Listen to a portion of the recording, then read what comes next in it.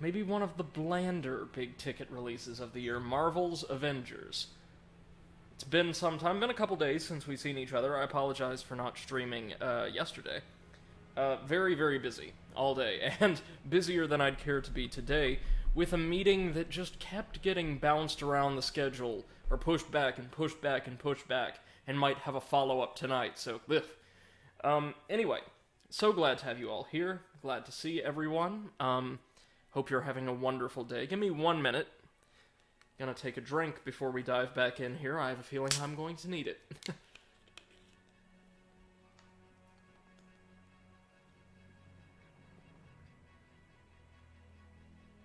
So, Marvel's Avengers. If you recall, we tucked into the campaign, which is intended to serve as kind of a prologue to the real stuff here, the Avengers Initiative Destiny-like games as a service BS, and made it pretty far. I've been told the campaign's about maybe 8 to 10 hours long, and we got maybe 3 hours in.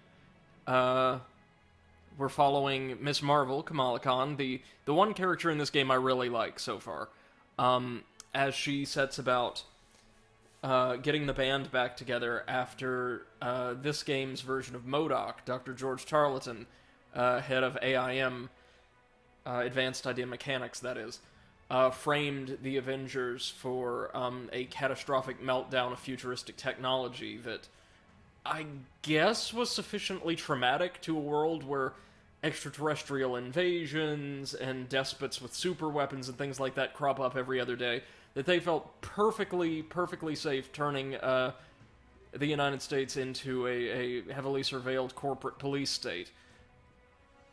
So yeah, the story isn't fantastic. Aside from Kamala, the characters aren't fantastic. The actual combat, the brawling, sounds or feels, alright. Not as smooth as, say, a Marvel Spider-Man or an Arkham, but it's fine. Perfectly fine. We've got to play as her for a protracted period of time, and the Hulk. I definitely prefer Ms. Marvel over the Hulk. We need to go track down the other 4 baseline Avengers now for the remainder of the campaign. But the one thing I saw, guys, toward the end of yesterday, or our last stream, the one thing... Hey, Exit, how's it going, brother? Good to see you. Hope you're having a good day so far. The one thing that's really kind of peeved me is there's practically no even aesthetic enemy variety. Like, it's all just AIM, robots, and security, and the like. And there's 6 bosses in the game. 6. You've got the entire Marvel universe to pick and choose characters and adversaries from, and you give us 6 villains, practically all of whom are going to be aligned with AIM.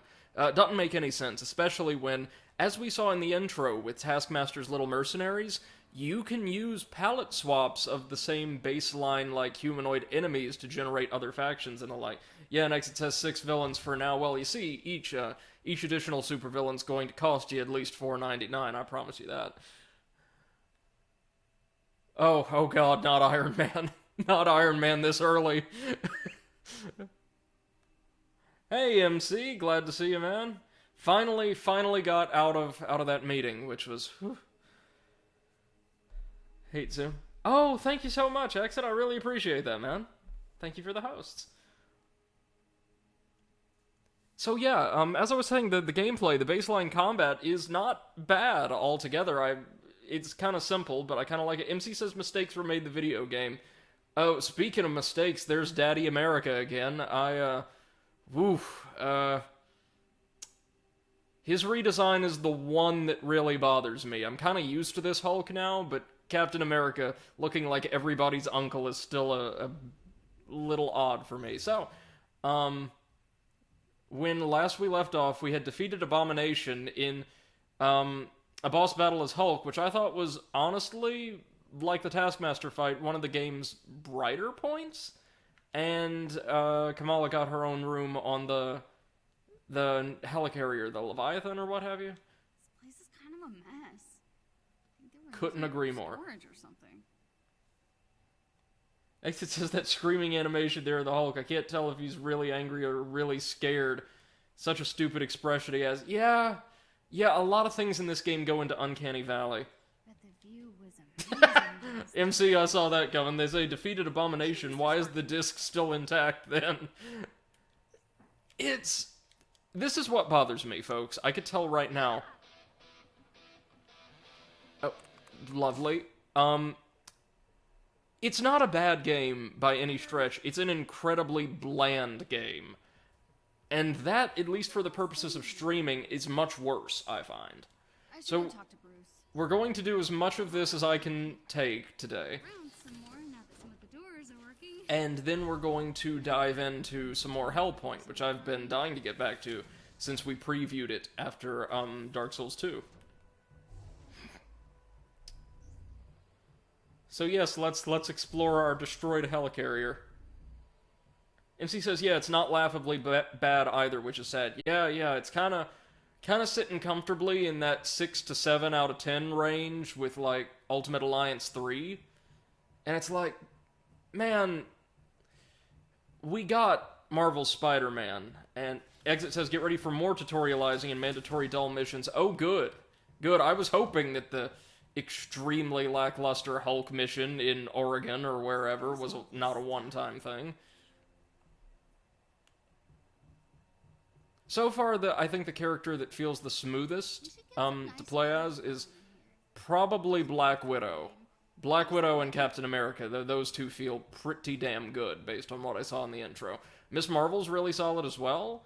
Hulk's okay, I guess. I mean, he does feel very powerful. I appreciate that. Thor and Iron Man have me quite concerned. Exit says, don't forget running through the helicarrier. Oh, yeah. And NC says, Dark Souls 2 had the best bad enemy ragdolling. It did. It really did. But Dark Souls 3 had the best enemies throwing themselves off of cliffs. Looks like Hulk left this one alone. Let me pick up some more power comics. Or Bruce is just a super fast cleaner. I feel like I'm on a worse Normandy. Like it pains me to be running around an environment that reminds me so much of Mass Effect, especially after the ultimate fate of that series, and have it be in this game. MC says there were a lot of Dark Souls 2 enemies falling down. Yeah, but I want to say in that game it was more due to, well, they either fell as ragdolls after we killed them, or we knocked them off ledges. In Dark Souls 3, there were lots of enemies just doing those ridiculous, like, quick-step dodges and throwing themselves off ledges. If you remember, like, the Thrall in the Undead Settlement, our second stream or whatever, that ended up throwing himself through a fence. Hey, Bruce. Sorry about, any luck with you? Alright, Exit, hope you enjoyed the stream, man. Always glad to hear from you, brother. And Exit says we need to get you a bot at some point. Yeah, we do. I have one of my mods is perhaps going to assist me in setting up a very basic one for Discord commands and the like. And MC says, I'm wondering, what if the AI being bad is voluntary? Oh. Okay, so in Dark Souls I can actually see that at certain points. But I think it's just that with the added verticality, in a lot of environments in Dark Souls 3, pathfinding crapped out at certain points for certain enemies.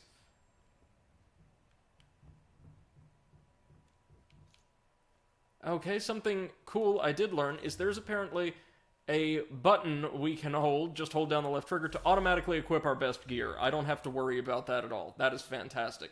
Not like it matters, because Kamala never gets to fight. She's just going to be going through terrible pseudo-uncharted platforming sections until the end of time.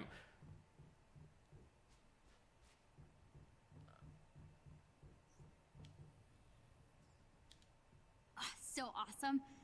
This thing belongs in a museum. You know, Marvel Ultimate Alliance 3 dropped, I want to say, last year? It was not fantastic, but it was better than this. It did the best it could with a limited budget, I'll say that. MC says it could be a bit of both. The AI fails, but they knew it. They left it in to artificially reduce the difficulty of Dark Souls 3. Maybe. We did it. Maybe, yeah. Stark's super awesome computer pal. Oh, I'm just a rather very intelligent system. A pleasure to meet you, miss.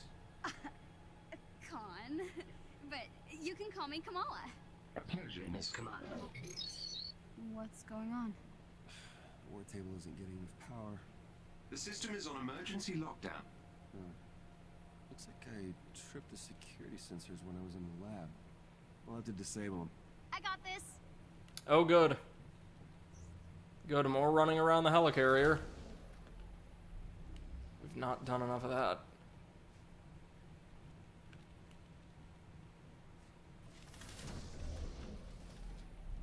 You know what? So, the game is trying its level best to replicate the feel of the MCU films, and I can respect that. I really can, because I adore those films. So many of them I've not seen yet that I really need to. But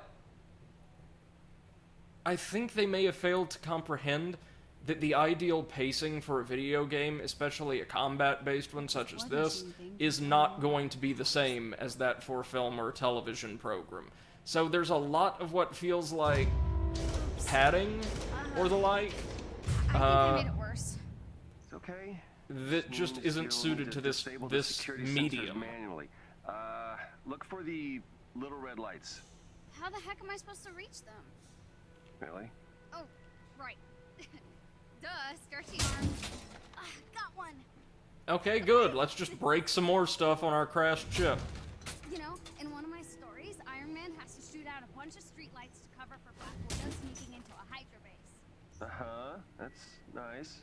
Didn't think it could actually. MC be a says real I thing disagree in with that Avengers, statement you in know? general. I mean, not that Well, I'm I an mean, Avenger or anything. yeah, but not for this game. Exactly. Almost done, kiddo. No, it'd be different if while we were doing these kind of Alright, that did it. filler activities, we were getting some significant character development or story progression off-screen. Or not necessarily off-screen, but like through ambient conversations and the like. Of all games, Kid Icarus Uprising for the 3DS did this really well, with allies and enemies constantly chattering on the bottom screen while the gameplay, like the standard, like kind of arcadey shoot-'em-up slash platforming gameplay took place on the top screen. But that's not happening here, like, just nothing's happening. Okay, Jarvis, let's find Tony. Oh, good, straight into Iron Man. Searching now. Hold on. And she says, or if the area looked amazing. Right. Dr. Banner. The locale isn't engaging either. No, well, I tell you what. It appears my If we were outside, like if we were on the helicarrier set against shield technology. the oranges and tans of the Utah Badlands, that would look pretty nice. The Pacific Northwest, despite being a beautiful part of the country in real life, is kinda dull in the game. No one knows what happened to Director Fury, so Hill is the only one I know I can trust. Bruce, it's good to see you. After my run-in with the Hulk, I wasn't sure we'd be hearing from you again. Yeah, sorry about all that. Hulk's been having some... Yeah, MC says if you had to get out and parkour to various parts of the ship, it'd be great. Right. And if there was, like, maybe one or two interludes like this in the campaign, then it'd be fantastic. Quite. Hi, Kamala Khan. It's just the two of us for now. We're trying to find Mr. Stark. Yeah, Marie, we're gonna need a neural uplink. You gotta have one stored somewhere. All of our resources were seized by AIM. And most MC asks if I agents are still played in Doom hiding. 2016. No, I have not, but I really I know want where to. look. I'm sending the coordinates to your war table. I can brief you on the way. Shall I prep the Quinjet's engine, sir? What Quinjet? Oh, good. Good, we can actually select a mission. We can do the video game thing now. Brilliant. So, MC says that'll be an interesting level design comparison. Anything would be an interesting design comparison to this, man. Too much. But yeah, no, I look forward to that. It's on my list, but it's a way back there. Okay, so now we can actually access our mission map. Use the war table. I'm sorry, does that say campaign 9% complete? No, it The doesn't. coordinates commanded No, or it provided doesn't. lead to an installation in a remote tundra region. I have marked the location on your war table. Missions that are critical to your investigation of AIM will be marked with the Avengers A. I thought that would be appropriate. MCS, is there public access to that list? Not right now, but I might publish it in a Google Doc or something once I actually start writing everything down. So, the former Soviet Republic, because that was the name of an actual country, just the Soviet Republic, sure, holds many mysteries, including relics of the old SHIELD forces that used to dwell within the frigid wasteland. Some missions will contain enemies with special abilities and modifiers. It would be wise to examine a mission's modifiers and plan your loadout accordingly. AIM forces in this region are reported to use cryotech weaponry. Okay, that's Equip kind of any interesting. cold protection gear you may have to better your chances of success. So there's variants based on... Okay, nice. So Jarvis needs a new neural uplink. Maria Hill thinks there's one located in an old SHIELD bunker, but Kamala and the Hulk will need to go deep into AIM territory to find it. Okay, good. We'll do this. Oh, and it looks like we get to play as Kamala. That'll be great. MC says Tomb Raider 3 did a better job at map mission selection. Did you know this was here the So entire did Demon time? Souls, actually. But Absolutely not. I swear. and Neo. Uh-huh. And Neo 2. I think you just wanted to go on a road trip in your RV. No. But as long as we get to play as Kamala instead of the Hulk, I'm happy. And every game. Yes, that is true, MC. Okay, so now we can use Hulk if we're so inclined. Okay, so we get to choose our character now. That's cool.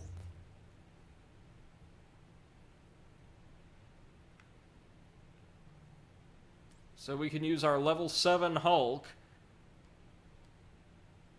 Or no, level 3 Power 7 Hulk, I should say. Silly me.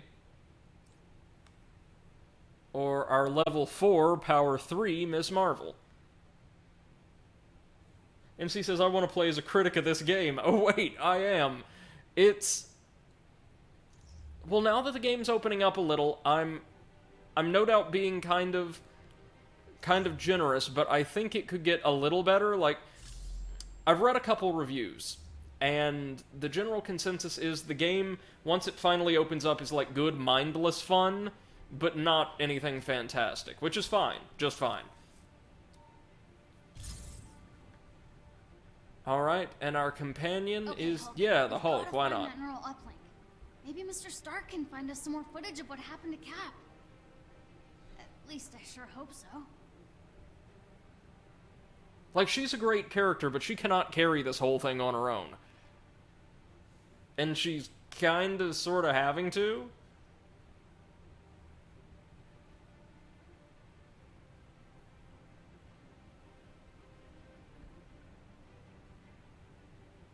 Wow, some loading time, huh?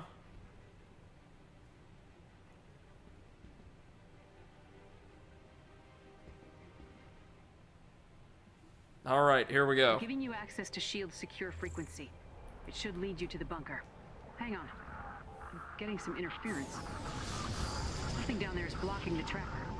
See if you can find out what. On it. Now, this environment looks very nice.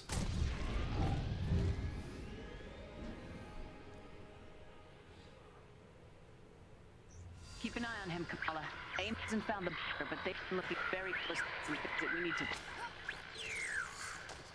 Okay. Hill?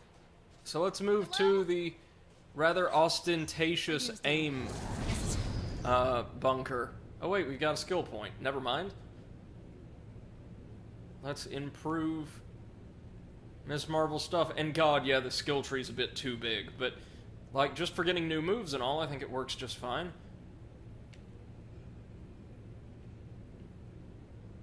Okay. So we can get, like, we can extend our combo strong attacks. I'm always going to be one to upgrade my light attacks first, though. Well, maybe. Oh. Oh no, just add a heavy attack to the end of your light attack combo. That sounds pretty good. Not to worry. I will guide you to their signal jammer. Yeah, okay. Okay, that looks There. good. It's an AIM dropship.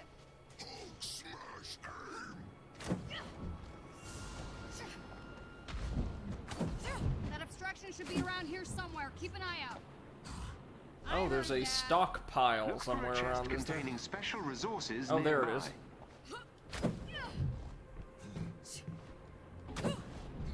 So now we're seeing more of what the game is normally like, I suppose. Is AIM guarding these things at all? No? Okay, they're lost. Sure is pretty out here. If you're done observing the scenery, Right, sorry. Eyes on the prize. Alright, so we've got lots of, fragments. Sure. And what do you want to bet there's something over there?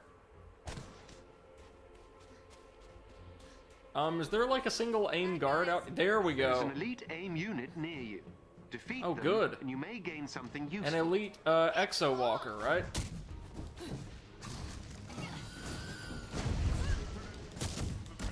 Bad guy down.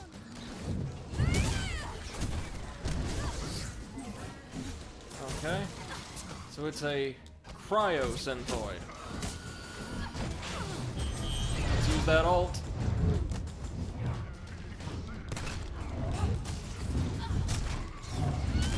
Seems to be the way to go to deal with these guys.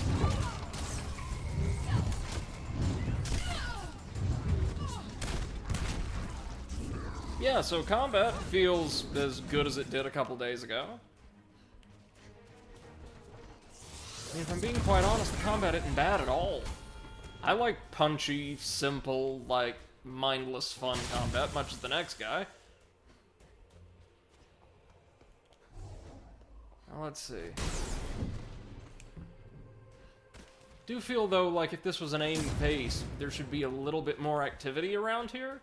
Not just, like, one contingent of guards and robots before we get to the main facility, and that's it.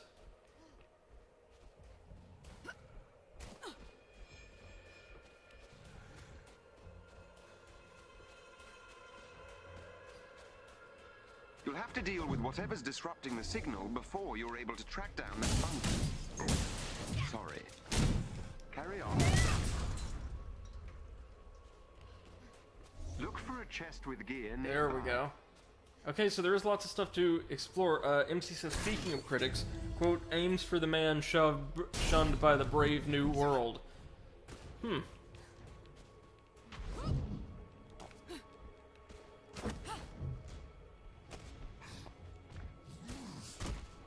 Tell you what, I don't think most of the optional stuff is going to be getting us anywhere in this game, unfortunately.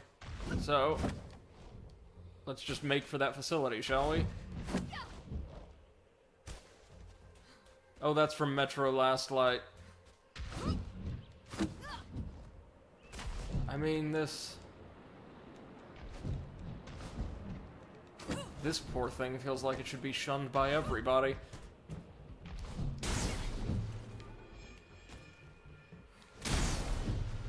Is everybody on vacation? Where are the guards? Like, there's even aircraft buzzing around over there. Drones, I suspect, but... aren't you gonna guard your stuff? Depot. Okay. So they're like small bases we can raid for even more resources and the like. If you're curious, there should be an external locking mechanism you can use to open the doors. Fine. Right, like a switch or something. You want to look Let's around, do it. Hulk? Trouble! Aim up ahead. Can you sneak past them? Why on earth would we ever try to sneak past AIM? Come on now, y'all know the combat's the best part of this.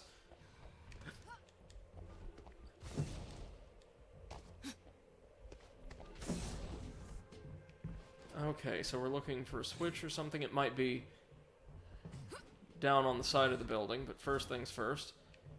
Anything up here? Nope. Okay.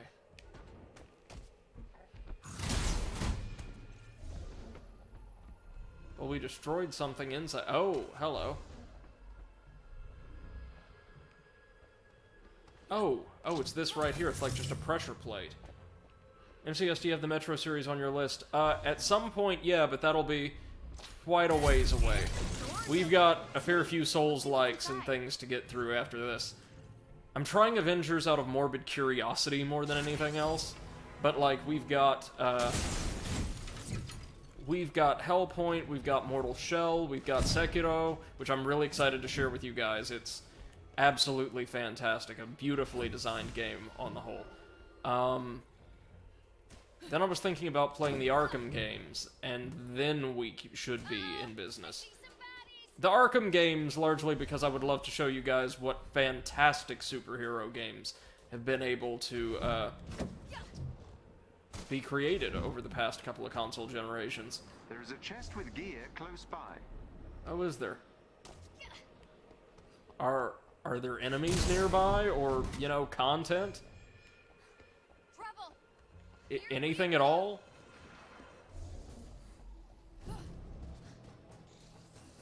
Oh, we got turrets, that's something.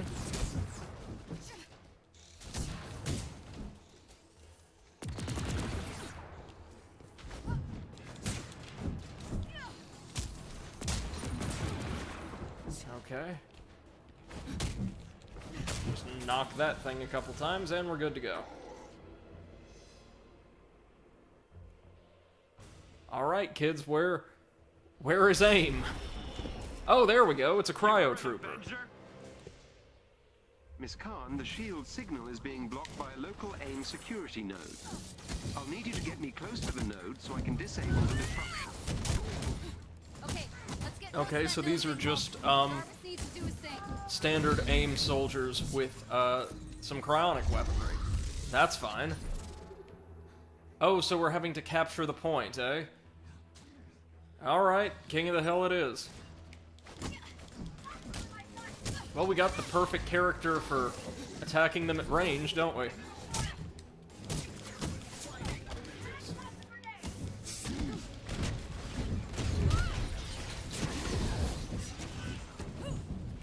Okay. Oh, wait. Oh, that felt kind of satisfying. I'm working on clearing up the signal. Just stay within proximity of the security node. Translation, while all the great combat's going on around you, stay stock still in a circle, because this is fun and totally not a game from 2006.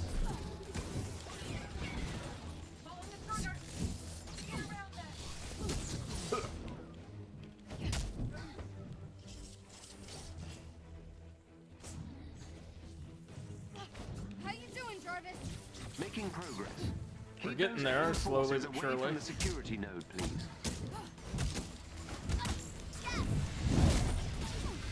MC says, now I'm having Anthem vibes from this, released far too early. Yeah, I mean, I thankfully have never played Anthem, it just did not appeal to me, but I can see it, unfortunately, I can see it.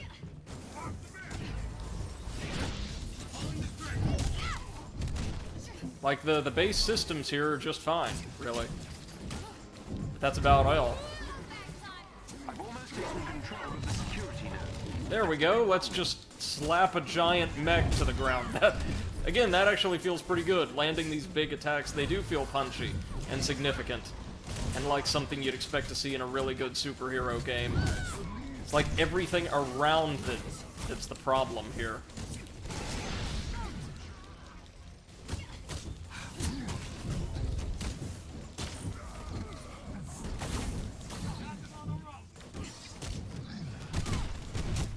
Almost got it.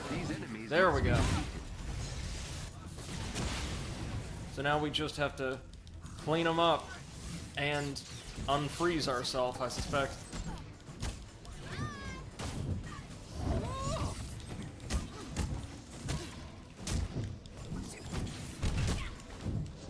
There we go. Good. Good.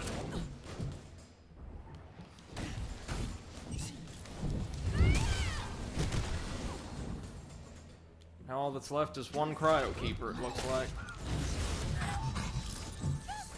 MC says, I never played, and do you want a fun multiplayer co-op experience about standing in a circle? Deep Rock Galactic has you standing in a circle with your friends as you fight hordes of bugs. Follow the beeps. Got it. That sounds much better, yes. Gonna try not to let that freak me out. Let's get out of the cold, Hulk. Much better. Okay, so we've got to use that little Do you get cold? tracker on the left-hand side of the screen to locate the shield bunker. Which, this should be pretty easy. MC says, I never played Anthem either. Knew it was a trash fire too. Yeah, I knew BioWare trying to make a live service games tend to be really bad in general. They're not my thing. Like, I played Destiny.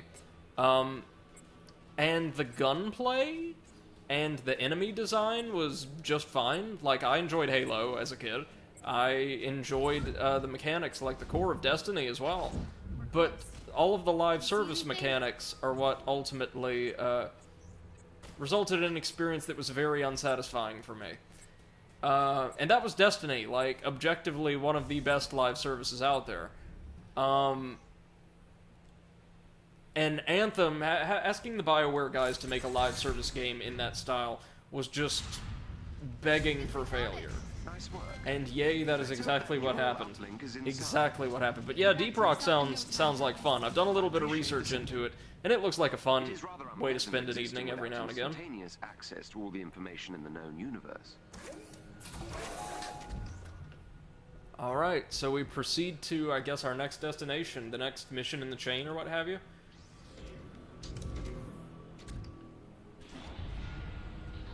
Yeah, this is interesting.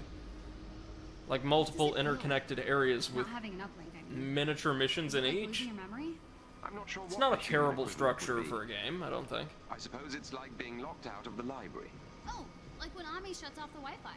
Quite.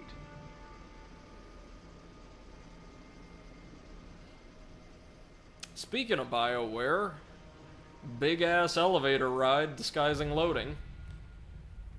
Oh, well, I say big-ass, that wasn't too long, really. Wow, check out all this stuff. Guess we better start looking. Ooh. Lordy, it's dark.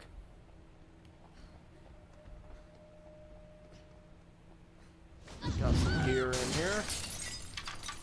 Right? Yep. Along with units. Units are the stuff I believe you can get, at least partially, like, through...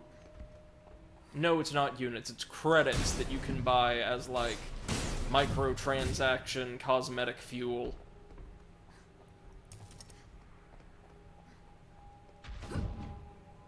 Alright, so AIM's going to attack in time, no doubt. This is a big open arena.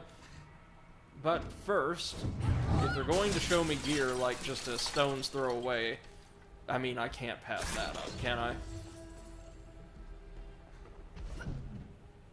The neural uplink is nearby. Cool. Whoa. What's happening? I believe we may have triggered a classified shield security system. Oh, are we going to get to fight shield drones at least? Oh no. Hello, Avengers. It's been a while. Oh god, it's the Samuel L. impersonator. If you're hearing this, then the worst has happened. I'm gone, and that means I need you now more than ever. I always knew S.H.I.E.L.D. might fall, so I made sure it could also rise again. These are the S.H.I.E.L.D. protocols. S.H.I.E.L.D. was built to protect the world. In times like this, when it all seems hopeless, that's when we've got to stand strong. So I need a favor. OMC, don't think just because Fury is ostensibly dead that he's going to, he's not going to show up, like, in these Good luck, Avengers. glorified vlogs every other mission. Still can't get used to that voice. Director Fury. Like S.H.I.E.L.D.'s Director Fury. Those protocols we're talking about must be inside. MC says, I know, but I can dream. Fair enough. Oh! Wow, this is a lot of gear. Okay, sure. I mean, I'll take it. And I'll take it. And I'll take it. And I'll take it. Is that it? I mean, we have to be at the either the end of the mission or we're gonna have to fight our way back out.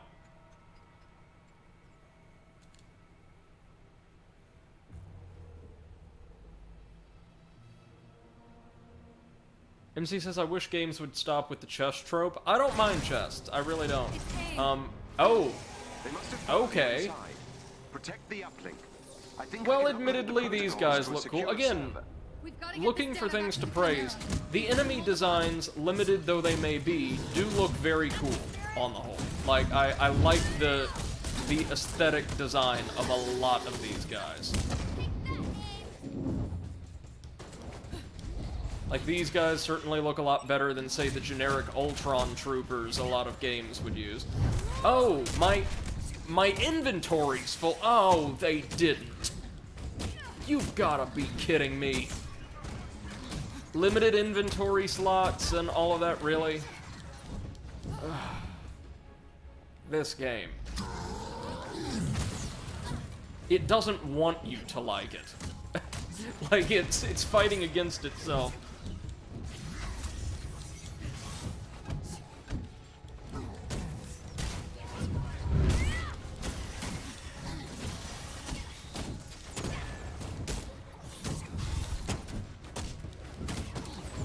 These are the elites, huh? I mean, they've got those pretty nasty ranged weapons, and they're a little tankier, but that's about it.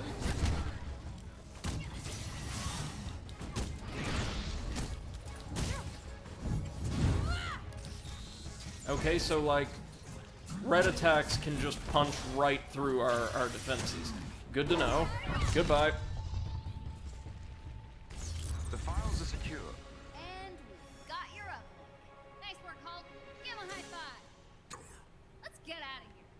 MC says, we talked about Hellpoint and how you like the clean architecture. Yeah.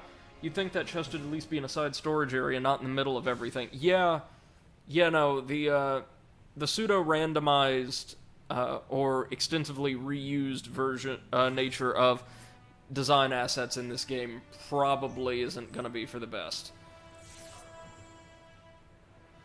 Wow. Director Fury. Got more than we bargained for, didn't we, Jarvis? We better get this back to the Chimera. Charting a course now.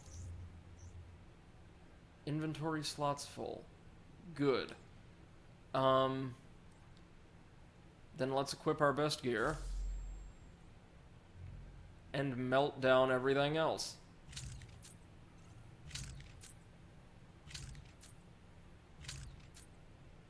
Hammer Industries. That's Justin Hammer's folks, right?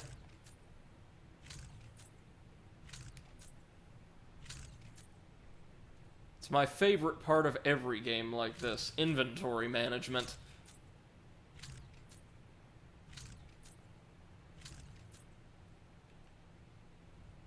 Oh, Pemtech.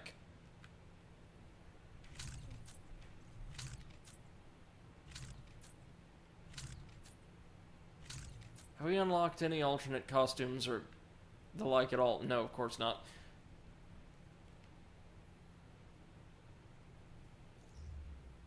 Alright, give me one moment and we will keep on going.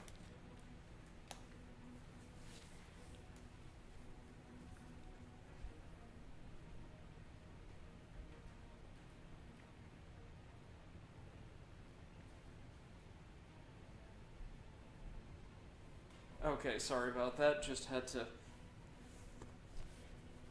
turn the AC down just a couple degrees.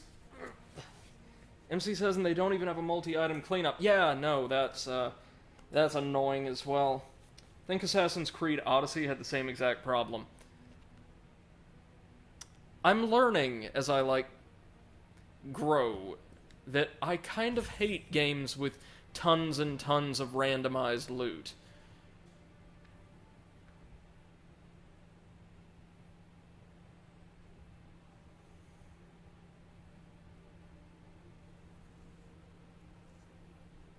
Like, it's oftentimes just more of a burden to sift through anything or everything than it is, like, pleasurable to uncover fun new stuff.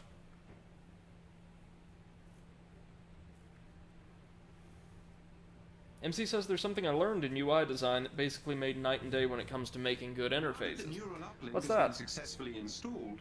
I can access my full database. Director Hill is reviewing the SHIELD protocols that you also recovered. Feeling better, Jarvis? Everything seems to be in working order. You have no idea how much this means to me. To S.H.I.E.L.D. Thank you, Bruce. You too, Kamala. With this, I can start rebuilding S.H.I.E.L.D. in earnest. If you ever need anything, give me a call. I'm sure we'll be seeing a lot more of each other. Looking forward to it, Director. I feel like I should salute or something. No need for that. Good luck, both of you. Jarvis, you think you can get us Tony? This will take some time, but I should be able to find Mr. Stark. In the meantime, I've uncovered something that might be of interest to Miss Khan in the harm room. The what now? The holographic augmented reality Oh, it's basically the machine. danger room. Something a the Avengers training. use for training. Simulator. Okay, Sounds so awesome. like for combat challenges and the like. That could be fun. I should warn you, the system may be a little irregular. Is this safe? Only 0.0001% chance of injury. Okay. I trust you. I guess. Proceed through the crew MC quarters. says one way to evaluate a quality interface is the click distance to reach the action you want. Thanks, Jarvis. The less clicks, the better the interface. Right. Smoothness and ease of navigation as well. I can definitely see that. Live from the Olympia Research Campus in the Pacific This is where the Avengers hung out. Do you think there's still soda in these? Probably all flat after 5 years. Incredible Hulk wreaking havoc somewhere in the Pacific Northwest. Glad to see they had a break room. This is Phil Sheldon. It's still hard to believe all this is real. I mean, I just flew on a Quinjet to a secret S.H.I.E.L.D. base. We saw Nick Fury, and now I'm talking to Jarvis and not keeping my cool at all. Sorry. No need to apologize. Again, Miss Khan. she's charming. Everything and everyone else significantly less so. I mean, I guess MODOK's kind of a cool character, right? We've just not seen a whole lot of him. Oh, and of course Taskmaster. I always loved Taskmaster, but he showed up for the tutorial, and I'm pretty sure that's it for him. Alrighty, harm room. And it is not at all convenient to get there.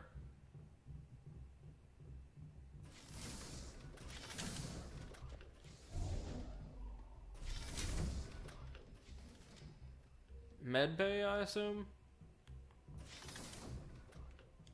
MC says, I had someone send me an interface with some disappointing UI concepts. I redid the interface and it was universally loved. Oh, nice, man. Was that, for your mod?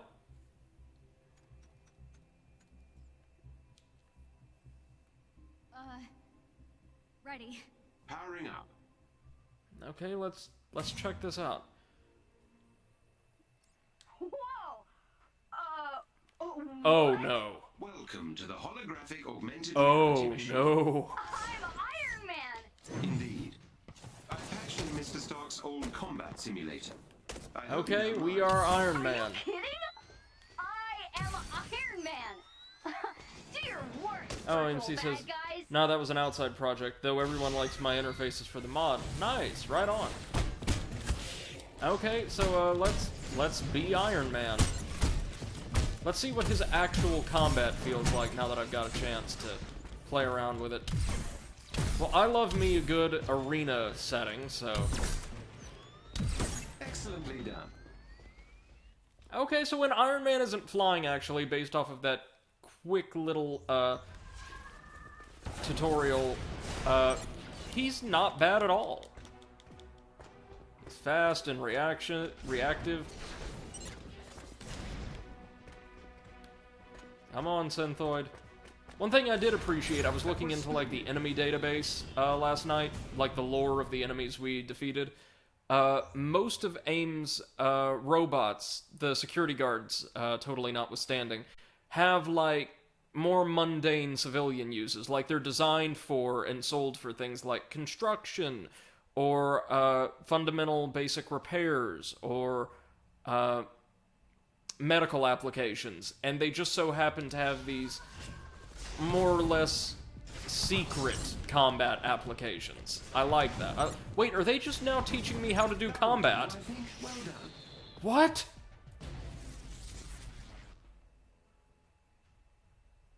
Why are they teaching me this now? Oh, okay, so we can counterattacks. That's good. Didn't know that.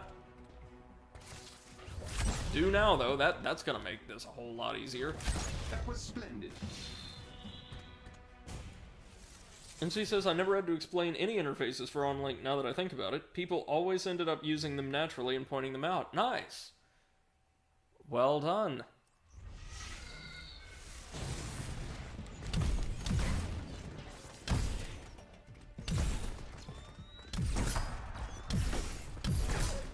So we are, you know, hours into the campaign, and we're just now learning about combat, or the specifics of combat. This is a very strange game. Like, very strange.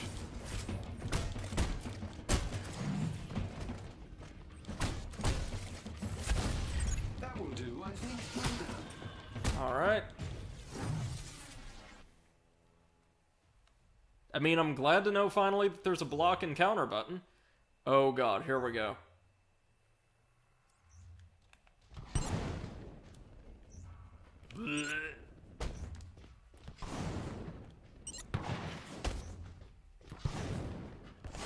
Oh god, no, here it comes. Oh no. Oh, this is a regular part of gameplay. Oh my god, why? Holy Moses. Okay, so it's nowhere near as fast as it was on the bridge, so I can kind of sort of steer. Oh. So Iron Man, again, when he's not flying, is fine. Fine by me.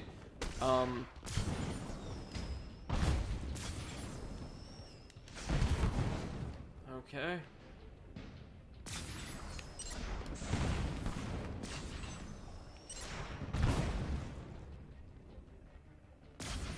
Such a strange game. And she says, almost like they wanted to give you a taste. Yeah, no, it's such a weird game. It's such a weird game.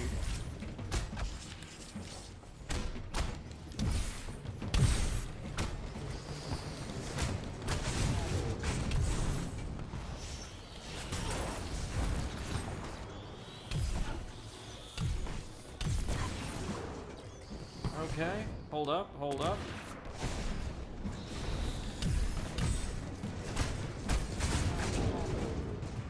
So it seems like full-on flight is totally cumbersome in most situations. That's good to know. Well, let's lock onto this sucker. Yeah, and we can use our counter to disrupt his shield. You know, like a real combat game. That's the way, baby. Yeah, that felt pretty good. Okay, Marvel's Avengers, you terribly paced game. Now you're giving me something I can work with. Right on.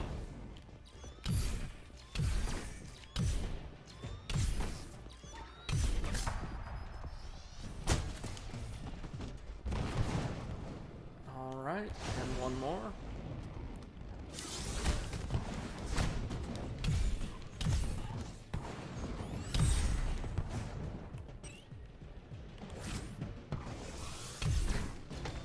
One more? Oh, no.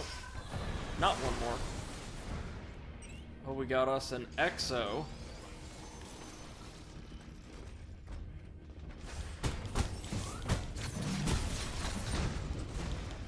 Just barely got out of there in time.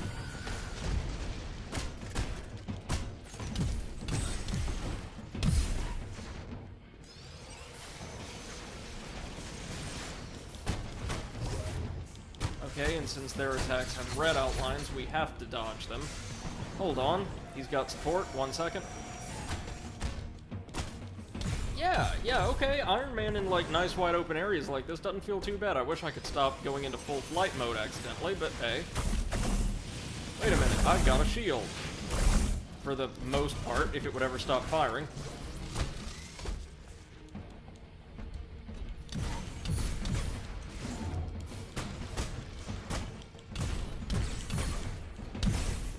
Alright, we're getting it.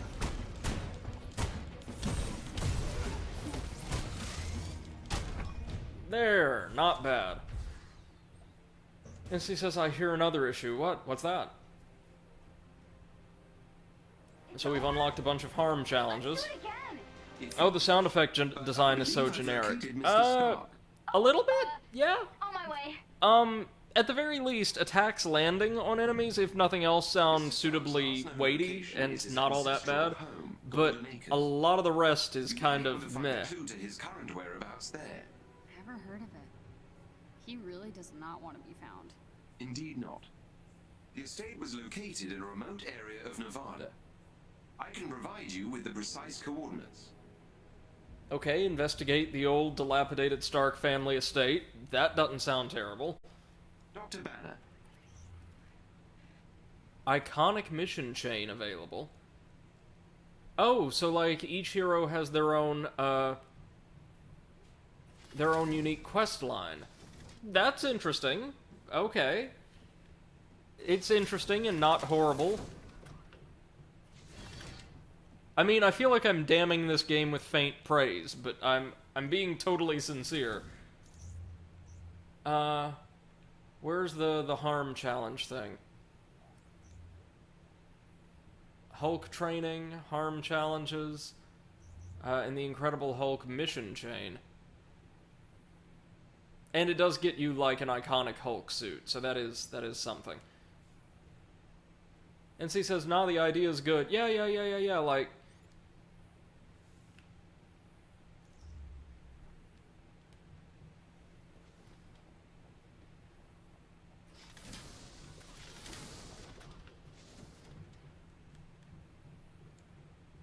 Well, let's head on down to the training simulator and take on some of these challenges. And Hulk training, even though we've already played as the Hulk for like an hour straight, I really don't get this game. I mean, yeah, some games tutorialize you after you've had some experience with combat or navigation hands-on.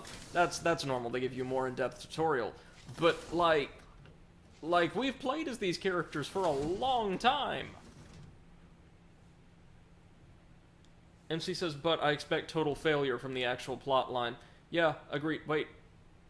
Oh, do I not access the harm room from this terminal anymore? Oh, of course I don't. Never mind.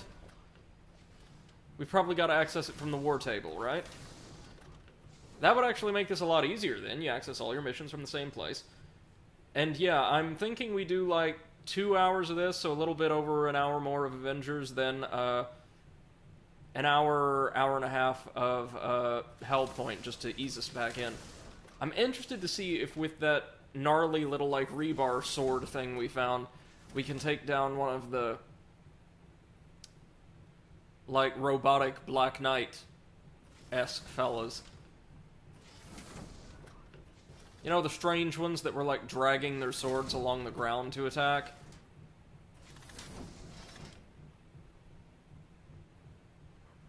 MC says, and tomorrow, Blades. Yeah, Blades, and... Well, that might be it as far as stuff from me, because I may be catching up and visiting with a friend of mine from across town. But Sunday, then, there will probably be lots of quality streaming going on around here. Right, so here we go. Here's where we can find the harm stuff. So we've got a Badlands mission for Hulk, a Northwest... No, the Hulk's mission is in the Northwest. Main mission in Utah, harm mission in the helicarrier. So let's go ahead and start up the Hulk's training.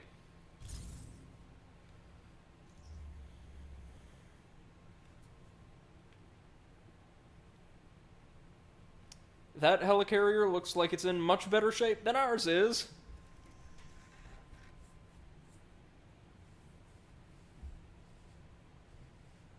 Ipsy says, indeed, harm mission for my soul.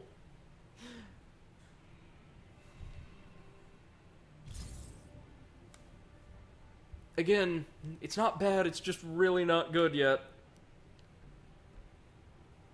Alright, Hulk, so hold on, we're going to go into your character menu. And gear. Gotta have that gear. Of course. And just equip the best stuff. There we go. And as far as a new skill, what do we want? Oh, never mind. Some of that aggression, Hulk? Should we start? Yep, so we're dodging again. Bring it on. And you can hold down the button to execute a longer dodge, that's fine. Hello, are we gonna... I've got to dodge incoming attacks. Are we at any point going to, Dude, seriously? Well, okay.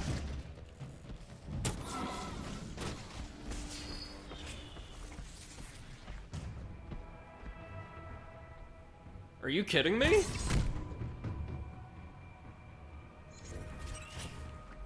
Is the damn thing just not going to attack me? Oh, now we can vault. Except we can't. Hold on. The Hulk cannot vault over enemies as it happens.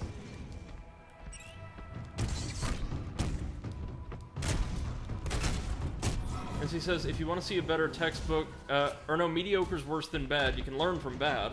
If you want to see a better textbook example of a game, I have one. I recommend it only for game design analysis. Oh sure, hit me with it, what you got?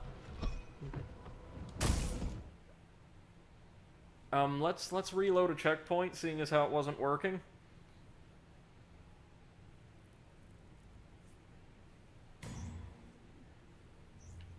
Should we start? Well, that's more like it.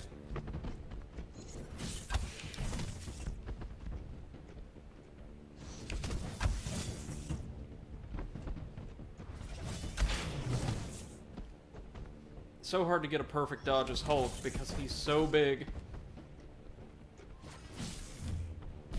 There we go. And the timing seems much tighter for him than it was for Iron Man. Which makes sense, I mean...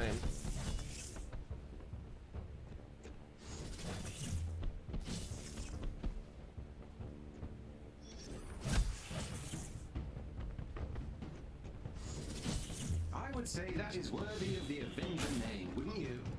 Nope. MC says dodging is Hulk. Yeah, sure. No, and if you didn't notice, his special ability, like we trigger with R2, allows him to heal by taking hits.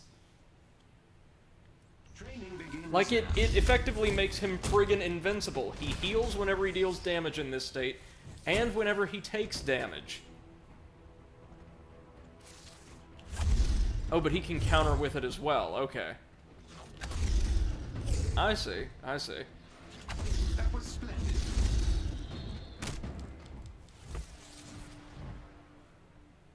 Like, the only sense in which Hulk dodges is, like, straight through his enemies. Steady now. Alright, now we just gotta drain the rage meter. This'll be fun. Excellently done. MC says shyness, and yeah, shyness is a textbook game design. Really. It has some interesting concepts. Never heard of it before, actually. Here we go. I take it it's not too well known, then?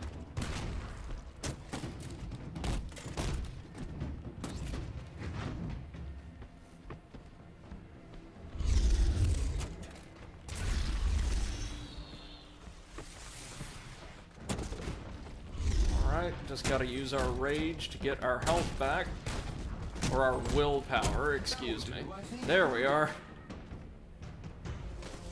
Yeah, it's a poorly known game made in France. It was kickstarted, and man, the execution is bad. Oh, that actually sounds right up our alley, then.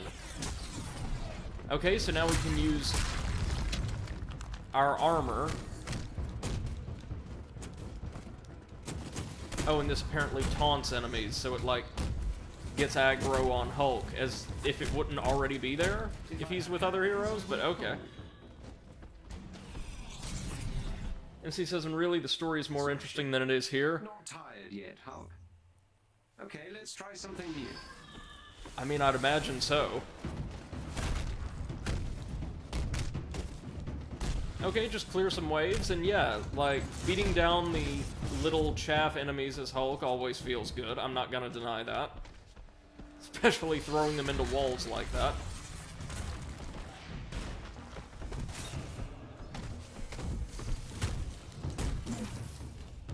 Okay, this seems like rage time.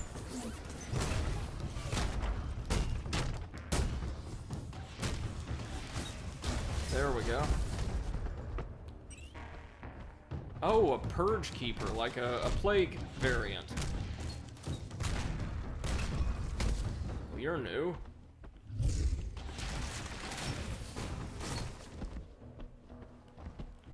Rather strong soul if they could take a massive chunk of concrete to the face and keep going. And she says in that game's super bad. I cannot recommend it, but it's a perfect example of what not to do. Oh, I could think of that. Like, Ride to Hell is the prototypical example of a bad game from a design perspective to me, and a development perspective. Fascinating game, that. I mean, disgusting, and fascinating, and glorious all at once. So we've got, like, Cryo Magna Guard synthoids at this point. Okay, no, you can't freeze Hulk. The one problem I have with playing as Hulk, and like larger, more sluggish characters in games like this in general, is that they kind of just have to take so much damage right on the chin. And that playstyle is never quite as engaging to me as, say, a character like Black Widow, based around evasion and really potent, dexterous attacks. No. You shan't freeze the Hulk.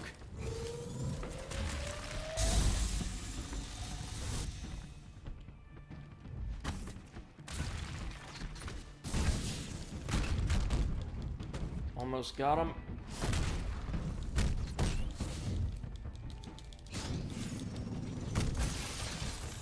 Let's just use our rage. There we go. Oh, one more. My bad.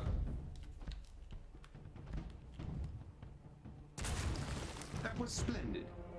And she says, the combat's a hit or miss. You wish there'd be a lock-on for throwing. Yeah. We should probably call it there before you smash a hole in the harm room. Now what kind of harm challenges did we have? Like, I think the first one is just going to be standard, like, wave survival combat, which is something I enjoy. Played hours of Halo ODSTs. I think it was called Horde Mode when I was younger. Really enjoyed that mode.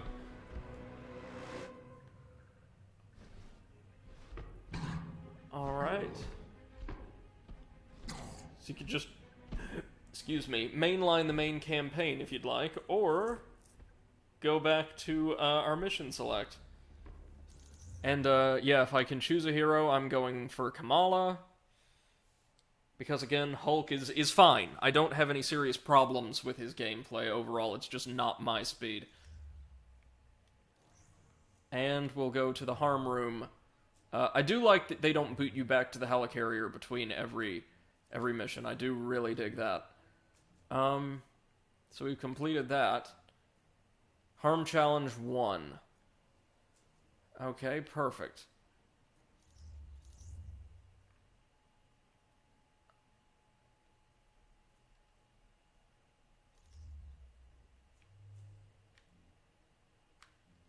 Travel to Outpost.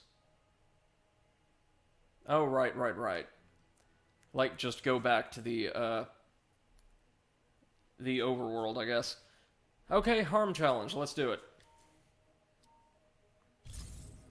Then we'll do what we can of Hulk's mission chain, then carry on with the main quest. I do like now that we're having more combat-focused, shorter, really kind of punchy missions now. I mean, it's arcadey, but that's not necessarily a bad thing. Certainly better than what we had on the front end. Oh, we can get specialty upgrades now. Increases the duration of her ult. Grants an additional charge of the high five. Basically just improve one of her specials. I'll say, give me 5 more seconds of that ult. I really dig it. Alright, and off we go to the harm room. With the Hulk, I guess. Well, he'll provide a perfect distraction then, won't he? Have a feeling the AI is going to be much better at using Hulk than I am. I can do this!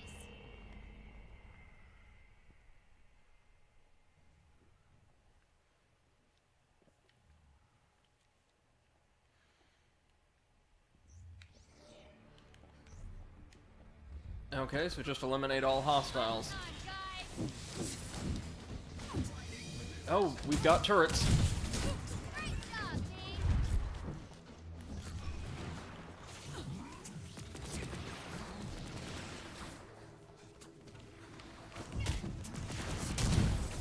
The turrets are going to be the real threat here because it'll be a bit harder to get to them.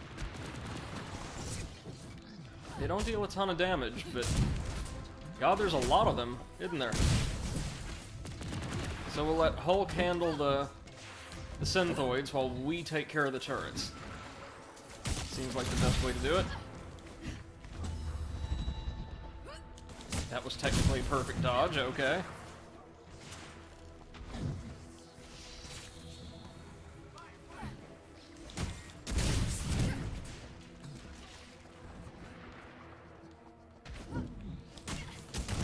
Okay, so I'll take out this turret, then looks like we can square up with some keepers.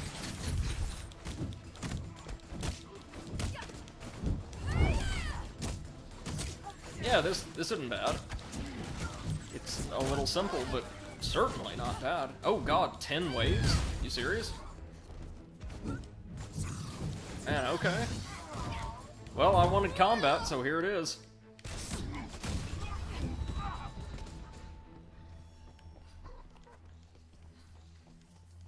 Okay, round 2. Hopefully the turrets aren't, like, tied to specific rounds, and they just start off absolutely covering the room.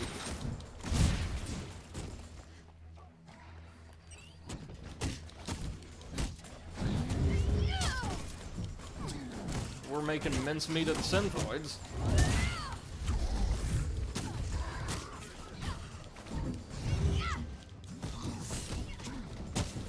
Is this it? Is he the last one? Yep, looks like it. Yeah, so the turrets are not a part of the broader combat challenges. They're just like a great big nuisance at the start of our time together here in the harm room. Goodbye, security drone.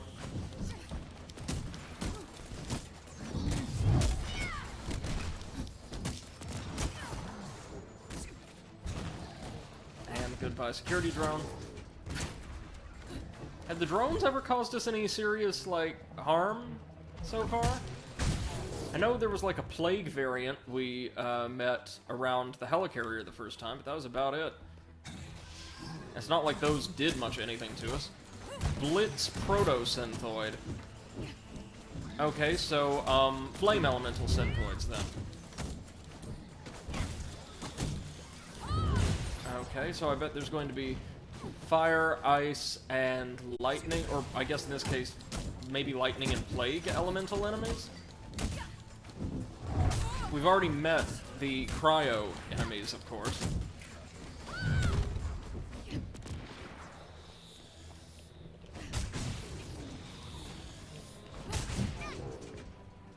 Anything else? Oh, just a couple synthoids that it seems like Hulk has got under control. Next. Halfway there.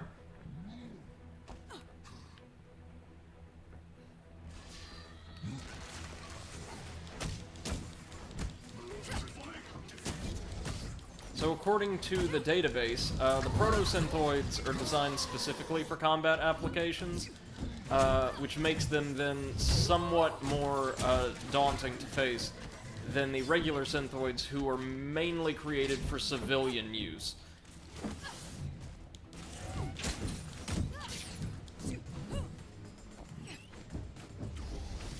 The keepers are absolutely nothing to worry about, especially when you got someone like Kamala's range.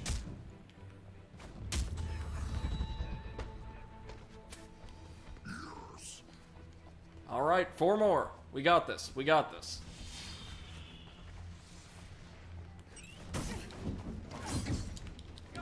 Okay, riot bots. I think it's our first time seeing them in this particular survival challenge.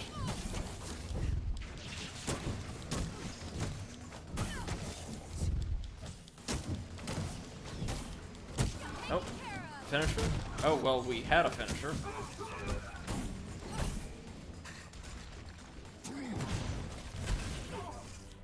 I was going to say, could she counter enemies? It looks like she might not be able to.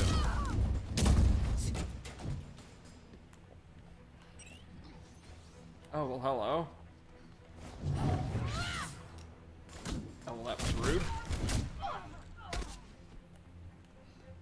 Looks like the Hulk's got the last one. Right? Or not. Oh!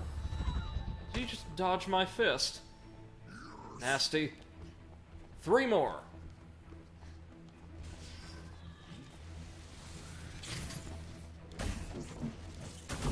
Well, let's go ahead and make the use of that ult, why don't we, to clear out the riot bots at least. Oh, and, some airborne AIM troopers, that's new.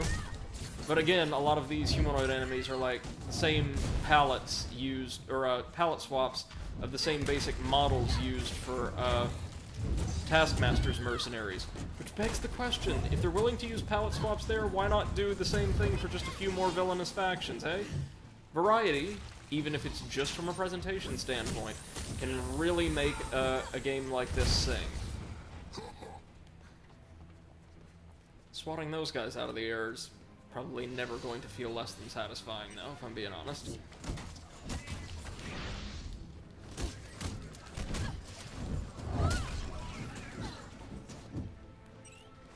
Whoop.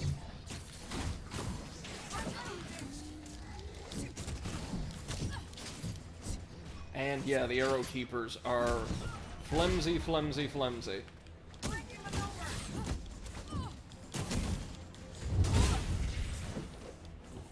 Only one more wave after this, y'all.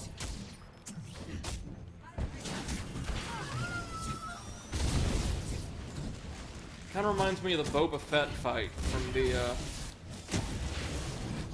think it was Boba, from the, Force Unleashed DLC set on Tatooine. Like a lot of jetpack-equipped enemies in that game, you blast him with Force Lightning and he just goes tumbling off course wildly, crashing into ceiling and floor and walls, left, right, and center. And that's the entire fight. You just, like, cause his jetpack to short out over and over again for, like, 3 minutes straight, and it's glorious. If only we could knock these guys off balance in just the same way. A feast for the eyes, that'd be. Okay. So we've got an Exo. No big deal, nothing we ain't seen before. Riot bots actually take longer, or about as long to take down, I would argue. So, let's go ahead and...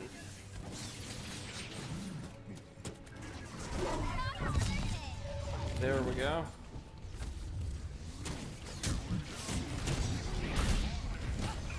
Alright, Exo's down. We've just got to get rid of the riot bots now. And other than that, there's just, like, I think a couple keepers running around. Nothing that dangerous. I know we mentioned this last stream, but seriously, how much money do you think each of these little scraps... I know these are holograms, obviously, somehow. But how much money do you think each one of these little skirmishes would be costing AIM and the governments that fund them? Like, millions and millions, right? When you think about the cost of the gear, and the weaponry, the costs associated with, like, medical treatment and insurance for all of the poor keepers...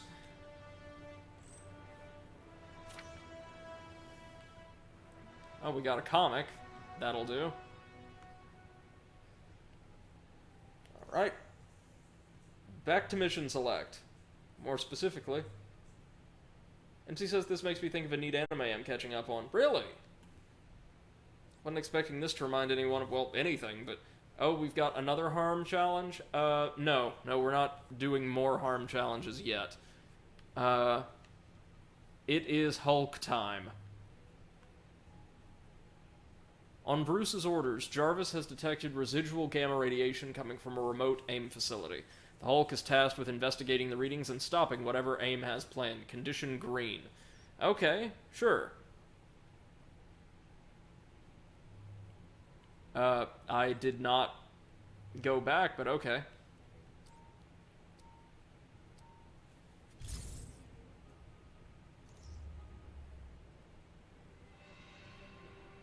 MC says it's a cop show where a rich boy joins the force and does a lot of damage while catching criminals, but pays for the damage caused. What is it, Jarvis?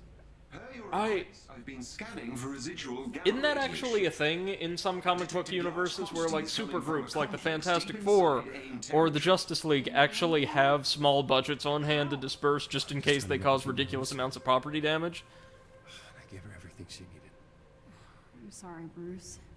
I trusted her. I assume you'd like to infiltrate the facility. And make sure she's stopped. Yes. Where are we headed? I've uploaded the coordinates to the Quinjet.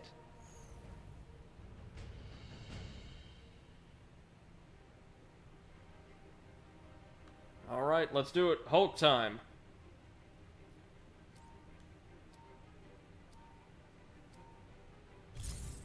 NC says at the end of the episode they show the total cost incurred during that episode. Dr. Banner has feared That the amount of gamma sounds radiation adorable, actually. research she amassed while they were colleagues. Recently, I've detected residual gamma radiation coming from a remote AIM facility. Dr. Banner would like you to infiltrate the gamma radiation lab and destroy any research you find.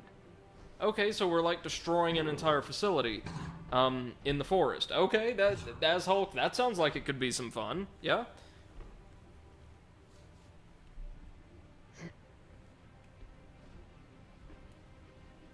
MC says the anime is known as Balance Unlimited. Dr. Banner has I see. pre-recorded a I may message have to check for that you. out at some point. Hey, big guy. If Monica's there, just do the job, okay? Listen to Jarvis and Kamala if they tell you to rein it in. And, thank you. You're stopping what I can. Alright, let's do this. The gamma readings are coming from an underground facility.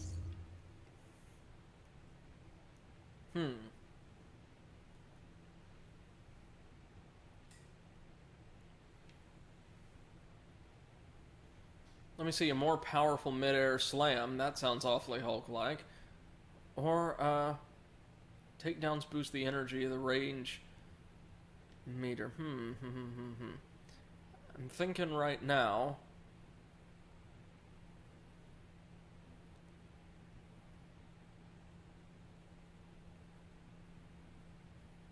Actually getting, like, a larger ranged attack might be Not far preferable. from your current location. This is the hard game territory. Yeah, there we go. There will be significant resistance on your path. Let's try it out. Hello, Plague Drone.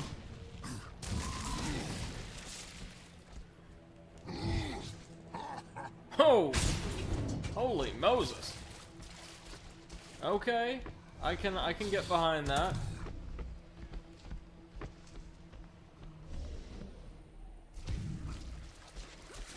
Well, let's go.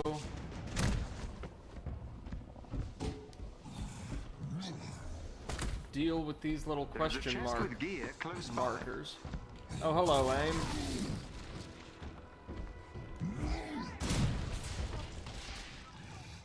There are several scouting parties in the area. Best be on alert. Like I mind, combat's what this game's all about, y'all.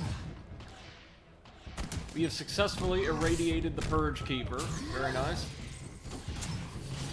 And formally unlocked their codex file.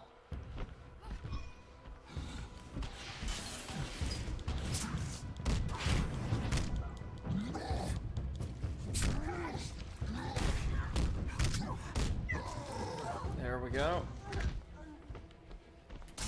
Now what was over here? Oh dear.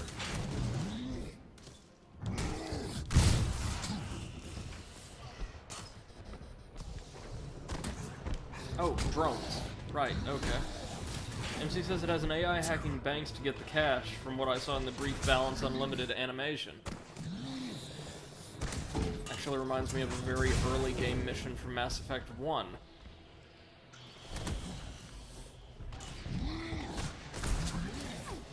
Hi again, Plague Drone. Wait, is this what we need to smash? Oh, so it is. Okay.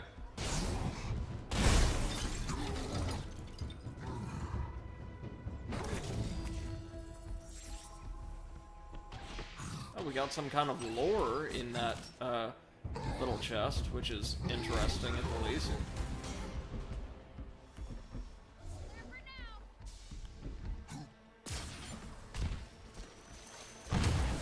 Oh! They got missiles now?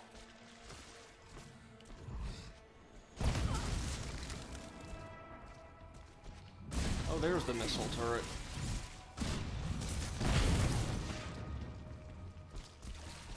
Well, let's just cheese it for now. They got more stuff for us right on over here.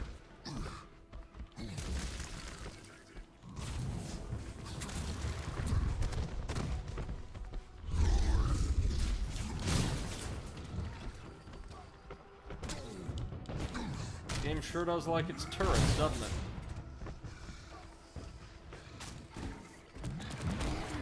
Okay, good. Just some old-fashioned synthoids.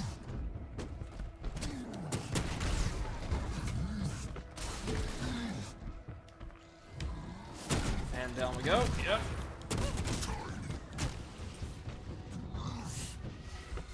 Whatever we need is right in there.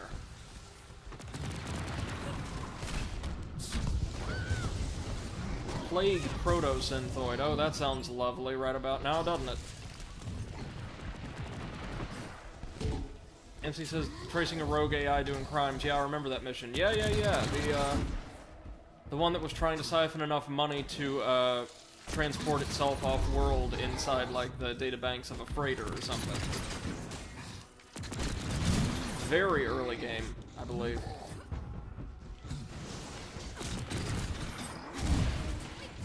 Oh, thanks for that, Kamala. Now, where's our switch?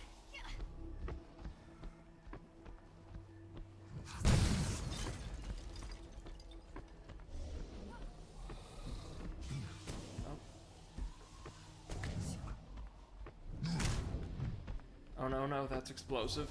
Or radioactive, or both. Never mind. Oh, there it is.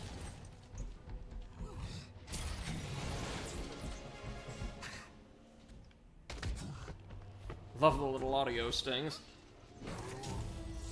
How long have you been scanning for gamma radiation, Jarvis? Dr. Banner requested MC says the concept of rogue AI has always fascinated me. Semi-permanent transformation. I mean, if that's the case, there are some terrible video games we can play on this channel to help you explore that fascination.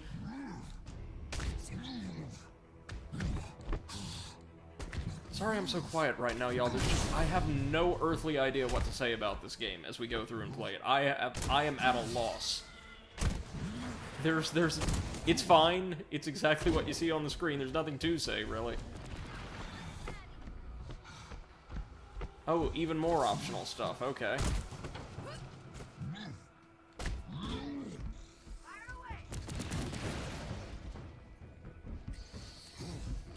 They do love their turrets, don't they?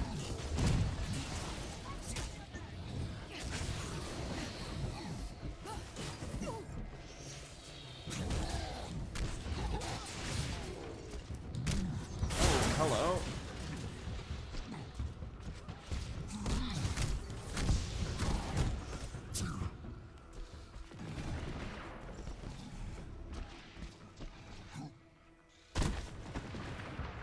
Oh my god, you think they got enough stuff here? Special stuff in here? Or no dice. The special stuff would be... God, there's a lot of these little caches of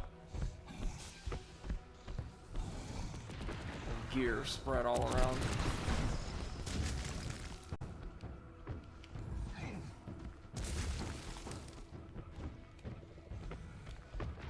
says, I mean, because you can never tell if they're There's a friendly or special hostile. I enemy mean, unit proper close to your rogue location. AI is hard to do. May drop something useful if I could see that, yeah. Oh, there's a powerful enemy nearby. Well, that's better than like a little cache of loot, I suspect.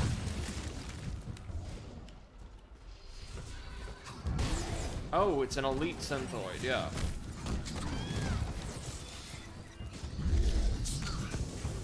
Or a prime adept, I should say.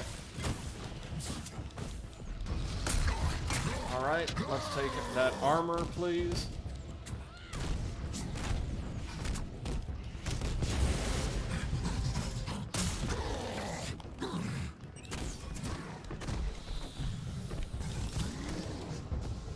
Well, we took down the big guy. Which just leaves this seemingly endless procession of plague robots. Health? Health? Yes, health. Brilliant.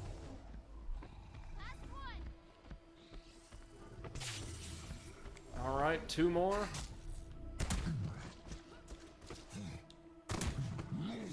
MC says, I played a rogue AI that saw the difference between human and AI to be essential for self-survival. Same for not killing. In a role-playing game? Oh yeah, and I did know that cooperation was, a genetic tendency. Or linked to the genes. A resistance ally is in trouble nearby and needs your help. Look for a chest with gear nearby. Okay, we can do that. We can do both of those things. Question is, do I want to? Answer, no. Okay, thunderclap. Just get rid of them. Get rid of them. Or don't get rid of them. Never mind.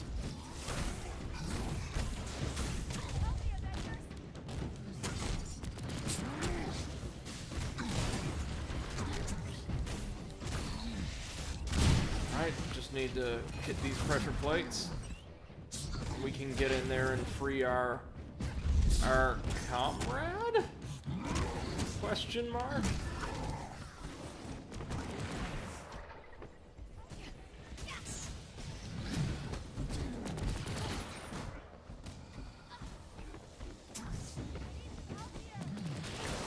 Okay, there's got to be one more switch somewhere around here.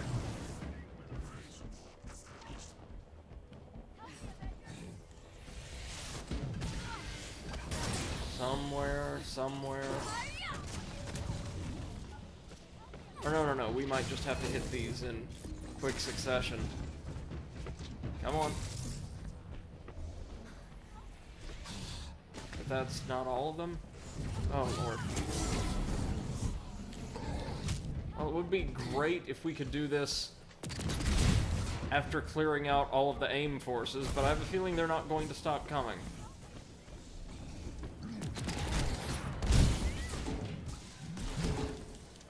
Come on. There we go.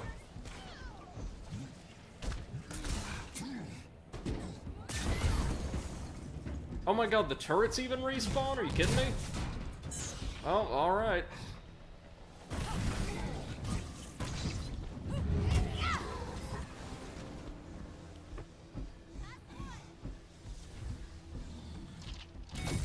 So that's 1, 2, so there's going to be 4 switches.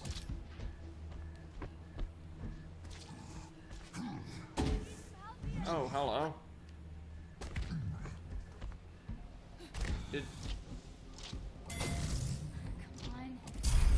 The others are inside the same building. Okay, sure. Why not? Why not? Boop. MC says, yes, it was a role-played character. Everyone was convinced that he was a murderous machine, even though that was never the case.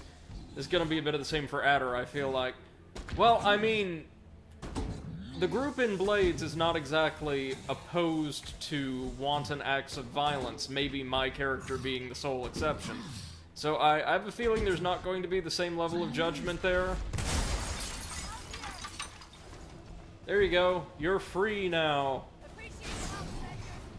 Now give me the loot.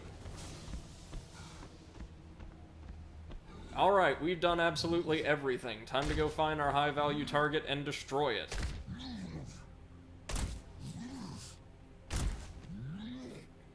Looks like we propel ourselves a bit faster by linking jumps and the like together.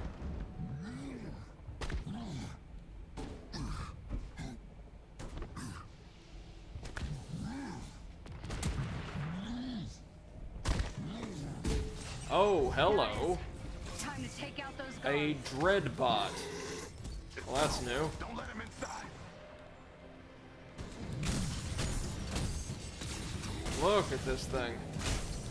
Okay, no, I'm gonna be honest, this is pretty cool.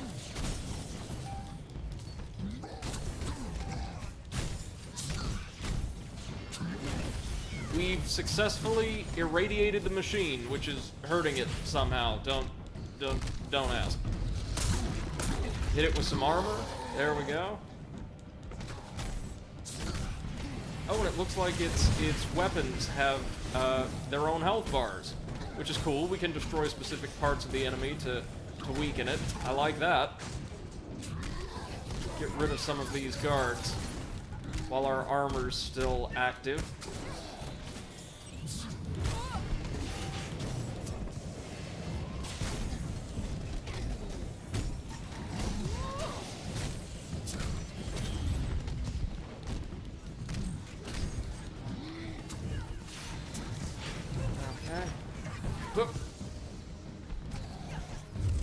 Let's just tackle it. Yeah, there we go.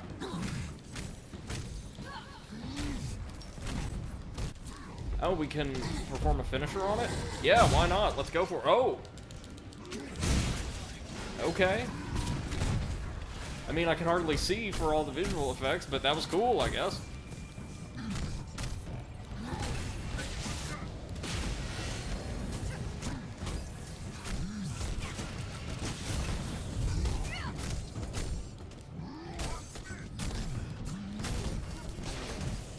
Okay, so this is kinda sort of a boss, a mini-boss at least.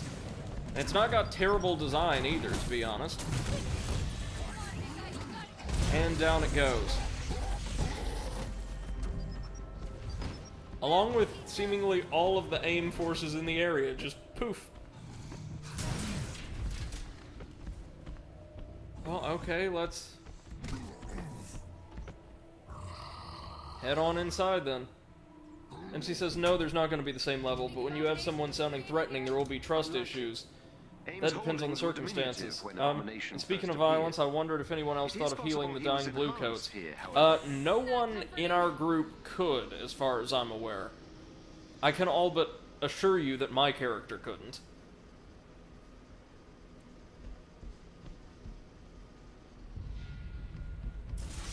Alright, so we're heading into an AIM base this time around. This is the server floor for AIM's Gamma Research program. Smash. They're inside. Don't let them get to the servers.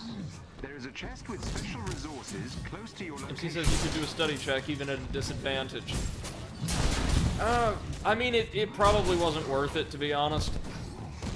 Like, based on the conclusion of our mission, we suffered absolutely no penalty for killing them. Like, none whatsoever.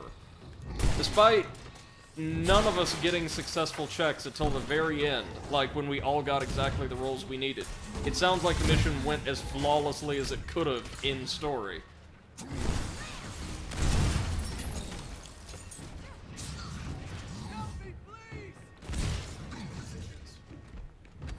Alright, let's free this guy. There you go. MC says, oh, we did take some penalty to heat. Yeah, but that's nothing. We can handle that. That terminal will give you access to the Gamma Laboratory ahead.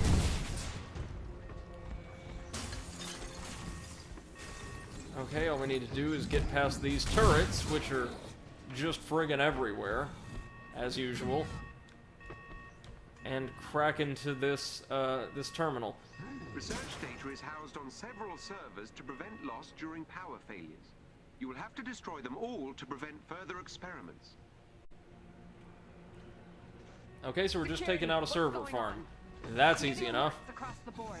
I'll handle this done. All units, stop them. It appears Dr. Rappaccini is aware of your presence.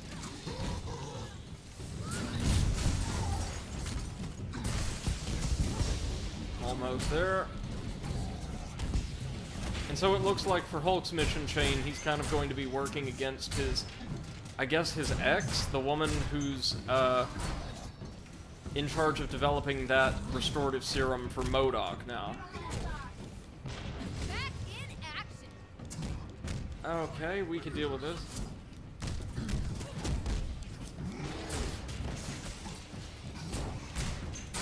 Security. Service has gone dark. Nope. What are you doing? Gotta up use there? rage to get some health back. Oh, we got an Aegis Keeper somewhere in the mix. I guess I just confused them for a riot bot, so didn't even notice them.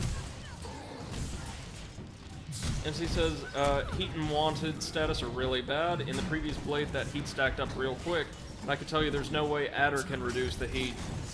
I mean, I think there might be a way, at least in lore, my character can, but I'm gonna have to see how effectively I can sell something.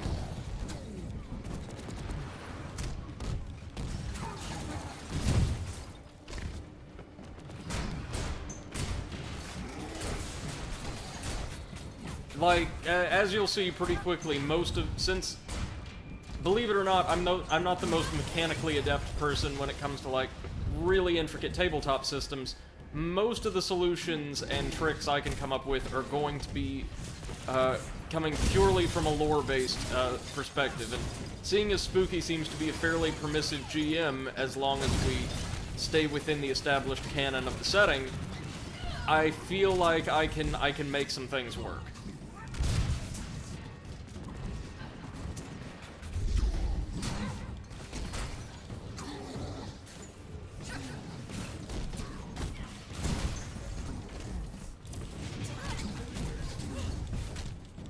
Okay. We'll just take the armor. Why not? We need to take down one more server. I think. One or two more. MC says character lore is how I always go for things. Yeah, well, I mean, the group is going to need some kind of respectable public face, and I'm thinking, what better than, like, a cultural exchange / religious organization? Totally respectable. Just fine. No crimes here. Has been destroyed. Hulk. You should have stayed in the desert. Okay, tackle him. Oh no, there's one more server to work on. Right over here. Right over here.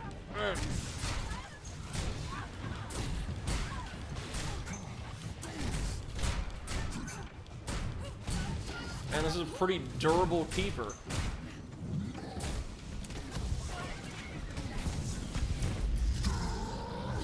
Goodbye.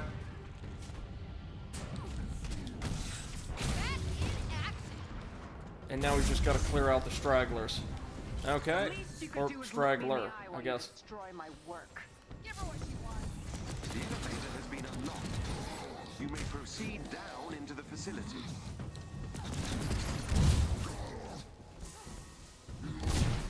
There we go.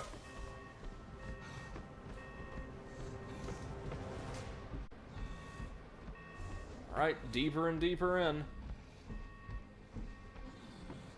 Or no, this is the way we came. My bad. Did we miss something over there, though? Another HVT or something? Oh well, if we stick around to do all this, we'll be here for ages, and we do not want to be playing Marvel's Avengers for ages now, do we? Of course we don't.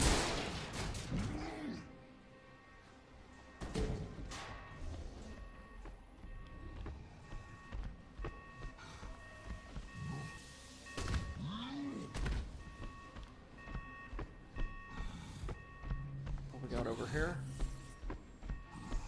Oh, just some gear. Never mind. Down we go. Seems like the big guy doesn't like Monica very much either. I do not have much data on the shared emotional relationships between Dr. Banner and the Hulk. Could be he's like a bloodhound who can sense bad people just by smelling them. I'm not sure he'd appreciate the comparison. Don't care.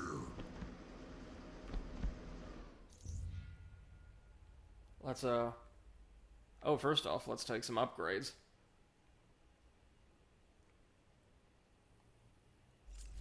That upgraded mid-air slam, and let's upgrade rage, why not? MC says, oh wait, I can reduce heat. I can scare the shit out of people for it. I thought it was consort only. That sounds like a good idea. But we have to think, is that necessarily what's best for basically a group of wannabe vigilantes? I mean, I think it's a good idea mechanically, no matter what, but...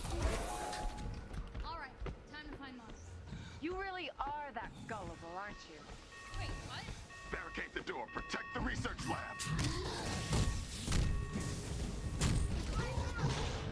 Alright, so now what we've got to do is get rid of yet another contingent of AIM troopers. You know, this stage has an awful lot of combat against, like, turrets or ranged enemies for Hulk, which I guess must be the intent. That's how they intended to introduce challenge here.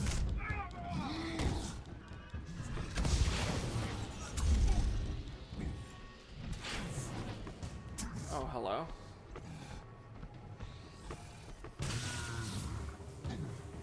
Really? Goodbye. Goodbye. MC says, don't worry, I have no motivation in character to reduce heat. Leave that to me and to the spider, probably, then. We got this.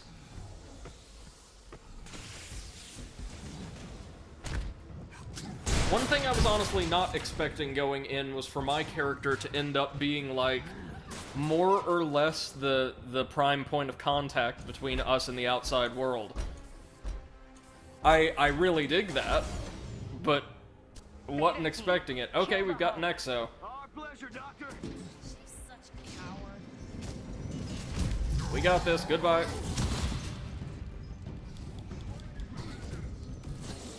Oh, so they're all like elites. Right down to the shield. Okay. Some pretty healthy shields at that, man.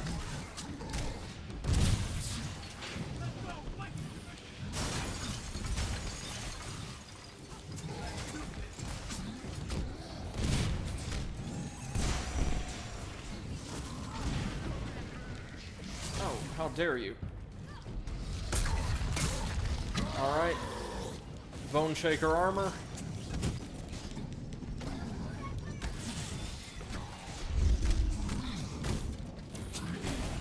Now we should be able to break these things in half.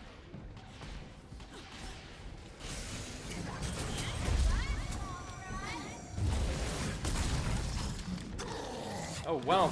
Do you think these enemies have enough health? I don't know, y'all. I do not know. Might need to give them some more.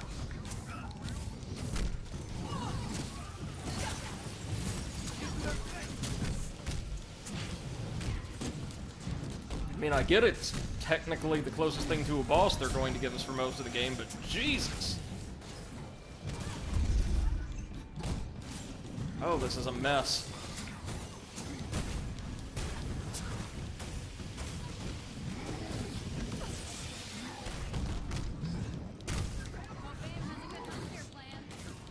Well, one of them's down.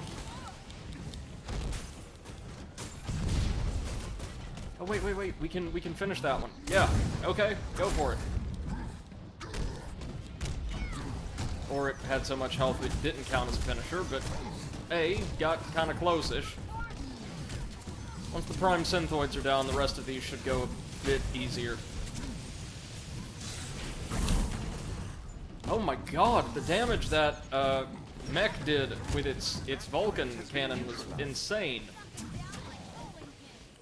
Okay, do we have any health around here? Because as it happens, Hulk isn't quite as durable as we would have hoped.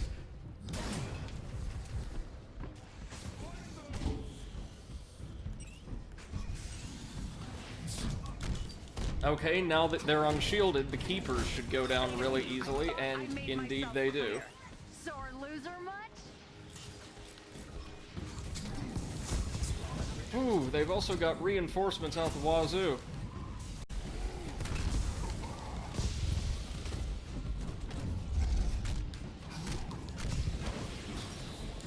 I'm guessing another wave spawns every time we take out a Theta Squad soldier.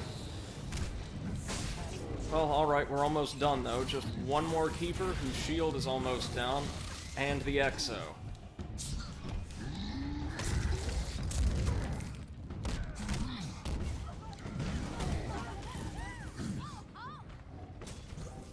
One tough lady. Alright. Just us and the Exo. We got this. Here we go.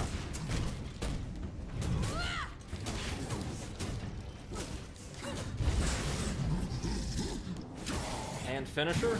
Yes, come on. Come on. Give it to us. Oh. Oh. Yeah. Make sure Bruce gets this message. You are going to regret this with every fiber of your being. Yeah, no. I don't think we will. The Avengers are gonna take you down, Monica. It's only a matter of time.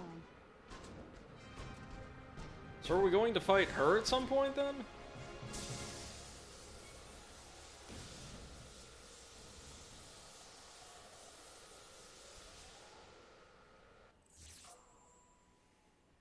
MC says this is often based off the character and the person behind it. There's always like 50% unknown when you bring in the character. I left Adder out of the first briefing for 2 reasons. New employer, don't want to scare right off, and let the new players have the forefront. Very thoughtful on both points. I appreciate the assist on this mission. I know you're not a fan of Code Green, but in order to bring the world back in balance, we need you out in the field. Destroying Monica's gamma research should keep her from creating an army of abominations. But, just in case, I've directed Jarvis to keep an eye out for any more signs of gamma emissions.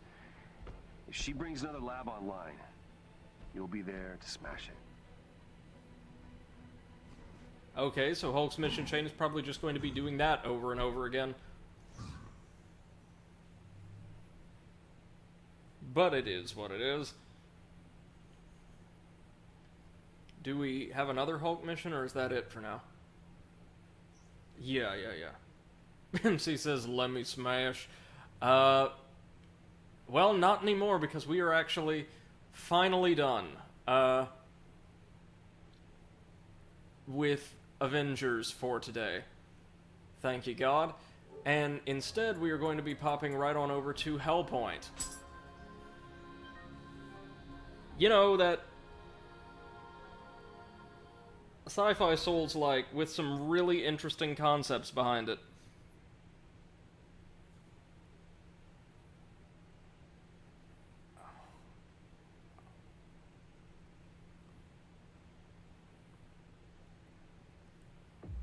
Alright, no worries, MC. We'll see you soon.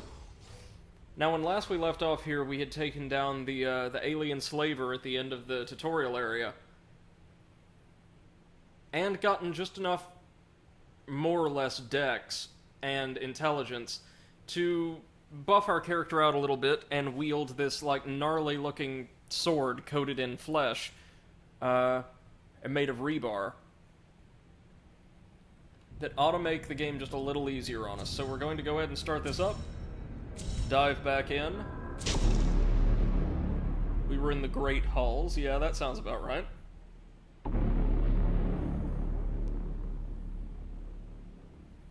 That's one of the knights I really want to try and kill this time around.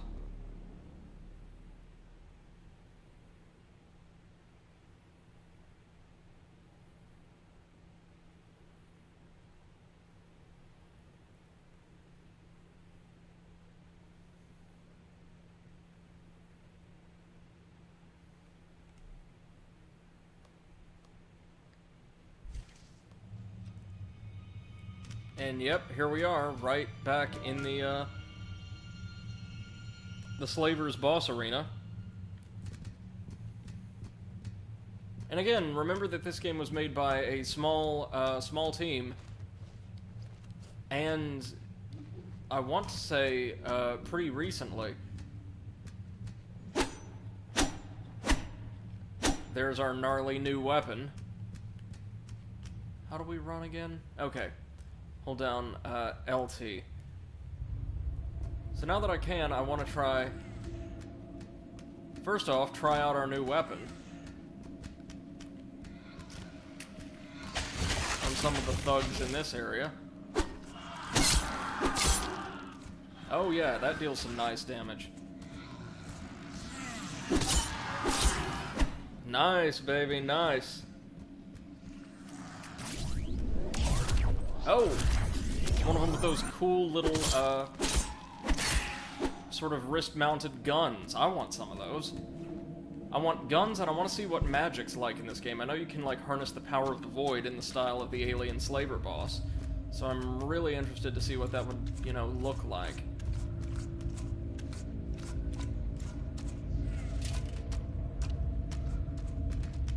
Oh, hello.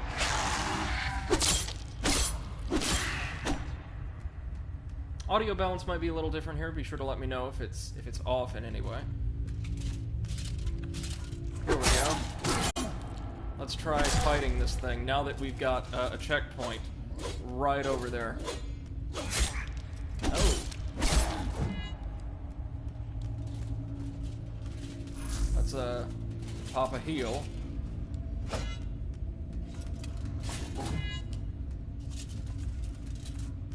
It's got a very strange stance, doesn't it?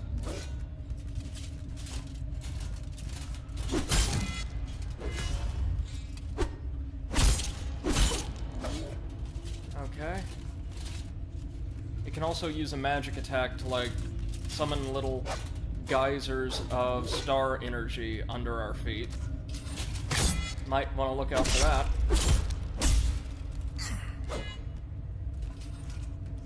Okay.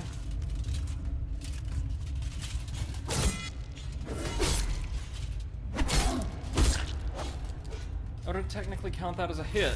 Like with the overhead stab? Well, hit detection was a little off, but okay. And down it goes, and we get a ton of upgrade material for it, but doesn't drop anything, so is it worth it ultimately? No.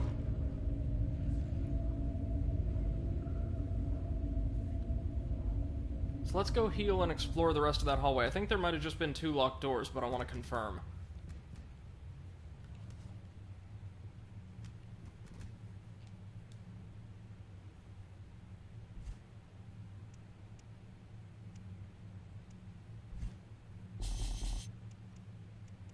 Oh, we don't have quite enough for 1 level yet. That's a pity.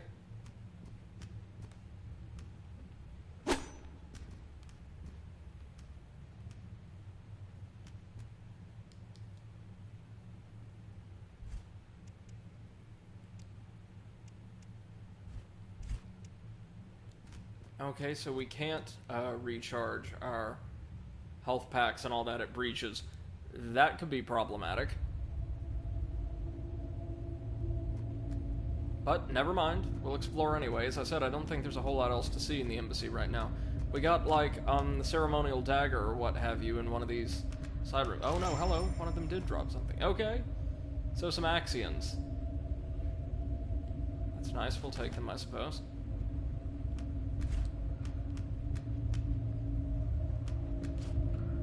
Shield bash. Did that say L2 and L1? Because if so, that is definitely not how you do that. Sorry if you can hear the neighbor's dog. L2 and L1. Maybe like you run into enemies with your shield extended and kind of check them. Okay, so Arisen Dominion access denied. Past the second horrible Star Knight. Another locked door, I imagine. An Encelium pod. Oh, this one opens? Oh, this one opens. Taking us right back out to, this is near the opening of the game, right? Yeah. So, like, we've opened a shortcut, technically. But what on earth is an Encelium rod?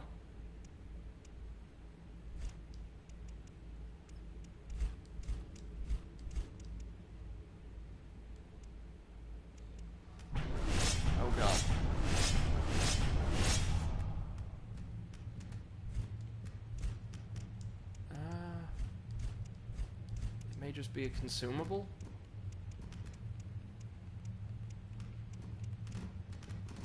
Oh, it's a resource. Used for printing. So like we can 3D print new gear. Yeah, because last time around we found a schematic for the Stellar Knight's shield. Which looks heavy, but like much better than the little scrap buckler we've got right now. Okay, so back to the breach and then we'll get the hell on out of here.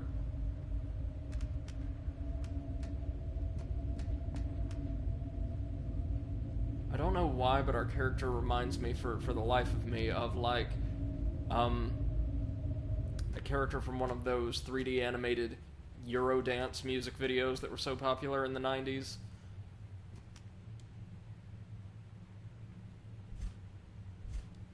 Let's grab a level while we're here. Reflex, cognition, what is foresight again? Catalysts. Okay, so cognition is for weapons, foresight is for magic. So we could increase the old equip load.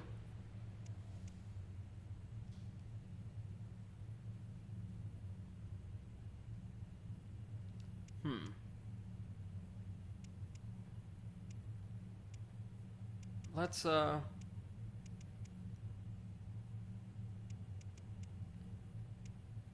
pick up one more in strength for now.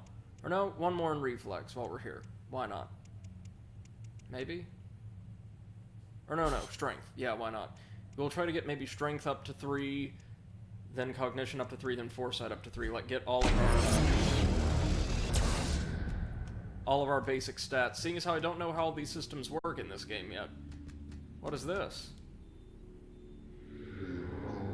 Oh, this is how we contact the architect. Our creator. Hold on. Forgot to change the category.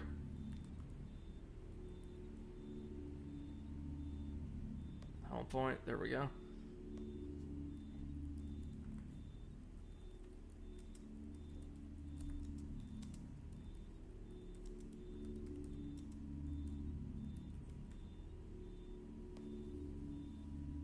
There we are.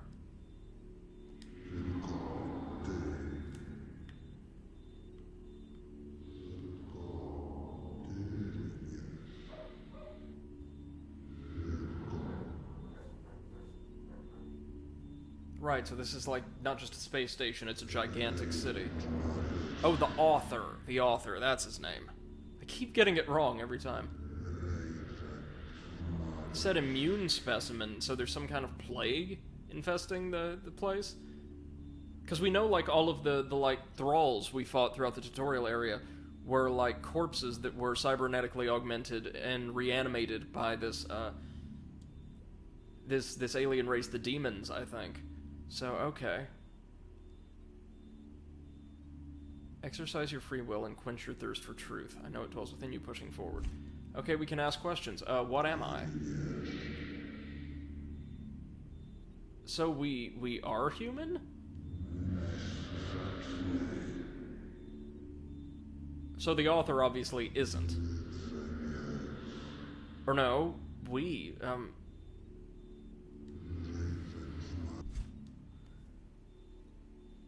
why are you unwell?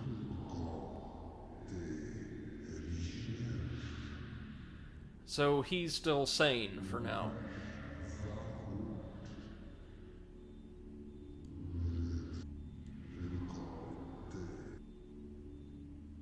Okay, so head to the observatory and we can get properly kitted out.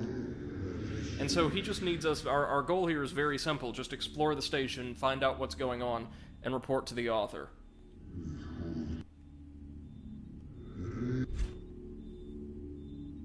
Yeah.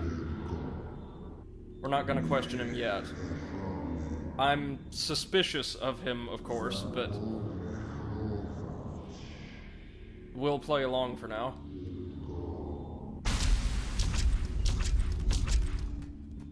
We got something else to the right there.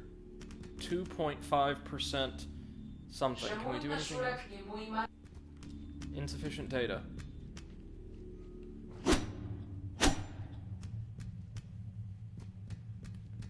Well, said head to the observatory, and that's where we can really get rockin', so let's go.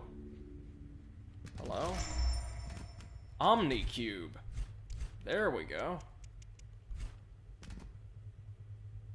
Like a spell, I'd imagine? Omnicube transposition. Why not? And let's check that out. Once the pinnacle of reprogrammable nanotech, the Omnicube was relegated to the status of children's toy when the printing of nanotech within building structures became commonplace.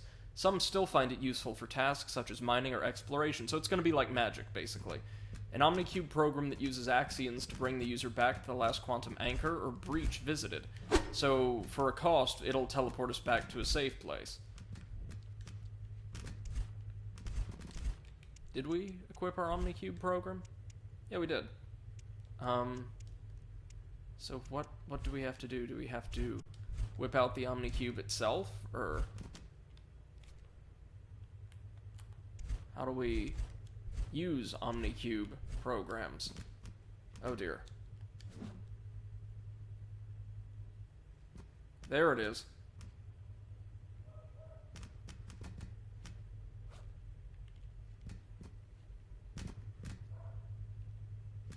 Ah, we can hold down up on the D-pad to open up the Omnicube spell menu. Travel to the observatory? Yeah, sure. It's where we can hopefully get some proper armor and the like, so I'm all for it. Oh, that's a brilliant view of the black hole. So this will be kind of our Firelink shrine, I take it. Poor comparison, probably, but...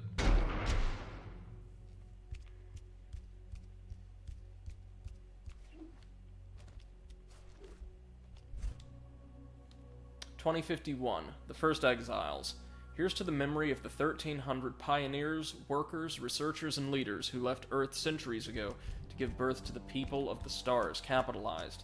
So it's like these people don't view themselves as fully human or of Earth anymore, which is telling.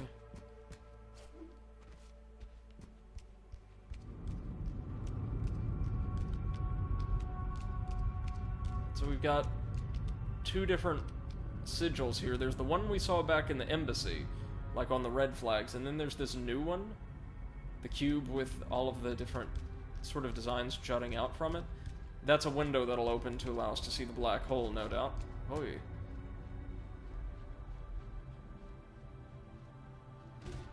Again, this whole world is darkly beautiful, in a way entirely different than what FromSoft went for. And I don't just mean like the genre shift. Refined carbon, that's a printing material.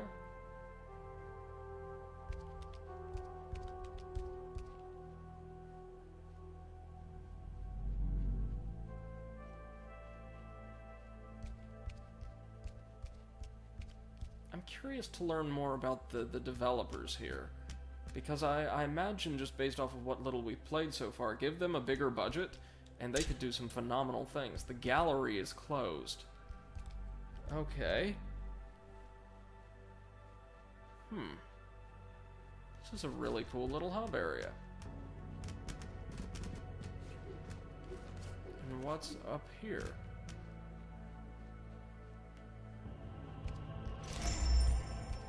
Mind vessel. Oh, we got a strange item, and that...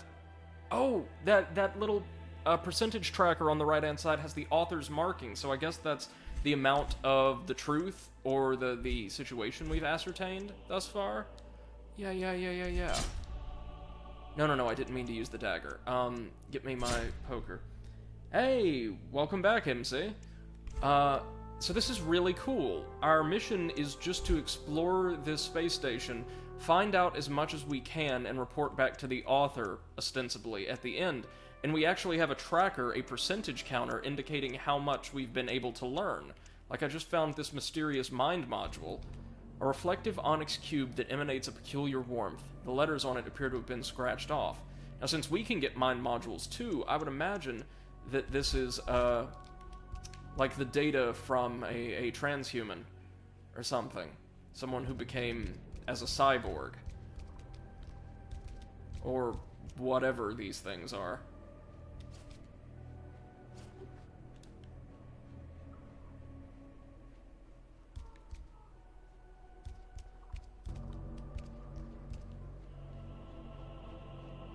We also finally managed to take down one of the Stellar Knights. They didn't give us anything but a bunch of Axions, so it's not worth it right now, but they are cool enemies. I want to get us, like, a gun, or some kind of magical or alien weapon that uses void energy. All in time, I suppose. There's also a lower level.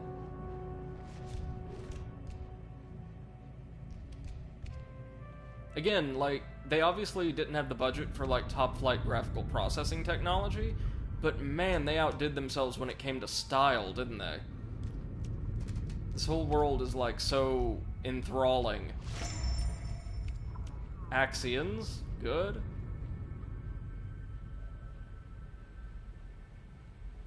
Seriously, I am just... Obviously, like, gameplay can make or break it, but so far I am in love with this.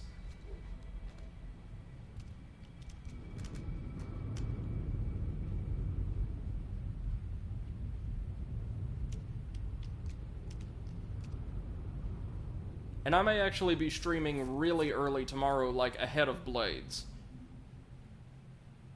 And then we can segue just from one to the next.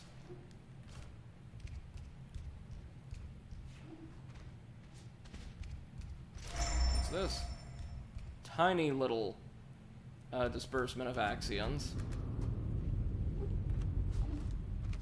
Obviously, we want to go down to, like, the observation deck and open this massive shutter.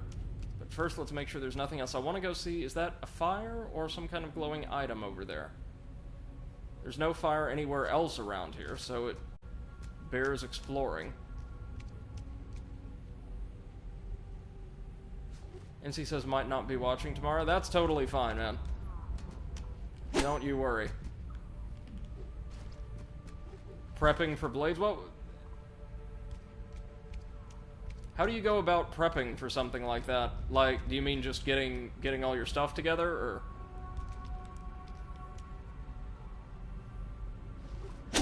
So there is nothing there. That was just one oddly placed little fire.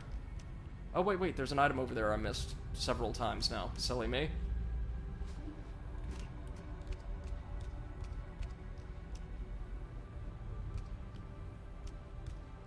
Oh, getting into character, so to speak. I can see that. Alright.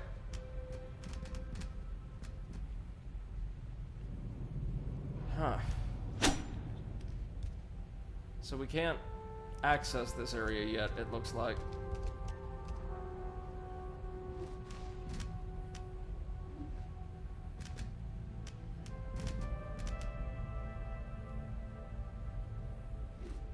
Now what's down here?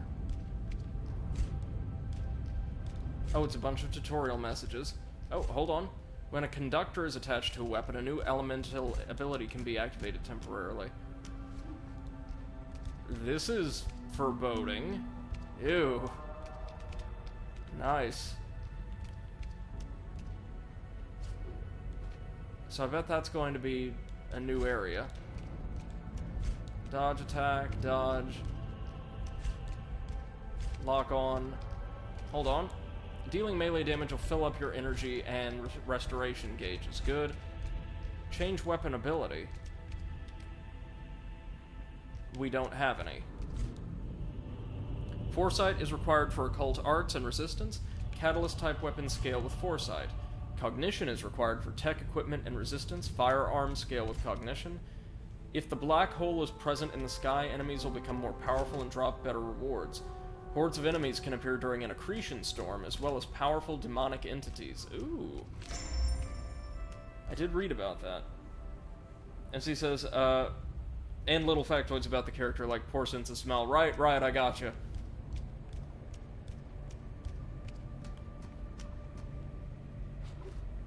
I'm basically just running nice fish person, so that's all I've got to remember, for now, anyway.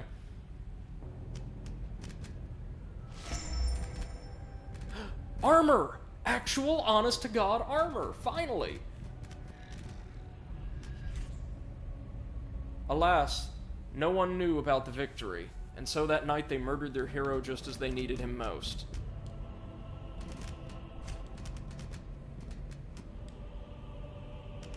Wait, what was that? Oh, these are messages left by other players. Some of them, anyway.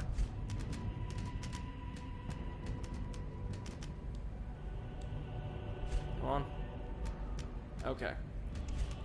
Well, let's throw on this armor. I'm excited. Torn, battered, and bloodied, a striking monument from the era of the wars. The metallic glass plating of this armor is still robust and able to protect life, even though the original wearer is long dead.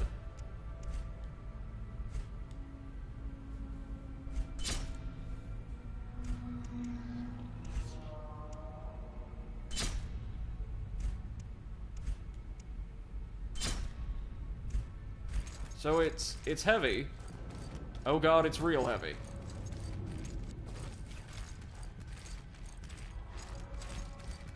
It looks really cool, though. Check that out.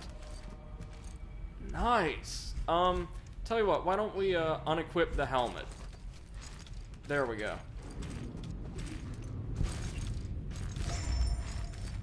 Strength melee conductor, reflex melee conductor. Oh, we can, right, you can attach a conductor to a weapon. Right.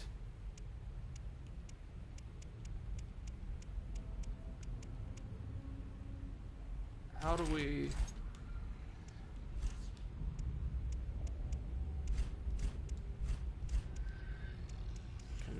Conductor. Maybe there's a specific place you have to go to use these?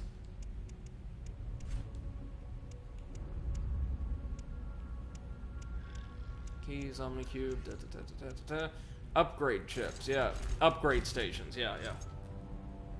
MC says the more journey goes on, the more facts to remember. Oh, I'm sure. I'm sure of that. Antiquated Officer Glaive. Is that a dex weapon? That sounds like a dex weapon. Oh no, it actually requires a lot of strength. Well, relative to where we are anyway. A very old, damaged military sword that belongs in a museum. A versatile weapon combining wide swings with powerful stabs. So another time, then. Utility station. Heal? Oh, upgrade our healing method to hold more charges. Oh, why not? Can we not do this yet? This must be our upgrade station.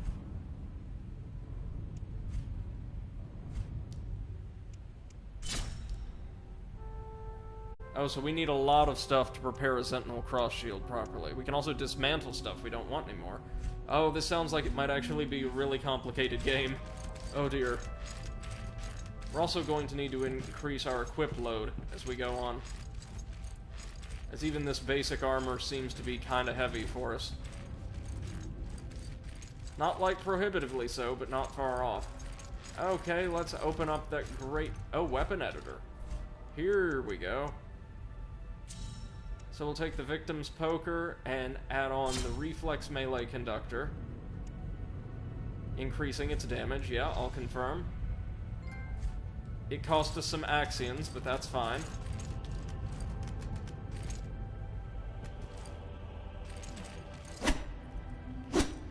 MC says, I also remember months or even years of campaigns, so I tend to have a lot to prep over time. I gotcha.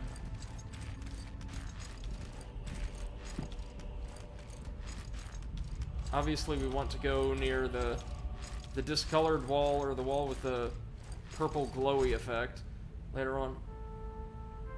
Alumina, nervous wiring, pulse mineral, heading to Son District. Okay. Sure. Oh, there's stuff down there. I know there is.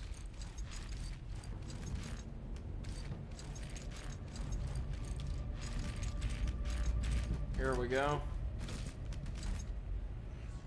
Let's get reckless.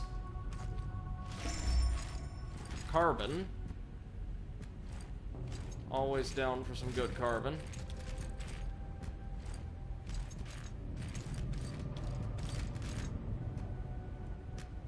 Oh dear. This is bound to end well. And by end well, I mean kill us, of course. We went the wrong way, that one's on me.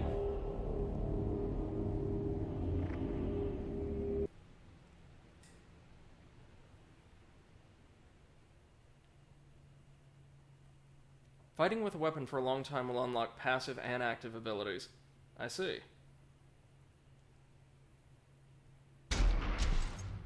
Well, I definitely want whatever's at the bottom of this area.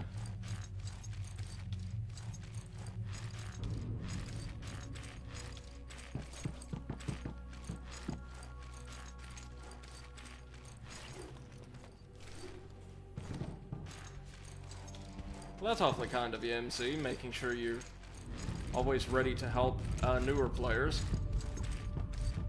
I mean, odds are we're going to need it, but man, there's just nothing there's nothing you can do if you get dice rolls like all of us did last time. This must be how we open the shutter. We'll come back to that.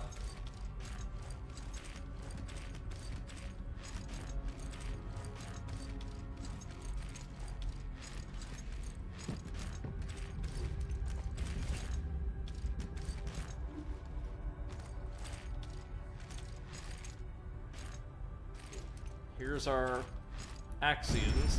Definitely not souls, even though they are. Oh, hell. Oh, this is gonna be hard, but we've got to do it. NC says, what are you talking about? My first roll was a 6. I started great. Well, most of our first rolls were okay. It was everything once we got in combat.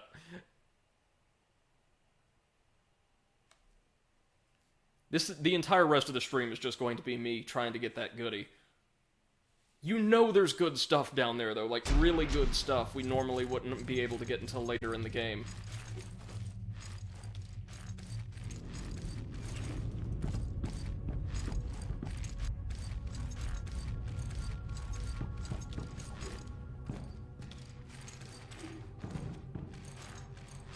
That is the problem, though, of putting, like, genuine, platforming ability in a Dark Souls-like game, because then they'll actually want you to do platforming. Ugh.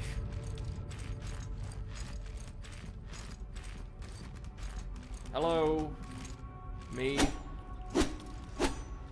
Oh, I guess if you die here, your ghost is non-hostile.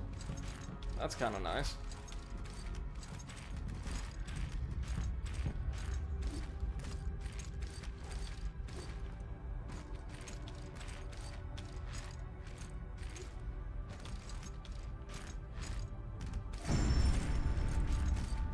Right.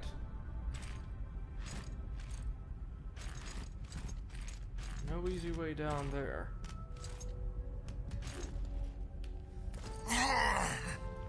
Oh, damn, even that's too far. Well, what on earth are we... I must be missing something. I must be... Yeah, there's platforms up above, so I missed one on the dark side of the column. I'll try this one more time, and if we can't get it, we'll just carry on.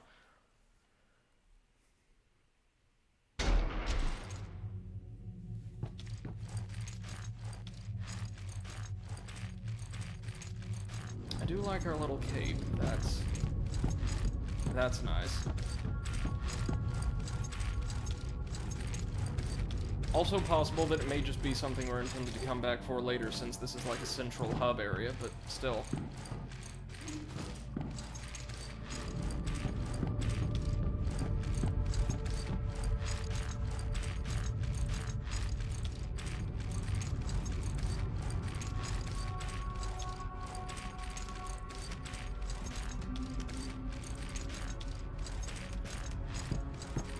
Is there a different path over here, or... Nope, same one. Wait, no, it's not. No, it is definitely not the same one.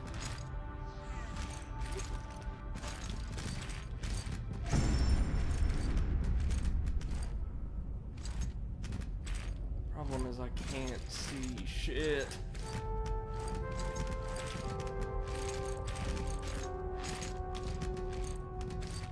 Oh my. Earth are we to do? Oh wait. Silly me. I see an elevator there. We are supposed to show up here later. Okay, hypercube. Off you go. Yep.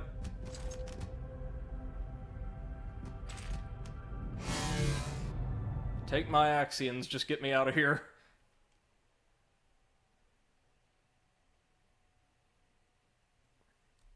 Well, we've learned something. Took much longer than I would care for it to, but we did learn something.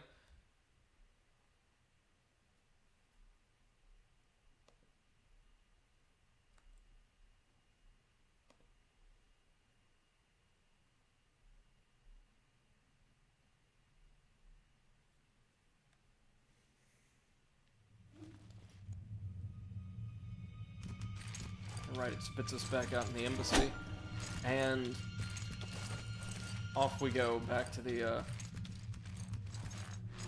observatory. We can't make any use of this stuff yet, right? Oh, maybe it's not. Then we have to get that meter up to 100% once, but every time we do, we can come back and speak to the author again. That makes sense. And he'll give us upgrades or something like that.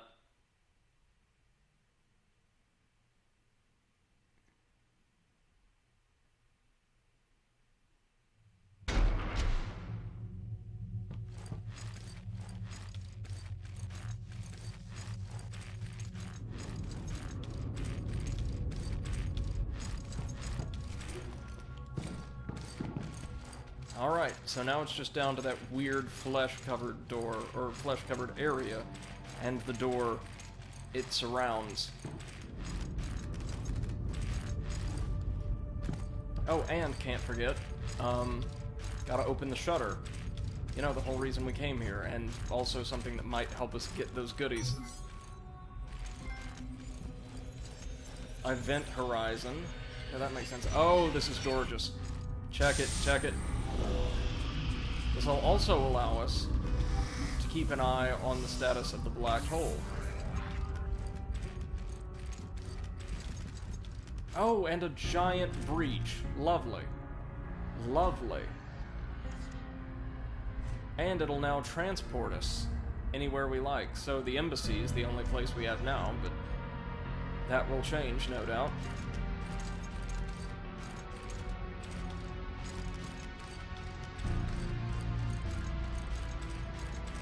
Now we can head over there to the weird flesh-covered door, because that'll be just fine. Nothing dangerous at all there, don't you know? And music abruptly stops. Oh! Port Issoudun credentials required. Okay, never mind then.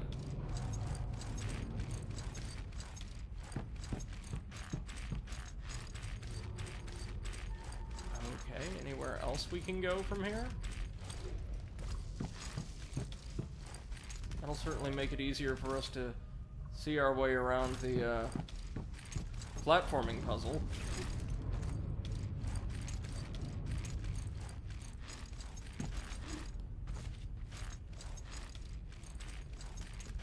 Can I close this now, or is it just permanently open? Yeah, it is open 24/7.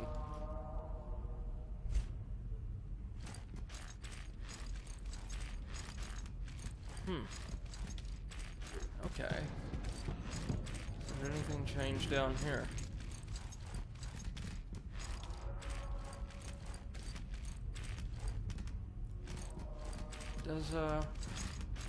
Does that look like there's a humanoid shadow being cast up against the wall that isn't reflected in any of stage geometry? I mean, it's probably intentional given the game's atmosphere, but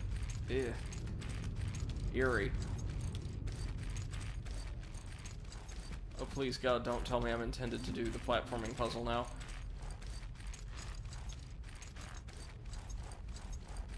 Is there another door, like, up in the lobby, then?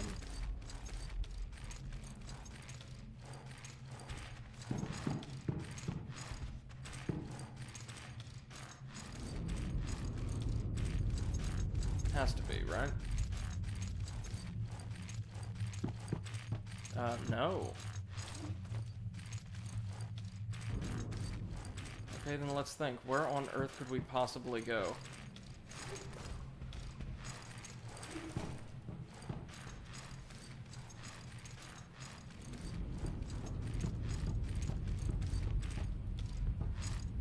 Huh.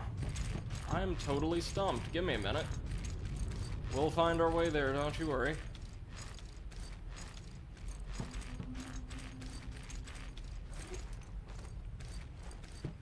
As soon as we figure out where there is, maybe now we can go back to the embassy and access the, oh no! Hey, check it out. Not only is this thing here, but the gallery might be open now, right? Or no, this is still the gallery. And it's still closed. Okay. But there is a lift now. We can use the lift. Beyond the lift, progress. Right? I mean, come on, they wouldn't just psych us out here. Oh, a bunch of Axions. Well, they would just psych us out, wouldn't they, the little so-and-sos? Okay.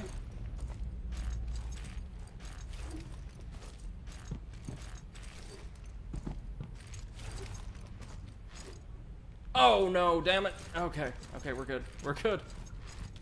We're good.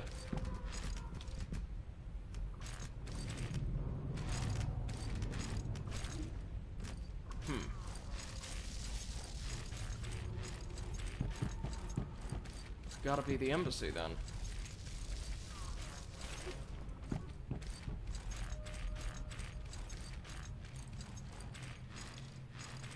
Any little access grate over here?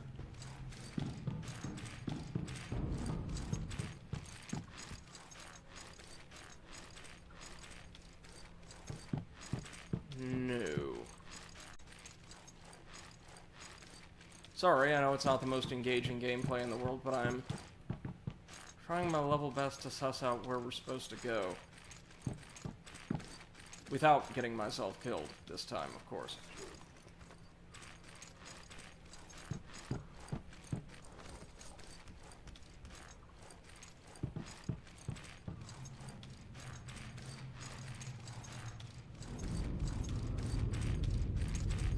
Anything at all going on here? Would appear not.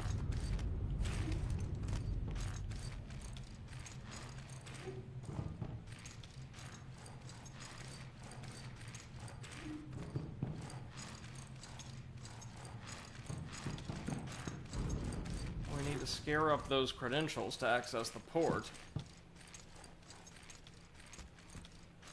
So is there anything else to do here? Oh! Oh, there we go. The green glowing archway over there. Yeah, it must have powered up when the rest of the, or when we opened the observation window. Okay, now we're on board. Sorry, y'all. Oh. Bunch of messages left by other players, I imagine? Yeah. Oh, we can, like, summon others in. That's interesting. Travel to the arcology? Are these all just the arcology? Yeah, okay. Alright, so oh my god, look at this place! Shoot! This is like the residential district? Man! Again, like, not great graphical technology, but the presentation, hot damn! Like the red energy of that vortex overhanging the city juxtaposed against, like, the stark, like, neon blues and whites of the city. That's gorgeous. MC says, you know what it makes me think of? Cliff Empire. Yeah, a little. Especially the way, like, the buildings' stark metal facades are kind of lit. Yeah, I could see it.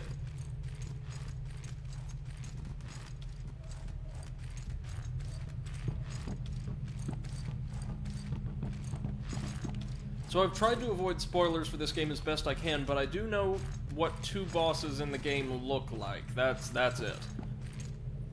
If we press this, do we access the arcology, I guess? I do love the little, like, intro graphics that translate the area's name from the universe's dominant language. Oh, man! Check this out. It's like a particularly eldritch take on Star Wars Galactic Empire. Shoot!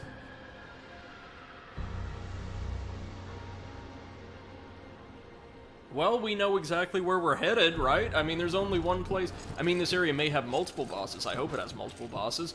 But if it doesn't, we know where the big boss is, right?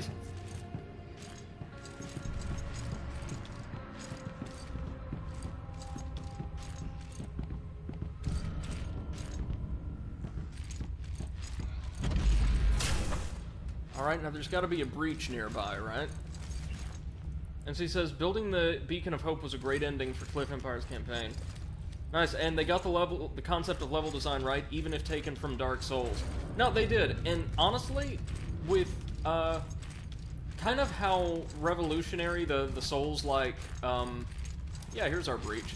The Souls-like formula is, I don't care at all, if people, just take parts from it or copy the whole thing wholesale, as long as the world and enemies and gear and bosses they introduce in their game stack up. I don't mind at all. Well, actually, while we're here, why don't we use a bunch of those little compact Axions we got and level up a few times?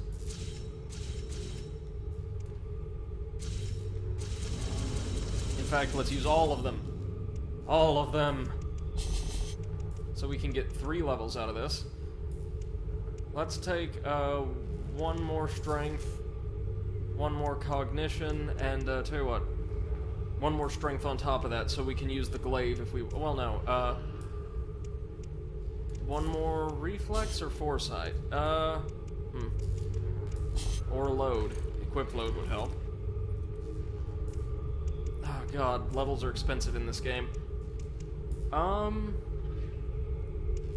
Let's stick to what we know and go equip load for now. MC says, yeah, as long as it's not like just I think you're going for like cynical cash grab. Yeah, absolutely. And this isn't. This feels like it was designed with a lot of love. And a really interesting original idea. What are our enemies like here? They're probably better armed. Okay, or is this... No, it's one of the same guys. Okay. Thank you for the axes, sir. Oh, and one of them's got guns, again. Guns that I desperately want.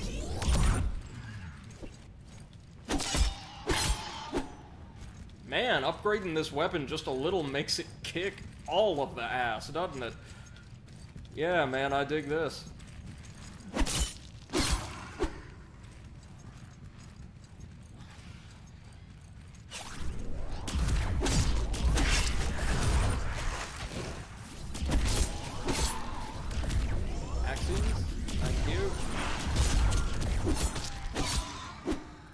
MC says, cash grab, right. If this is taken from Dark Souls 3, do invest in health.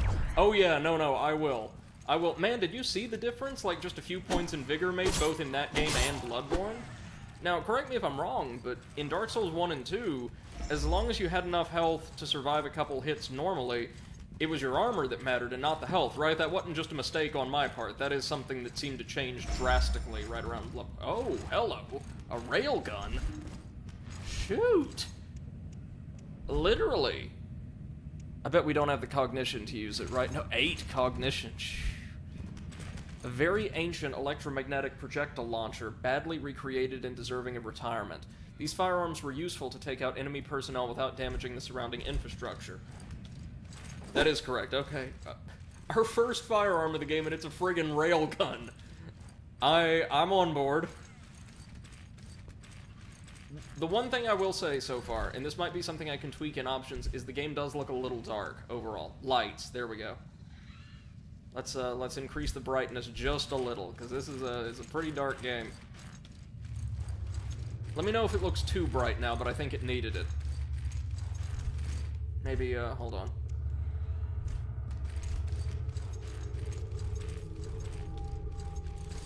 That must be a shortcut we unlock later. And do both paths just lead up to that kind of lobby where all of the husks were? I think so, but there might be stuff to gather down here. I'm so excited to be playing one of these games largely blind. It's been ages. Oh. That was a goodie. That was a goodie. 400 plus Axions. MC says this looks light enough. Yeah. This, just some of those wide open areas are very dark, it seems.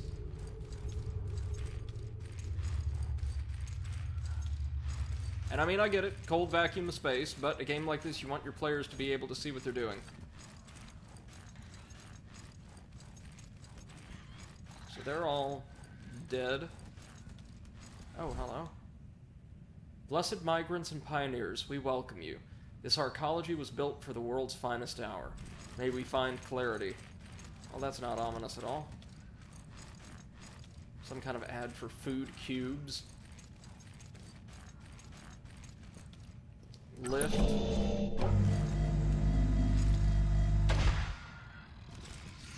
Not much of a lift, but a lift nonetheless. Oh, hold on. What on earth is that? Are those just our regular guys? Maybe one with a rail gun now? Oh no, they've got like the standard blasters.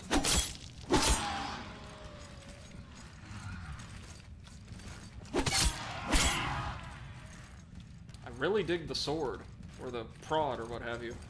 MC says food cubes could be a Farscape reference. Maybe, like, at least I assume that's what the ad was for. Obviously I can't. It's not in any legible language, but whoa, oh baby. Oh no, you don't. So this armor actually renders us very resilient against, like, their attacks. Oh golly Moses, it's dark. Maybe we can turn on some lights?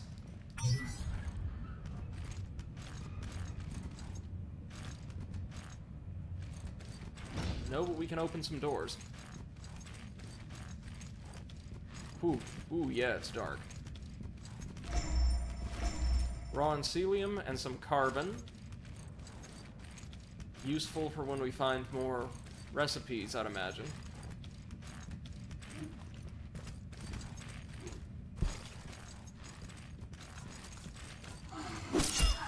Goodbye. Whoa! Now that's what I call a heavy attack, eh?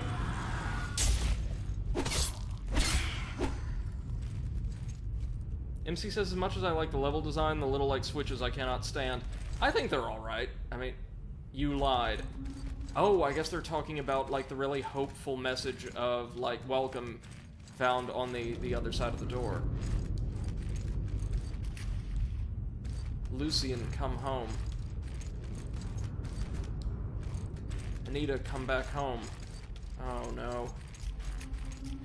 Folks of...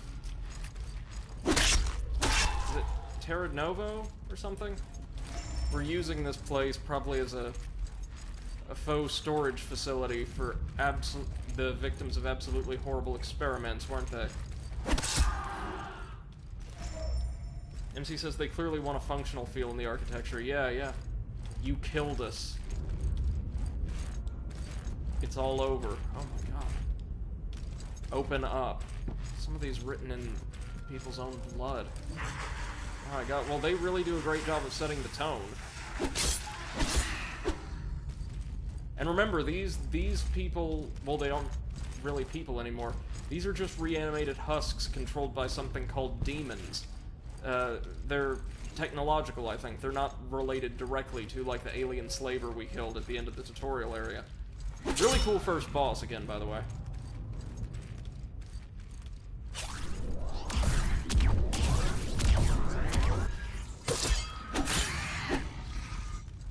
MC says, but pushing a floating orb into a slot to open a door is not functional.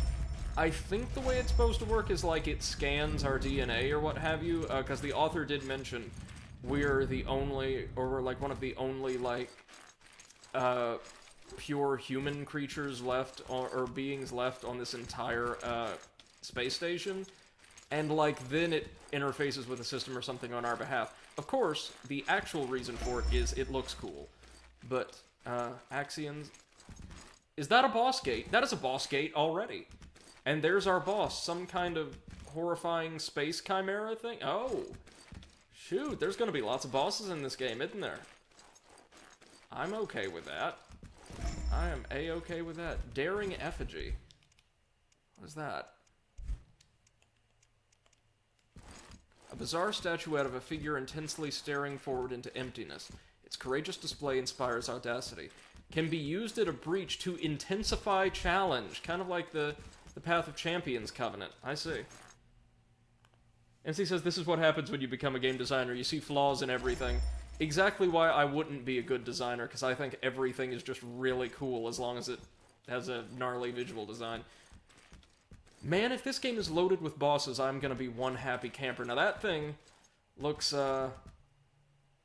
it looks frightening. Hold on, we're gonna go back to the breach and see if we can't cash in our Axions. No man, no problem. That's basically a Joseph Stalin quote. Not at all what we want to see here. Poe, come to Mall. Okay.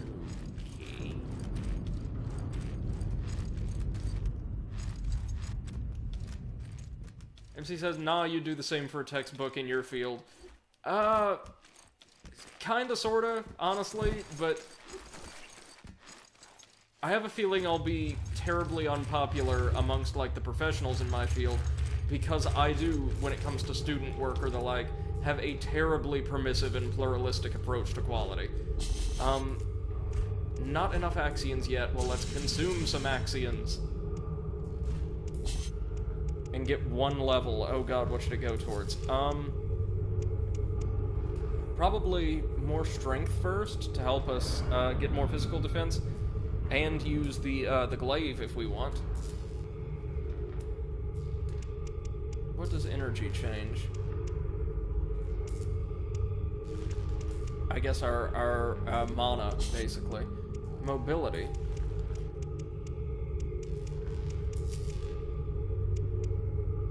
Strength,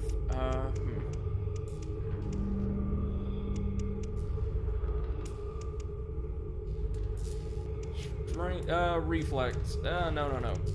Yeah, reflex will do for now. Keep building that for a little while. MC says, oh, thank you, MC. It's very nice for you to be open-minded in your field. Well, yeah, I think, at least in professional academic history, and in particular when people talk about students or education or instruction, they tend to be focused more on what they don't want to see, and what they don't want to do, and what they don't expect of people. It's all negatively defined expectations, rather than what they do want to see, or encourage, or bring forth into the world. And I don't think that's a perfectly healthy mindset, especially for people whose jobs it is to safeguard the development of others. Okay, boss time.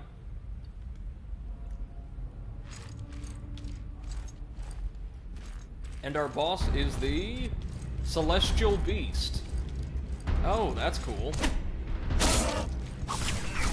We deal solid damage. Unfortunately, so does it.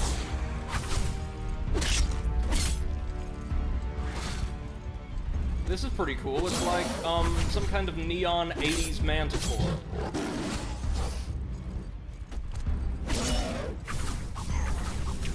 Ooh, that's going to hurt.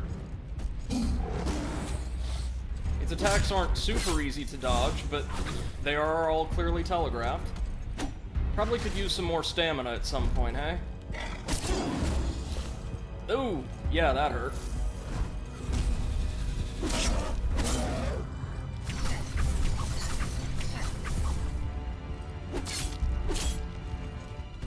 Oh, that got him.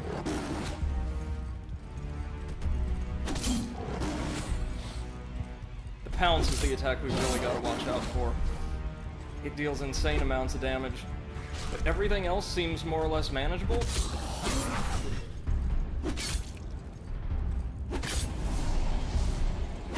Uh-oh.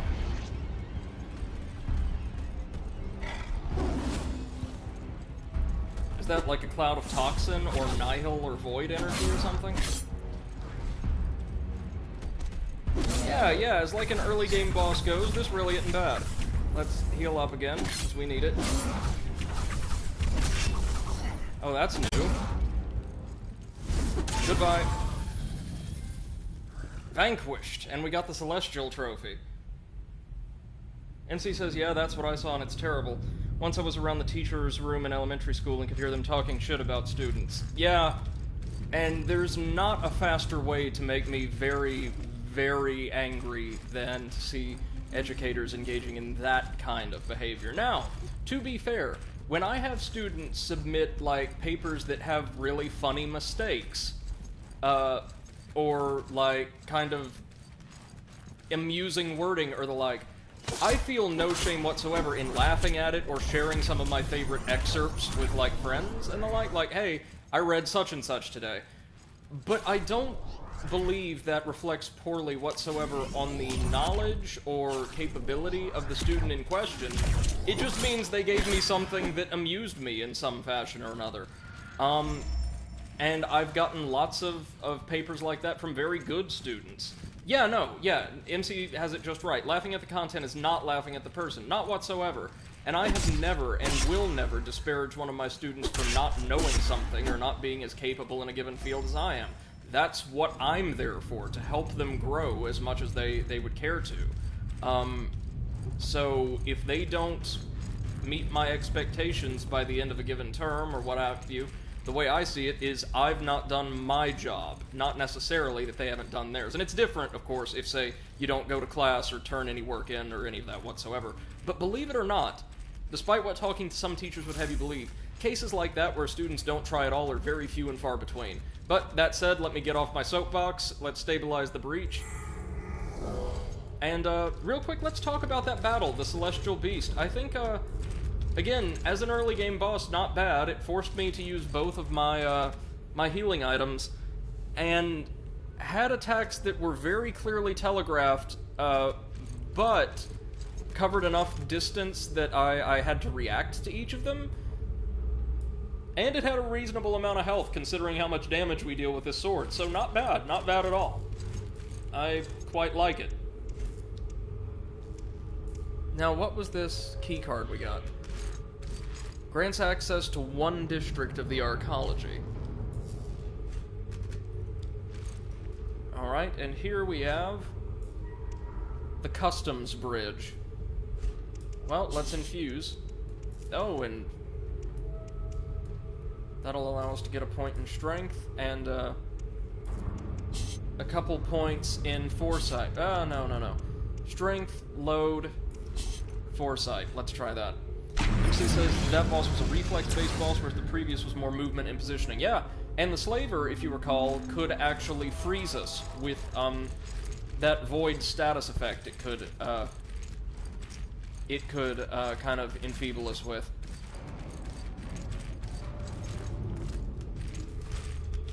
So it sounds like the arcology is going to have a bunch of different districts, maybe each with their own boss.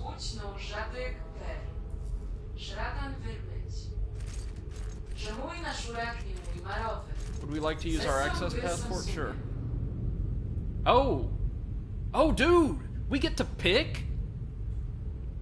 So we get to open up one district, then I guess we have to complete it and go to the other. Well, the one said she had gone to Son district. We'll come back to this. We will come back to this. I guess we'll go to Son district first. But, oh boy, they're down here. I mean, they can't do anything, but they are down here. A model for an infused column. Oh, this place looks so cool! I can't believe Exit didn't like this game. I think it's really quite nice. I'm not going to chance that. Or do I not have a choice? I don't have a choice. I've got to make that jump. Okay.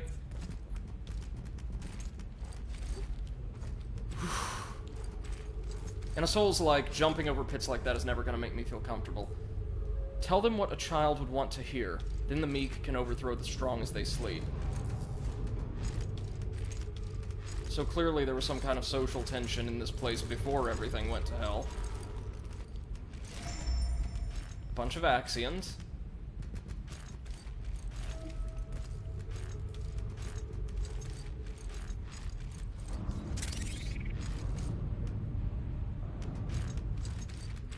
What do we have?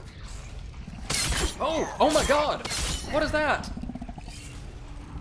It's one of the aliens, like the Slaver. And it just messed us up. Oh, we got some information by defeating a new enemy. Look at that thing, dude. That's sick. Goodness gracious. And it dealt so much damage. What was it guarding? Raw Incelium. Okay, I've got to know. What does this do? Oh god, it's still moving after we defeat it. Oh, check that out. That is so cool. MC says, I had an interesting experience in university. During programming exercises, I was asked by a peer to explain some notion. As I progressed explaining, more and more people came around as a small group to listen. The teaching assistants were kind of pissed at me doing their job. Oh, that's good. Good for you, though, helping your classmates, man. That's always a beautiful thing to see. And, oh, I love this thing's design. Shoot! This game is so cool! I think this might actually be the happiest and most enthusiastic I've ever been on stream, which is a really interesting contrast to Avengers just a few minutes ago. Lift? Is this like some kind of maintenance tunnel? Gotta be careful in case more of those aliens are down here. They'd kill us in a heartbeat. A health module, eh? A body module provides a slight boost to health. Sure, why not? We'll go ahead and equip it. It's like a ring or something. Man, Hellpoint is where it's at, y'all. Now that done, what's in here? Oh, we got a coin? Whatever for. A mysterious coin engraved with the effigy of Irid Novo, given as a symbolic token to those who participated in the funding of the project. What is this? Tell you what, I'm heading back to the breach before I mess around with any of that. And this will allow me to still access the districts, right? Yeah, one district must be through there, maybe another through there.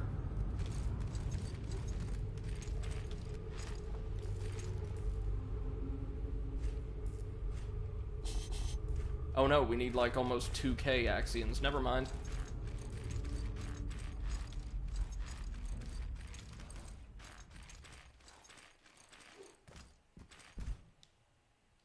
Insert mine. Oh, this will allow us to decrypt the mine cubes.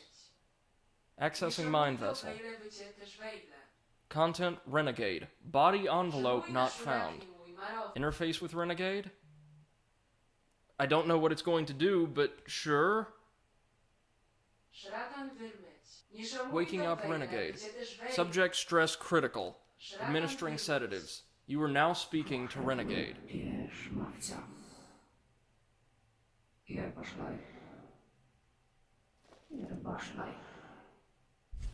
Oh god,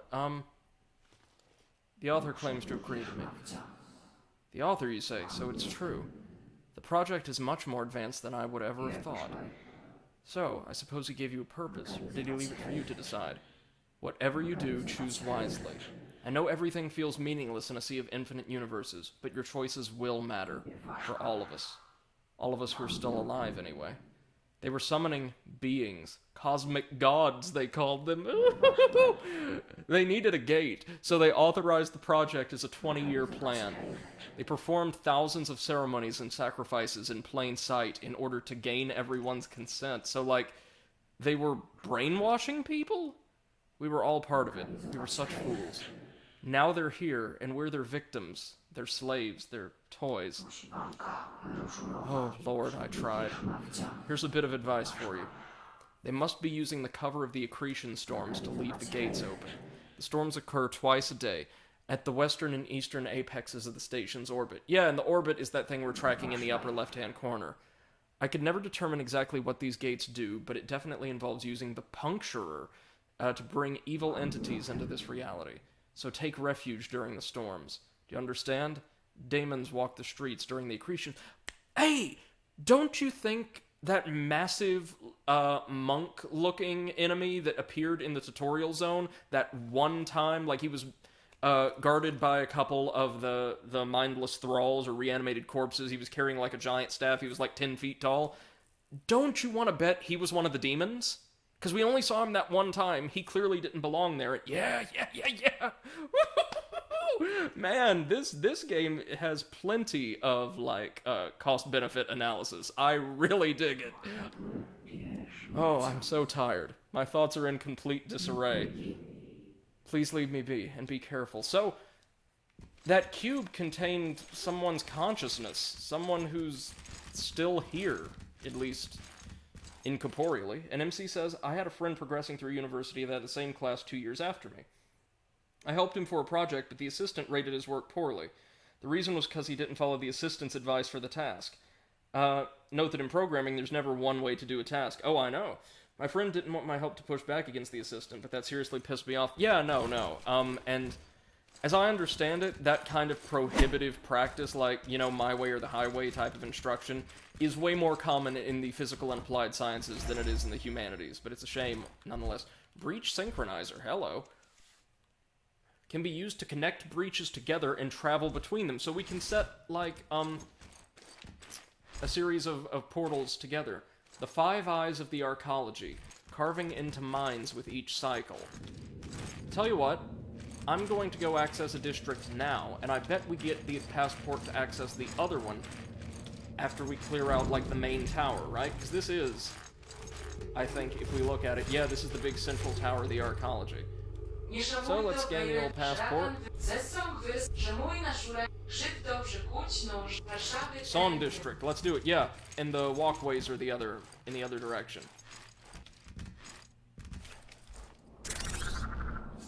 Well, I don't know. MC, what do you think? Should we do the central tower first, then the Son district, or the Son district, then the tower? I'm thinking take the side path first. Oh my god. The hell kind of residential area is this? Well, it looked deceptively nice on the surface. This is just horrifying.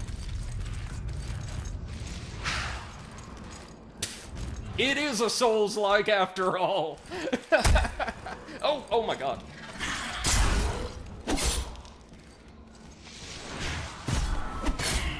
I want your shield, sir. Any shield would be better than this one.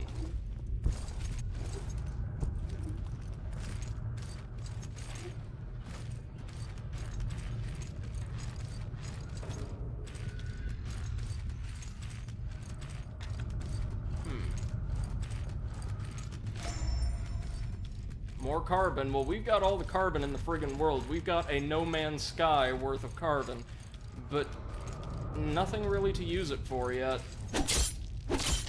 Hello, health regeneration fuel. Brine celium. Oh right, we were going to check that stuff out. Never mind. A small chunk of pure encelium, a mineral used for printing. Irid Nova was molded out of a deep space encelium asteroid. The raw nanoconductive mineral was deconstructed and reprinted into an advanced space station.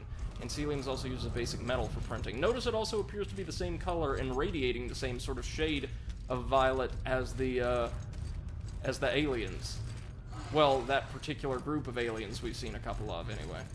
Oh god, they're everywhere. I bet these guys are scattered all around just to help you recharge your, healing module. Thank you, sir.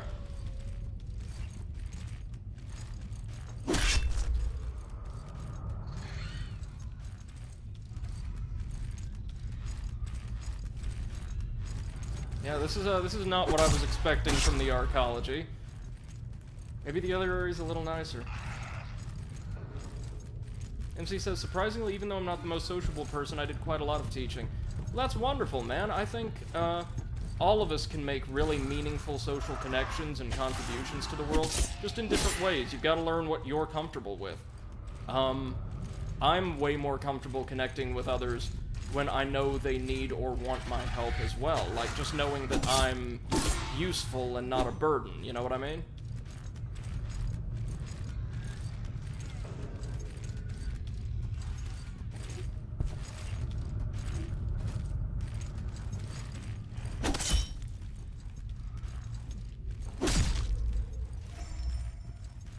Accelerator. Is that just crafting? Yeah. MC says, I want to be a useful burden in life, and you taught computer or math, physics, and chemistry. Wow. All of the things I could tell you next to nothing about. I was apparently pretty good at math when I was, like, back in high school, and I just didn't enjoy it. Looks like he might be slightly... No, he's just a model with a shield. Never mind. I was about to say it looks like he might have more armor, but nope. No dice. Like compacted cubes of trash. This is not the fun time district I thought it would be.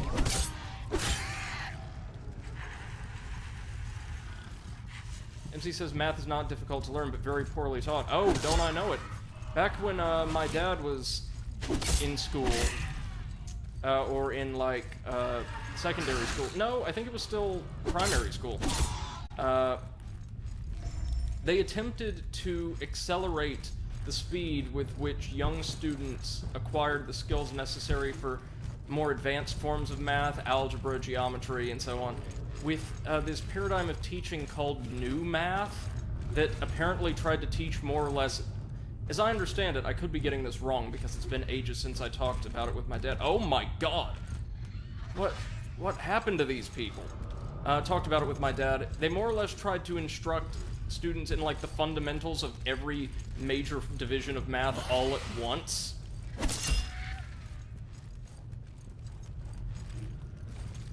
It was an absolute train wreck. This feels almost exactly like a Star Wars location after a very bad day.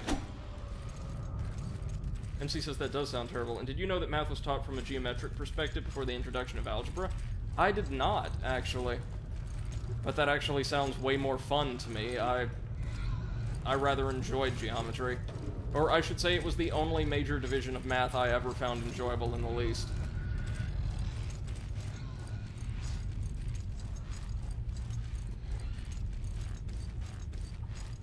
So what was this guy guarding? Oh, skull emblazoned on the wall, that's good. Sorry, I keep, like, backtracking, but I want to make sure we explore everything. There were also 2 goons guarding this door, right? That doesn't open yet.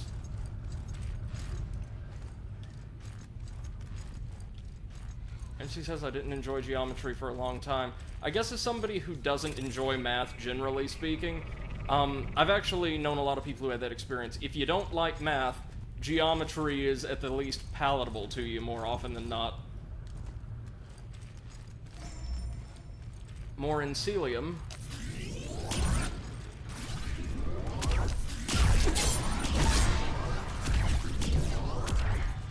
Bring it, Mega Man.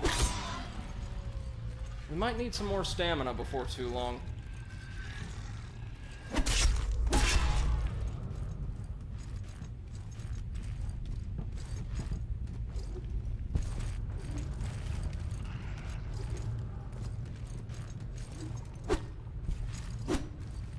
Okay, so there's nothing over there.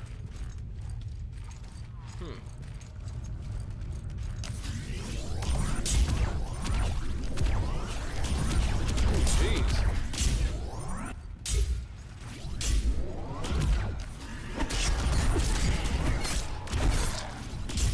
Oh, their attacks actually cause some kind of status buildup. That's gnarly. Leg clasps. A nerve suit? Hey now. New armor?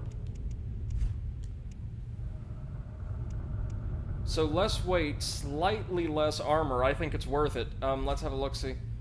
A bodysuit woven from electric fibers that produces synthetic enzymes to accelerate anatomical muscles. The wearer must have a trained respiratory system or they'll quickly suffer from a lack of oxygen. So maybe more stamina? Or faster stamina regen?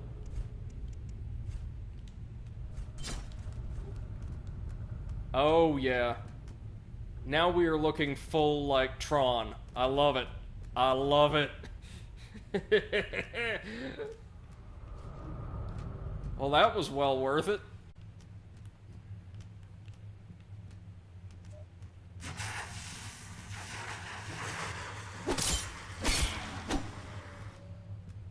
Alright, down you go. Wham!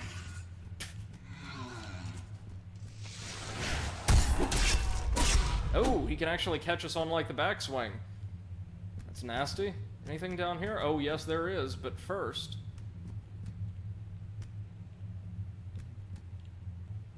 Irinovo is such a cool location, dude. I mean, yes, my own, like, bias towards sci-fi settings is clearly showing right now, but come on! MC says, but now that I've done graphic programming, I've been forced to do a lot of math and enjoyed learning how to use and learn it, like the proper use of quaternions.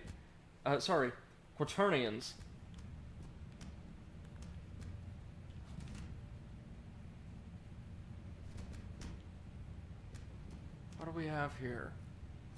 Oh, you know what I look like, kind of? I look not dissimilar to, I think they're called the Hunters from Warframe. Oh, what are you? Oh, dude.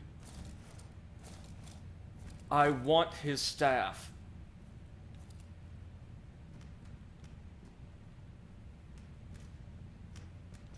Hello? The Demon Scythe? Oh, well, you can't give me something called the Demon Scythe and ask me not to... It's a strength weapon? Are you friggin' kidding me? The Scythe is a strength weapon now. Oh, fine. Fine. And yeah, MC, I'm familiar with all of those divisions anyway. A weapon used by demon shepherds to cull the herd. Not exactly designed for battle, but fearsome nevertheless. The weapon requires strength to use, but can be swung precisely from above or in wide arcs. Let's check out the glaive while we've got it as well. Wait a minute. This thing required more strength to use? This? Are you friggin' kidding me? I really like that moveset. Does it deal more damage than our super prod? No, it does not. What is tenacity, exactly, while we're here? Oh, basically poise damage. Okay. That's something left by another player, usually.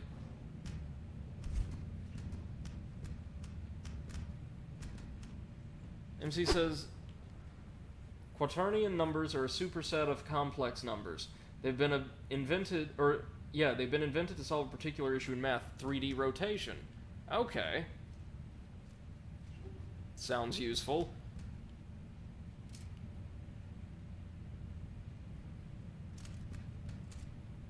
Now what's over here? Oh, it's another one of these lovely little doors. Shortcut? Shortcut, hey! That tells me we probably want to head on back to the breach and fill up our health. Man, if I can remove the enhancement from our prod and replace it, or install it in the sword, I'd say we'd have an even better weapon.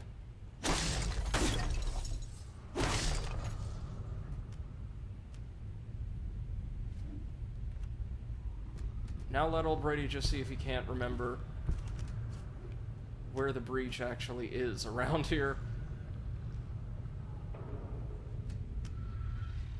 Oh, through here, right. Oh, sorry, we missed a couple.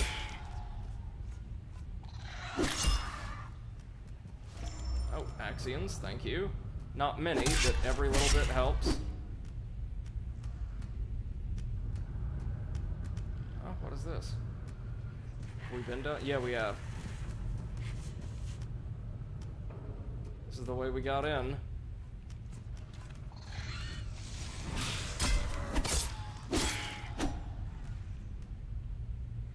At least the enemies do drop plenty of Axions themselves. Going back to the breach just because I feel like imminent boss, maybe? Or no, maybe there's not even a breach in this area. NC says, in school you have to learn how to solve 3D rotation by using Euler numbers, and it's a whole mess to solve. To solve rotation using quaternions, you just do basic addition. You may remember the whole cosine sine mess, spherical coordinates. Yes, yes, yes. I do, and oh god, those aren't good memories at all. Not my jam. Oh no, is this something you have to like jump and rappel onto? No, no, no, no, no, no, no. We ain't doing that with almost 3K Axions. No, sir. 1 minute. Let me make sure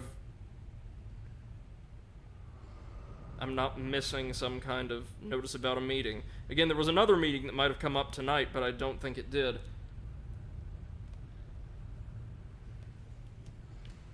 I think I might be in the clear. Looks like I am so far. Oh, hello. You guys are back already. Good to see you. Well, in that case, I'll go ahead and use one of my heals and then get the charge back by clearing out these suckers. Like so. And like so.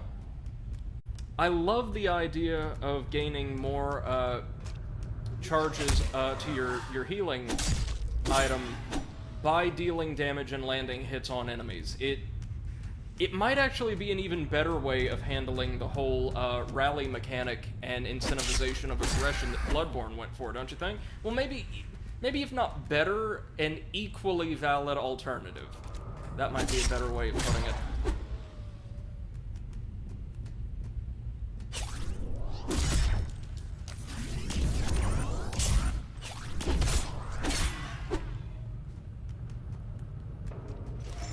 Axions? Oh no, never drop your guns, guys. Never do that. Just give me those little packs of 11 Axions at a time. That's what I'm here for.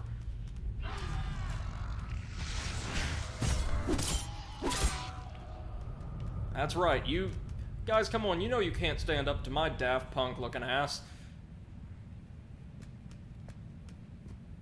Don't want to head down there.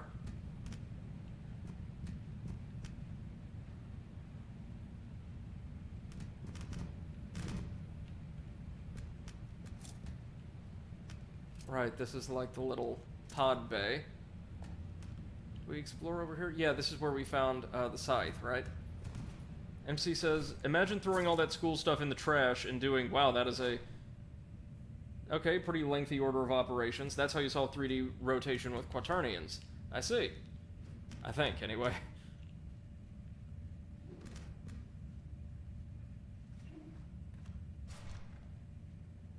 Just based off of what I've seen and played so far, I would love these guys to have like a slightly larger budget and take a crack at making a similar game, because I have a feeling, given their sense for aesthetic design and world building anyway, they would give us something that could just blow a lot of Souls-likes right out of the water. Oh right, we dropped down here. Whoops.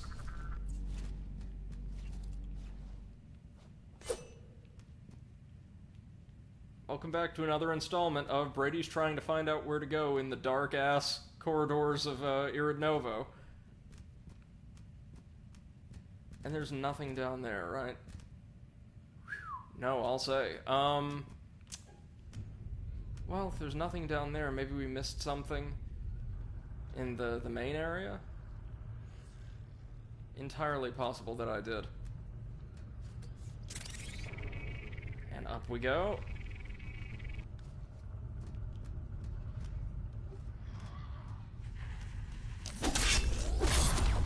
Oh, and bridge buddies are back. Man, they can fire those things really rapidly, can't they? Axions, no firearms. I've just accepted that at this point. Blasters? Axions, of course.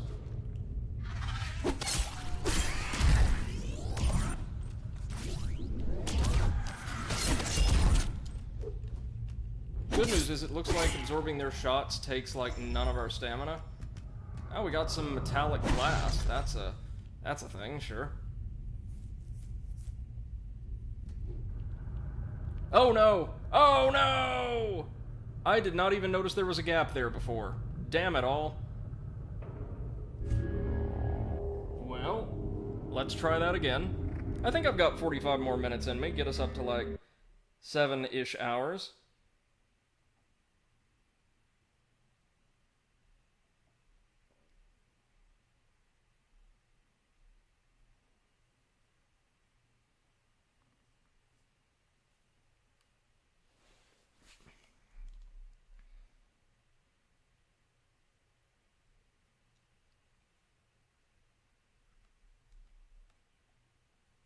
Well, let's try this again.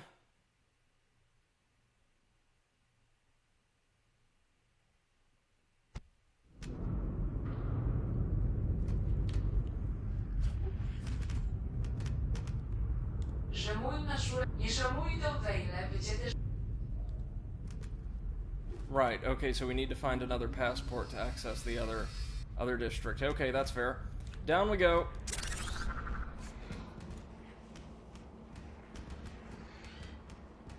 So, do you think the boss of this district is going to be the guy with the glowing green staff and shield that we saw, like, ominously trudging his way through the access corridors? I mean, I could live with that. It's not like that would be, you know, just one of the coolest things I've ever done in a Souls-like.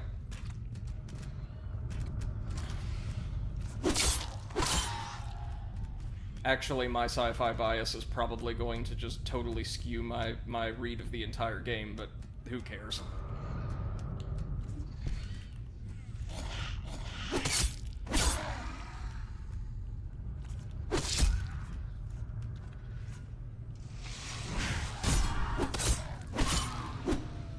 Oh, I see. MC, it's actually a little bit different than the way you wrote it down. That's fine. No problemo. Let's make our way back round to the access way.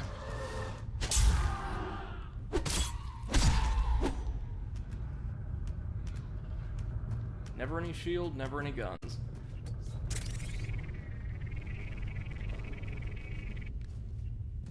Okay.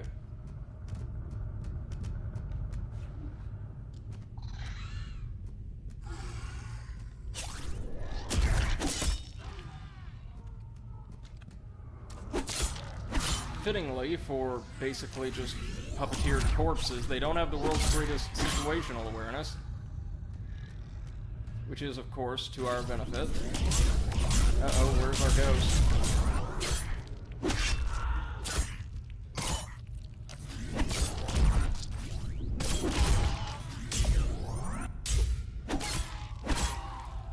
These three are nasty. Axions, please. Thank you. Huh.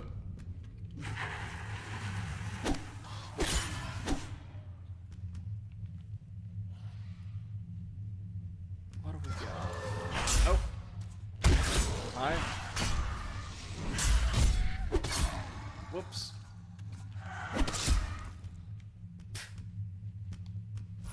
So it looks like we might actually have done everything there is to do here, eh? For now, anyway. Unless there's a very obvious path I've just been missing. Oh, but we can, like, jump off of rails. That's good to know. That means... Can we jump onto them, though? Yes! Okay, so I know how to access that little area down below the district, then. You know, the one with the gravity elevator seemingly connected to nothing?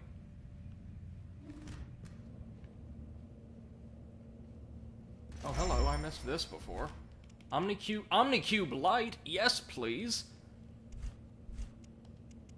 Hello, Omnicube light.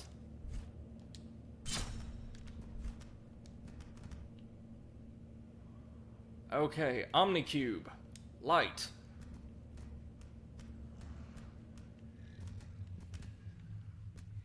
That fixes one major problem, doesn't it? Of course, I'm sure lots of beings are going to have an easier time detecting us due to the light. Ooh, or maybe the light can also be used to weaken or damage some unusual entities, like maybe those aliens brimming with the power of the void. Maybe? Wishful thinking, hey?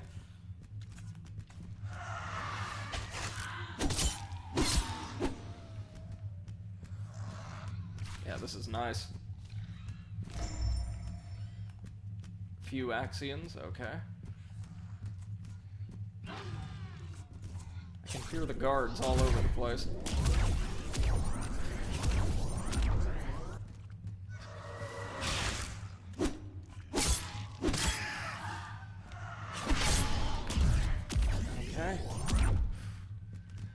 got this, we got this, we got this.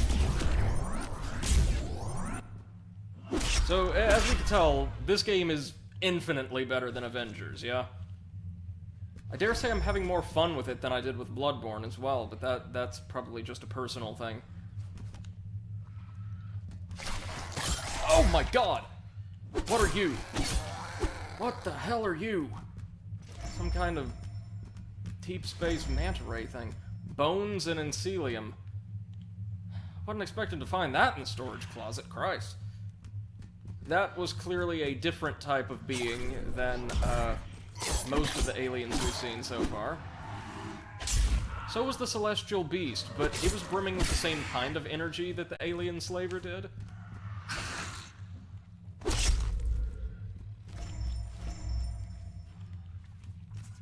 Axions.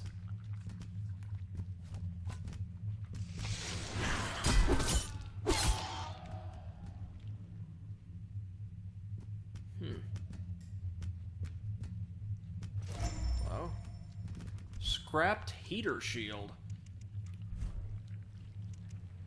Oh, it too needs more strength. Why on earth wouldn't it? A vestige of an old welding shield that has melted together and become stuck in the retracted position. Heavy and impractical, but still capable of withstanding strong blows. Okay, so it needs more strength, but that's because it's like a tower shield. That makes sense, I guess.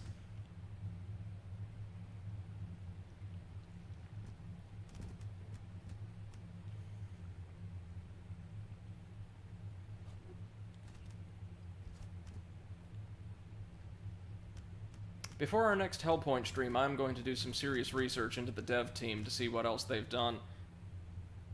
MC says, did you see the poetry I wrote on the spot for Blades? Yes, I did. Quite nice, man. Quite nice.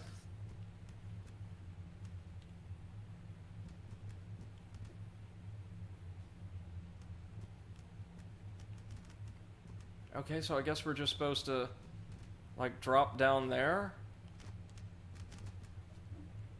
Yeah, guess so. What can we do here?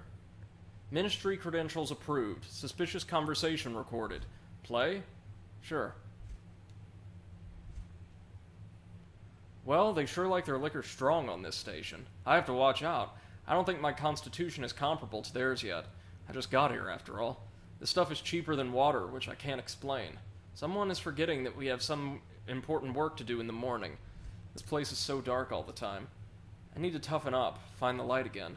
Maybe I'll read my Bible again tonight. I'm glad I brought it with me. So, these are clearly people from, like, a contemporary-ish Earth, brought onto a station that is being run by, I guess, a cult dedicated to eldritch entities? And it was the reference to some other religion that ultimately caused the conversation to be flagged as suspicious? Huh.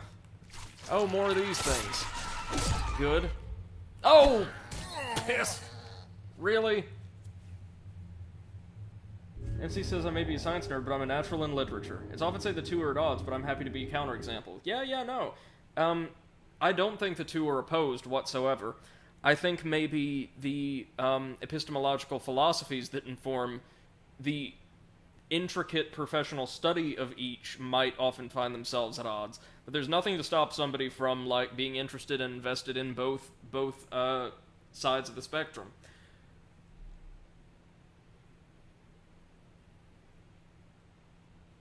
So far, easily the thing that has killed me the most in this game is gravity. Gravity, in fact, may be the only thing... No, I think the Thralls killed us once or twice, but still, mostly gravity. Mostly gravity.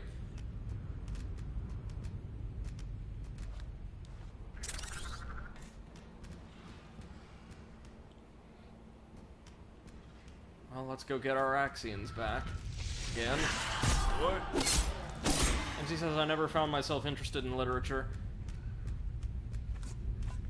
Oh yeah, and a lot of navigation hazards in this game. Well, it seems like just this area in particular, because it's like a totally dilapidated district. I think we might have, except for the gauntlets, the entire tool victim set now, which is rendered kind of obsolete by what we've got, but glad to have it nonetheless. You know me and my obsessive collecting. Now those freaky little critters, the green little flying, for lack of a better word, I'll say manta ray looking things. They seem to have infested, like, the more dilapidated, areas of the sector. Like, there were a ton of them down there, if you saw. I don't think they deal a ridiculous amount of damage, but we still ought to be careful around them no matter what.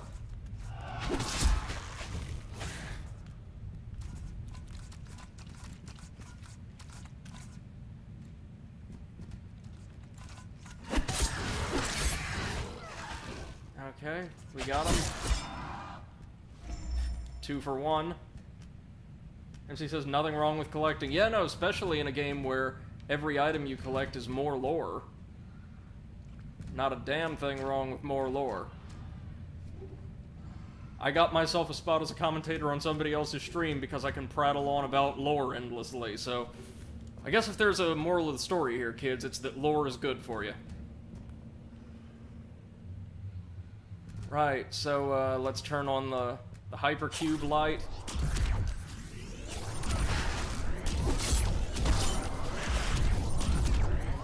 Man, they've got a pretty rapid, continuous rate of fire when they want to, don't they?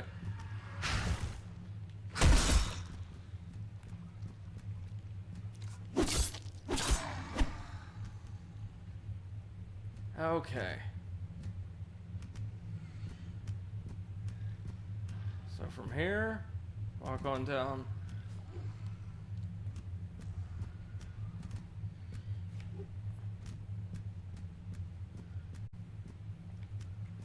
Bottomless pits and darkness never work well together, just ask the Tomb of the Giants.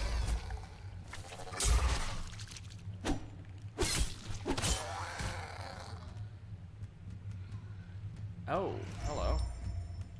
Oh, more bones. Good. Good. Bunch of Axions. Oh, we've got to jump it, right. Huh. Oh, another strength conductor. That'd be useful if we were strength build, but we're not. Keep it on deck anyway. Anything over here? I'll say.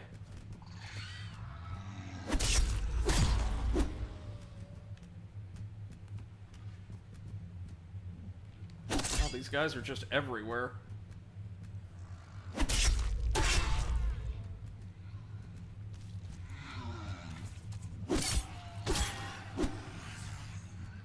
What is that? Oh, no, we cleared it out. It's just a shortcut. Never mind.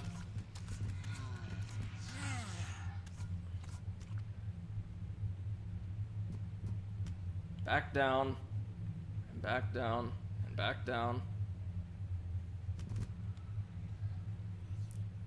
As he says, but yeah, no, I tend to know literary or philosophical concepts out of nowhere. It's definitely great, but not the best party starter. Hey, I'm a soccer genius. That'd be great. Well, man, you're talking to somebody whose specialties are like indigenous experiences and colonialism and the nature and structure and practice of authoritarian states. I'm a lot of fun at parties. Oh, hey, breach. Yes. Yes, yes, yes, yes, yes.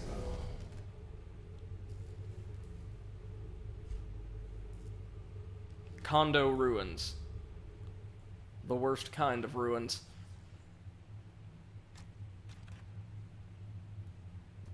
Well, let's explore the rest of the ruined condo.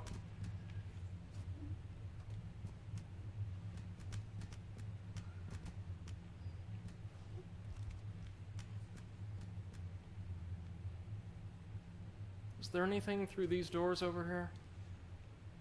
No. Or no, there's no doors there, or if they are, they're like sealed blast doors. Almost got caught on the geometry there. That would have been bad. Alright, we may have almost cleared out the entire arcology. Or the district, I should say. Sorry.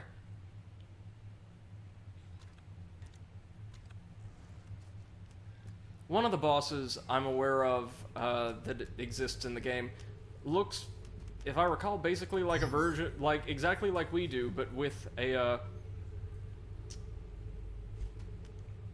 A gold suit. Oh, wait, we're not even in the Son District? And she says, hey, baby, want to hear what real communism is like? Yeah, no, that's... Consume a synchronizer to connect this breach with the others? Yes, please. Oh, and we got a trophy for it. The observatory or the embassy? Well, we won't use that just yet, but I guess since that's a whole new area, it might be best to clear out the archaeology first. That's usually the way I do this in, like, a Souls-like game. When it's got big, open, interconnected areas like this, I clear one out entirely before carrying on to the next, unless I need to come back later. So it looks like we did all this not exactly for nothing, but before we were supposed to. Whoops.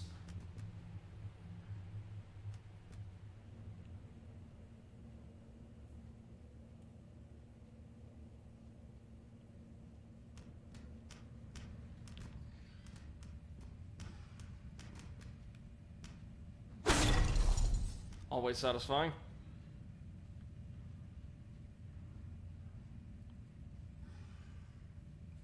The guy with the staff probably headed on to the Son District. I do like, too, that the objective we're given at the outset of the game is basically just explore. Go discover the truth. In whatever order you like, explore whatever you like. That degree of liberation is useful for incentivizing risk-taking and investigation in a game like this, I think.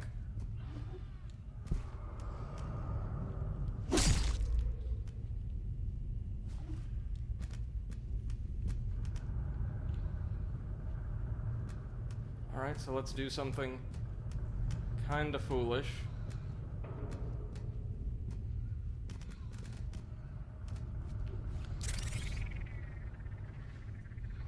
So from here we want to...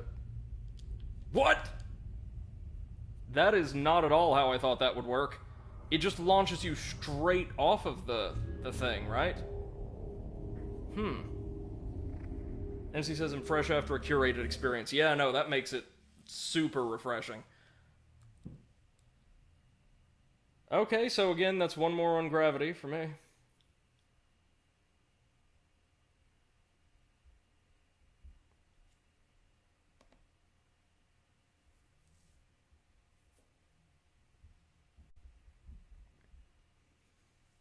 Again, I don't think the enemy, even the celestial beast didn't pose too much of a threat to me. It's just the gravity. Can I find a jetpack or something? Because that would make this so much easier. Oh, but of course, since this was our last breach, we've got to work our way back through. That's fine. That's fine. We had a couple levels worth of Axions scraped together, so I'm not about to let those go to waste. I'll turn my light on again.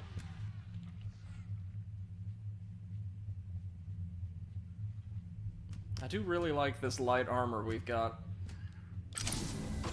Well, relatively light armor, I should say. Hello. Goodbye.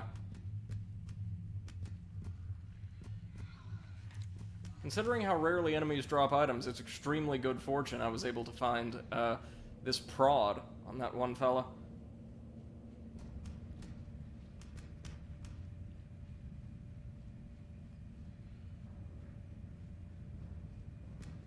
I actually really like just the ambient noise of Irid Novo as well.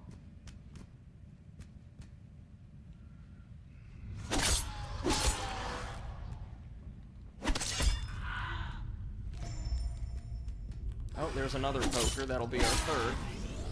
And what I wouldn't give for a shield I can actually use.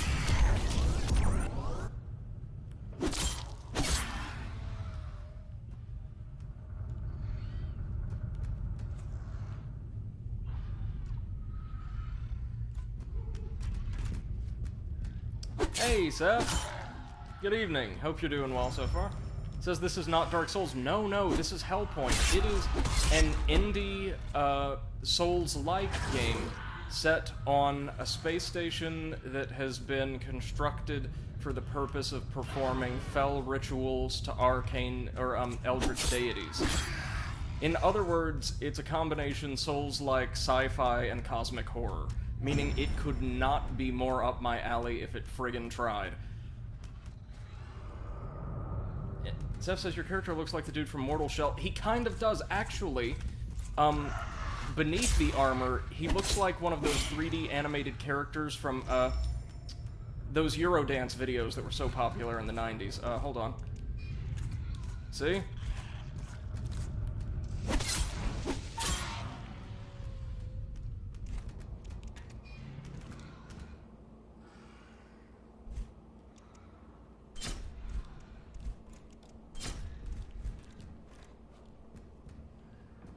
Hope you had a wonderful day, by the way.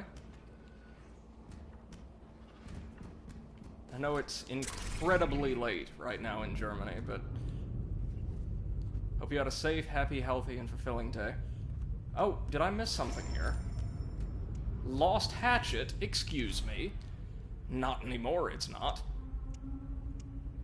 Let me guess, it's a fucking strength weapon, like everything else.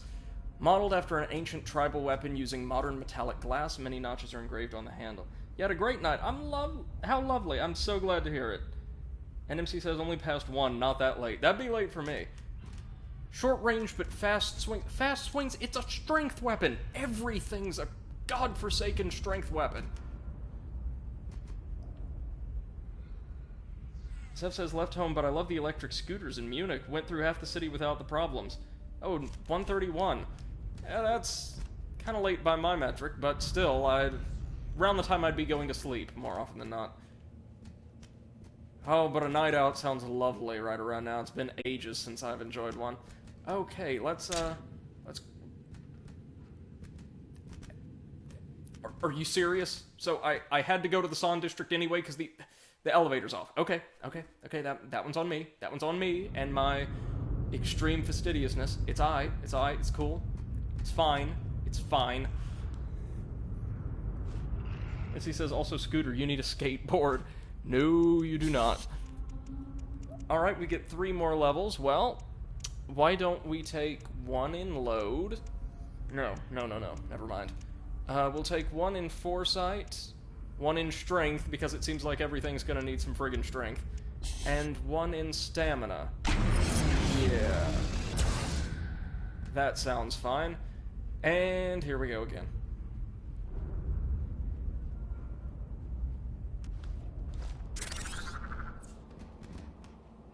Welcome to the Irid Novo walking tour. It's just hours of confusedly wandering between the same 2 breaches over and over again because I have no idea where I'm going.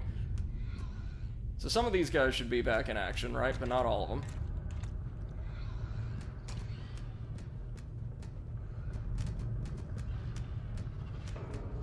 Need to find more of those breach synchronizers to expand our fast travel network. Whack. Whack.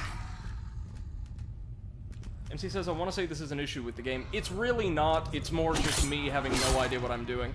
Every other time you've seen me play a Souls-like, I've known exactly, by and large, what I was doing to progress through the game. Here, I don't. This is a brand new experience for me.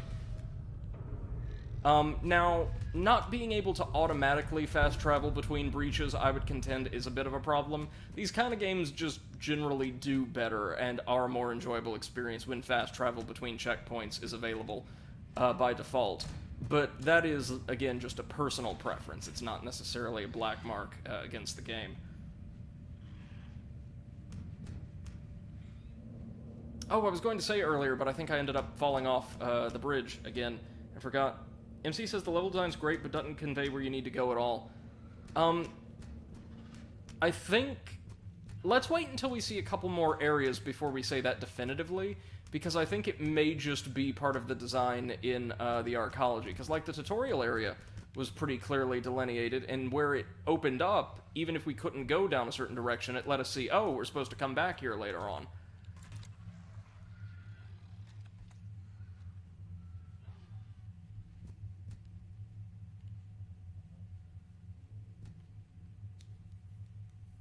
Let's crack open some Axion packs. Why not? Maybe we can get another couple of levels out of it. Or few levels, I should say. No, just 2. One more stamina. One more, one more reflex. Yeah. Hey, Val. Good to see you, man. Just tuning in on the car ride home, stopped somewhere and got a notification. I have this game, and I'm kind of missing out, it seems. Yeah, no, I'm going in largely blind, and I'm really enjoying it so far. So, to the Son District. Are we going to... Oh. Oh, well, it looks like the Son District's in even worse shape. How the hell does that happen?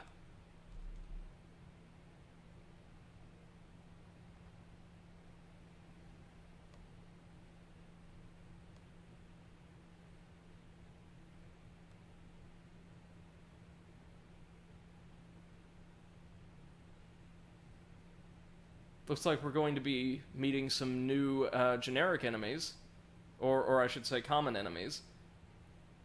That one seems to be run through with some kind of energy spike? Doesn't quite look like a sword or anything, does it? Just like a bolt of some kind. Also glad to have you with us, Val. I hope you had a great day at work, man.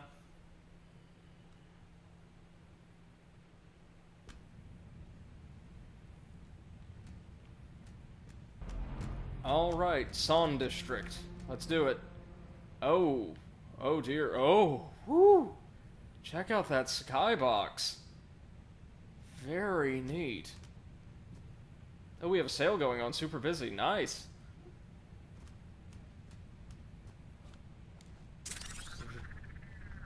MC says quite the bold-fashioned statement. Indeed. Oh, straight down into some sewage. Or carrion. Oh dear. Breach. And what is this exactly? Son District. Corpse Pit. Oh, lovely. There is no refuge here. Turn back. This place is lost. I mean, I'm not gonna doubt it, but, like, there's stuff I want here, so no. Let's turn on the light box.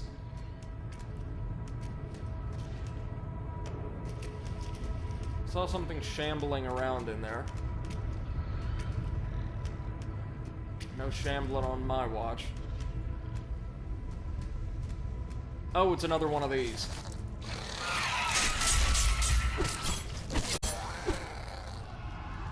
MC says Blighttown Future version. Oh, God help me, no. Oh, this one's got a knife.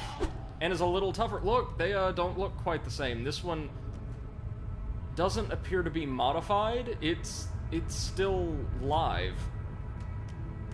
And presumably sentient.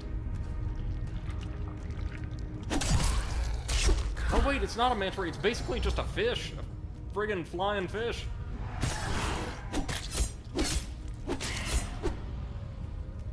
The enemies are all over the place, and I kind of love it.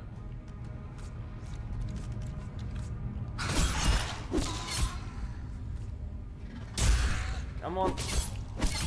There we go. There we go. Anything in all the trash? No.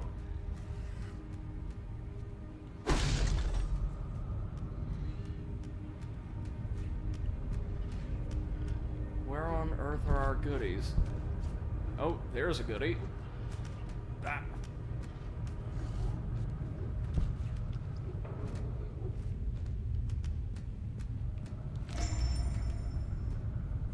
Ooh, a risen robe and coat.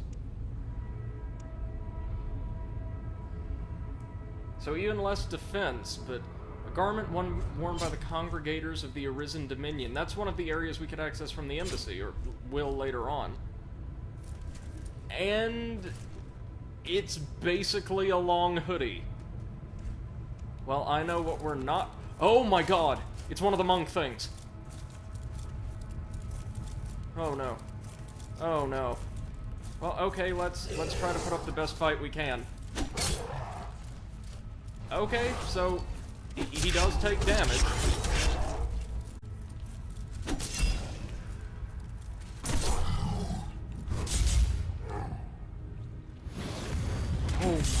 God, look at its face.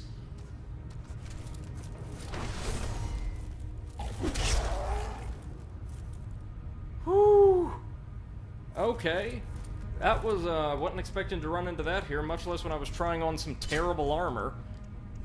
Nerve suit, thank you. Thank you. Whoa, buddy. That thing wasn't one of the Arisen, right?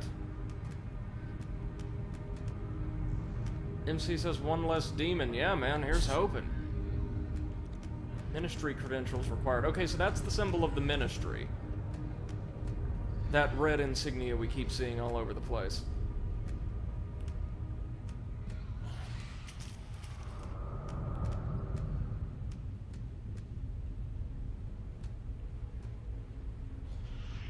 It's like an eerily empty, quiet district. This is a Ministry area as well, right? Ministry Axions. I'll take it. Oh, God. So you're just gonna be like a thing here. MC says, adding wandering monsters based on the time is a great way to keep difficulty and tension on par. Yeah, no, definitely agree. It looks like these things actually belong here, though.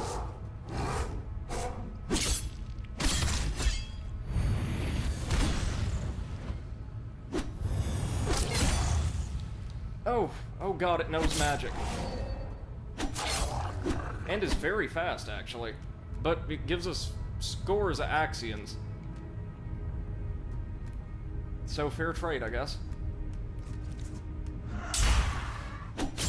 They've got, like, cybernetic implants behind the eyes. Huh. Places other players have written, I guess.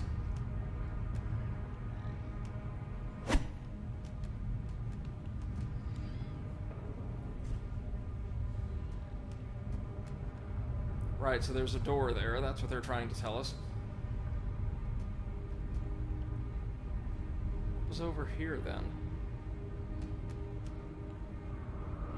Oh, a console. Oh no, I thought that was a console. It was, a little ornament on the demon's back.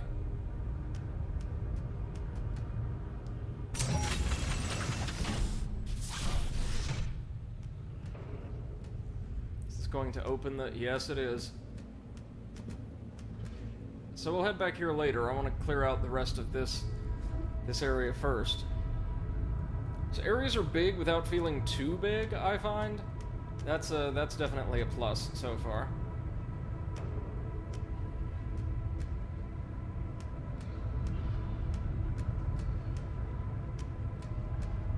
Oh, and this might just loop us back around. Yeah. We need to find a way in there, then.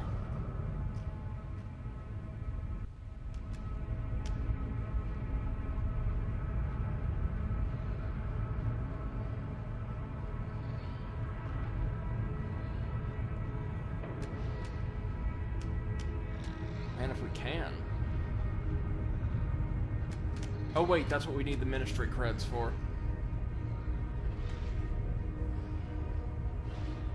Maybe we'll get them at the end of the area?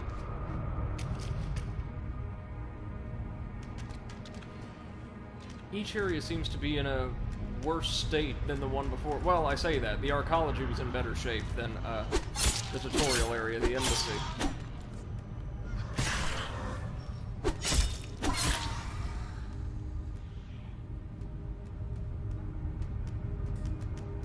Just keep your eyes peeled for demons.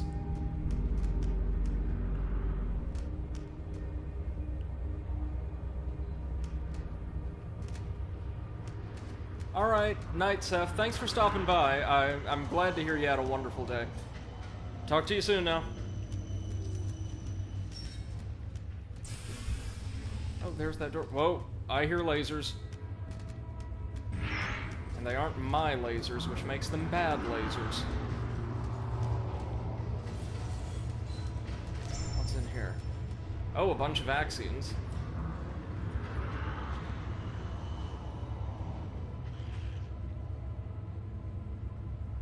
The sound design on the whole is actually very, very good. MC asks, bad, sir? Yeah, oh, it's just one of you. space fish. Okay, got some space fish bones. Nice.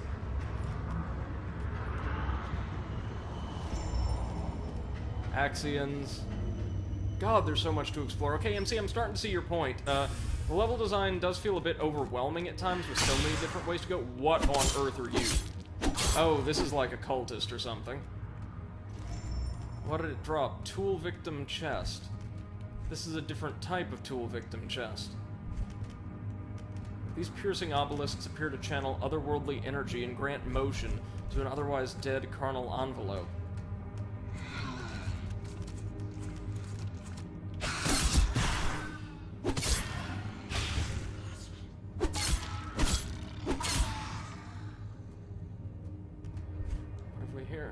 There's something in the food. There's something in the medicine.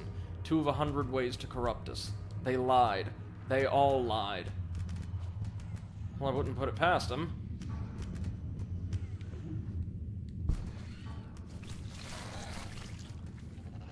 Okay, so it's a bunch of these things now. Like a bunch of them. Oh, holy God! Well, they killed us quickly. Whew.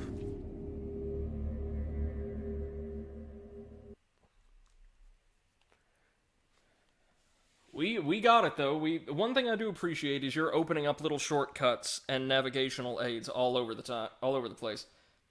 Well, MC, I wouldn't say it's entirely to be expected because they usually like miss us by a mile with that charge attack and go down in 2 hits. Another thing I appreciate is even though we're kind of frail, so is everything else. It's, again, Bloodborne, but like a little more fair than that, I would say.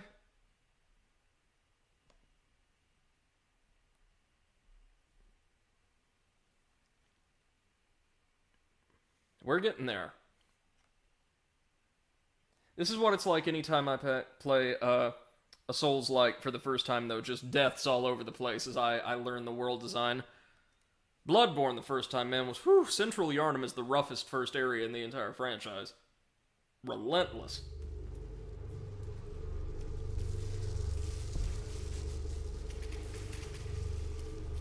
MC says there's a pit behind you. That's enough to say this is a death trap. Oh, no, sure. I just mean they all, coordinated their attacks far better than I would have expected them to. So, the demons are probably back, yeah? Fish is back. Bones.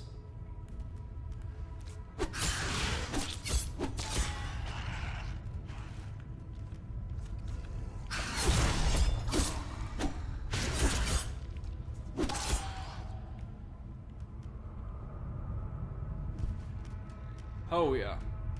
Yeah, of course it is.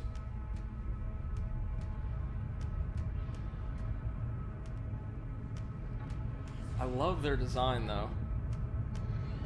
They're like monks, basically.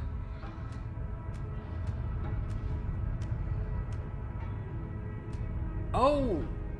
Wait, is that the glaive? Is that what this is? Like the scythe? That would explain why it's such a big strength weapon.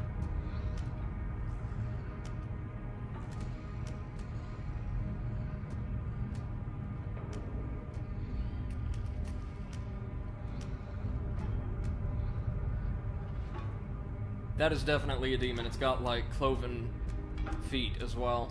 Or hooves as feet, I should say. So that's something totally separate from the various aliens we've seen lurking about. Those are just straight-up extra-dimensional demons. Good. Good. Just when you think this place couldn't get any better, it does.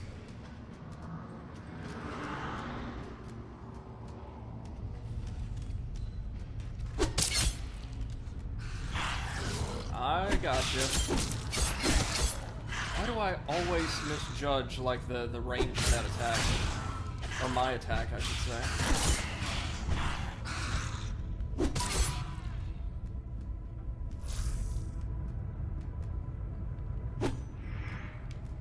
Gonna try to get us to one more boss, and then call it for the day. Because again, the bosses in this game, from what we've seen so far, are pretty good on the whole. Come on. How do you like my 3-hit combo? Up we go.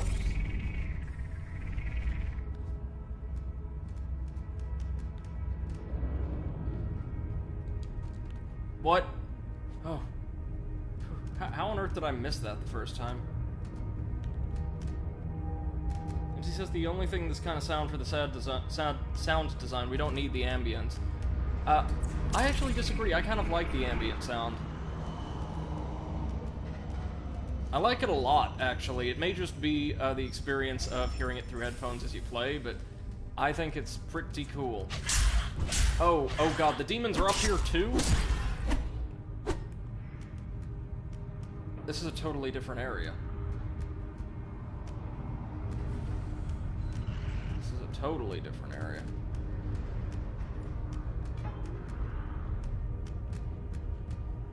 Is that one of the demons and then one of the aliens over there?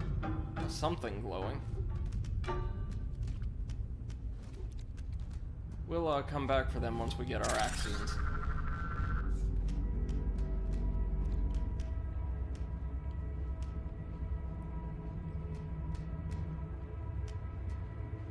Oh, there's our ghost.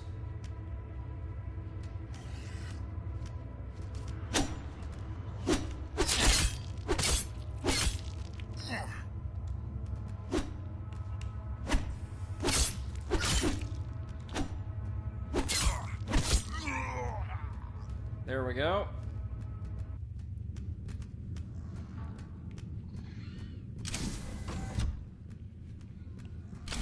What's in here?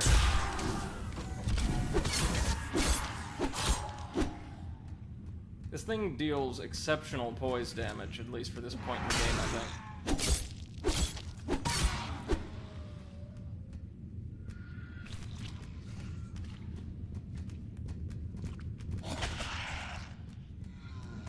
Oh, that one's faster. That's the only real distinction I can see right now, though.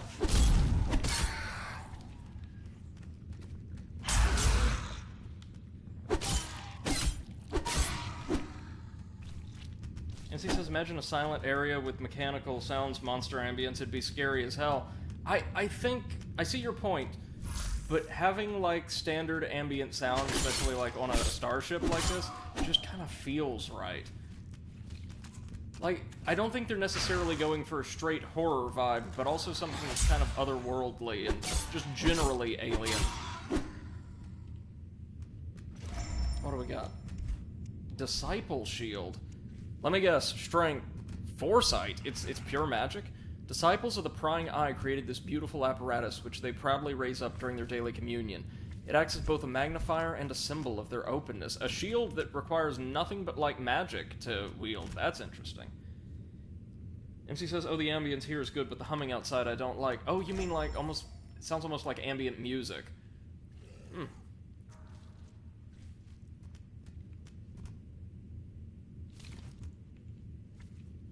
And yeah, very quickly I'm starting to agree with you. The levels, like, they're not too big, but they're so open and there's so many ways to go at a time, it's so easy to lose track of where you are or where you've been and the like. It's not a major complaint. I mean, it's just a little overwhelming is all. Right, so we were up on the 3rd level here. That's right.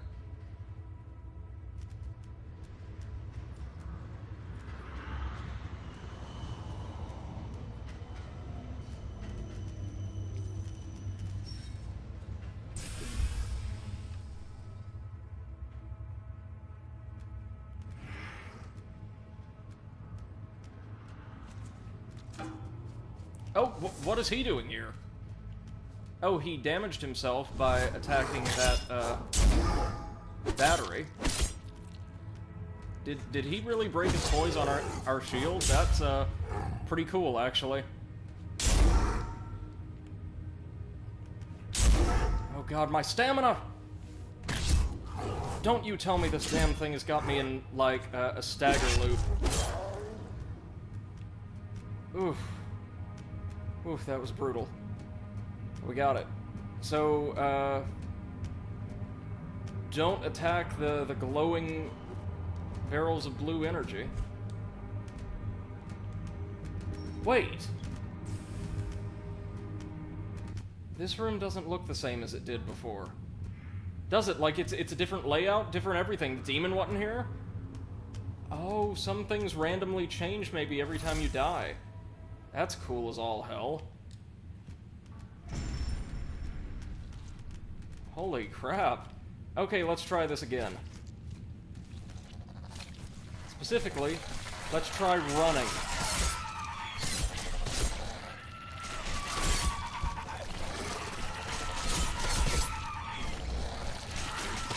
Just Axions?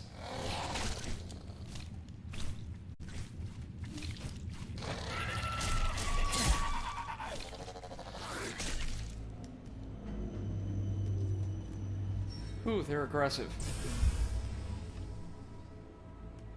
They are aggressive.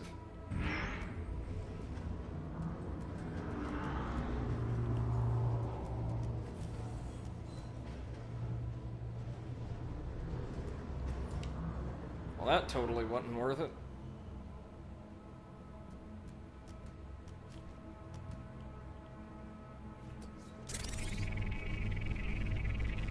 Please tell me there's a breach somewhere around here. What on earth is this? A cult station?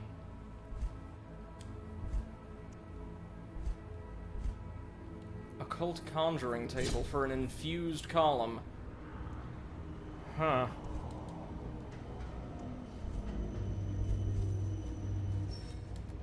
That's not what I was expecting to find. Is it some kind of recipe? Hostess mask.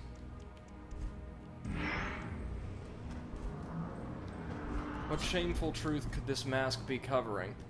Okay, yeah, that's suitably creepy. I'm wearing it.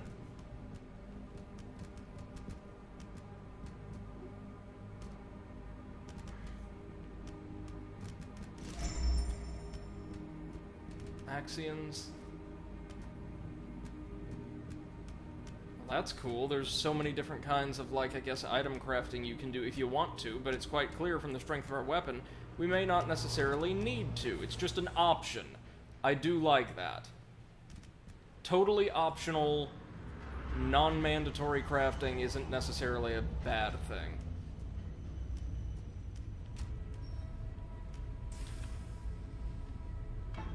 There's got to be a breach somewhere around here. You know, at least one that doesn't require us to schlep back through the entire area.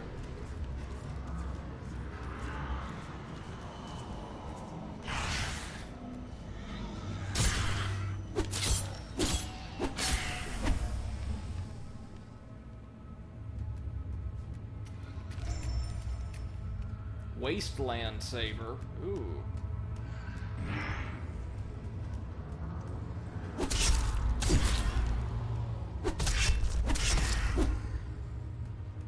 What is that?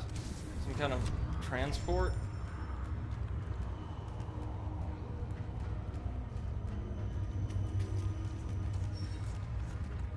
Go on. Go for that leap and attack. Good.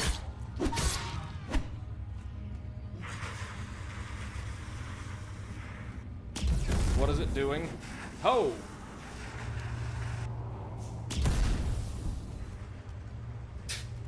That's new.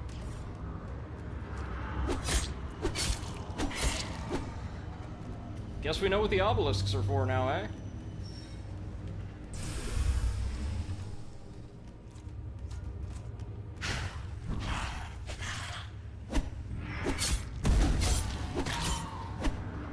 And we've got a heal, finally.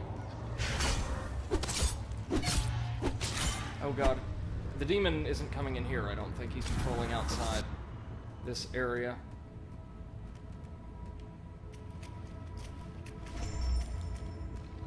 Axions. Oh, more fish. Good. Hello, fish.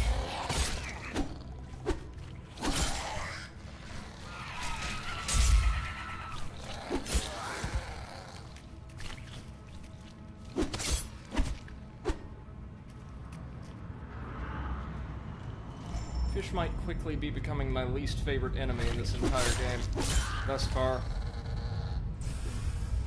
What is this? Oh god, what the hell is this? That's an altar of some kind. We probably don't want to know what kind exactly.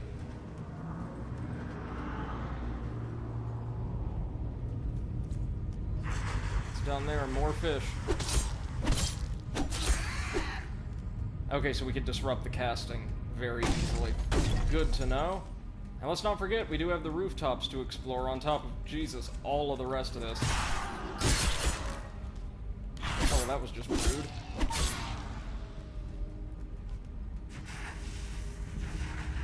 And Pume. Okay, so it's pretty easy to kite them into using their ranged attack. Hello, fish. Goodbye, fish. Fish are everywhere.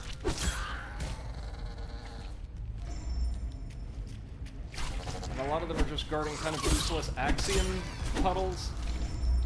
Bones. Firearm conductor. Might be useful once we get some of that, coordination, or whatever it is, up cognition.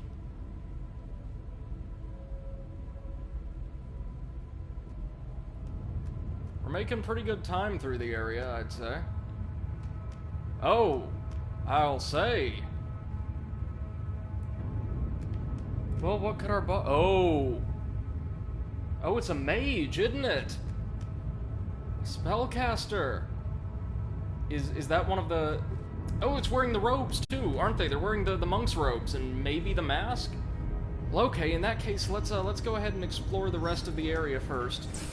And then check out the boss to conclude the stream. What was that wasteland saber we got, by the way? Oh, we can actually use this one. Are you kidding me? Slightly less power, more leech, and better weight. This rusted saw blade wrapped in medical bandages is a puzzling sight to behold. How could such a weapon have found its way to Irid Novo? The weapon inspires a furious fighting style and pulls the wielder into a deadly dance. Well, let's check out its moveset at least. Huh. Now, is that just me, or does that not look anywhere near as good as our prod?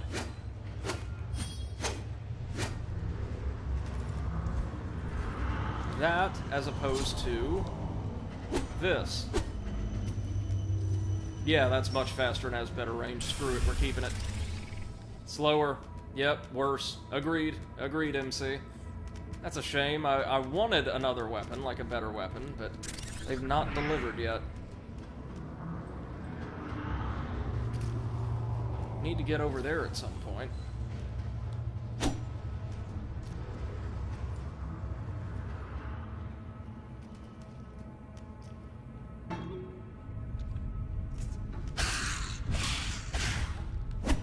Oh, they're back already.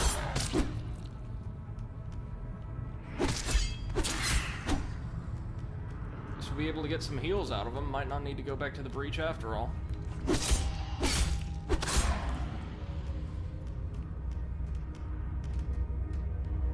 Here we are. Now, unfortunately, I bet the demon will still be up here. Oh, why do I always do that to myself? Damn it! Damn it!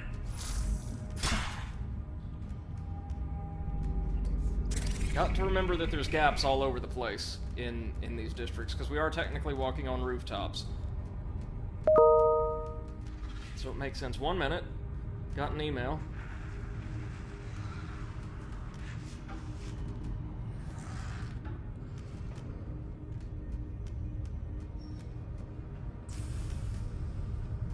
How about we try just avoiding the demon for now?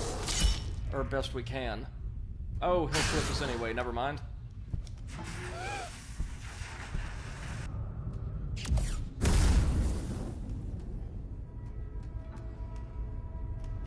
Might be better to just grab what treasure we can and make a run for it.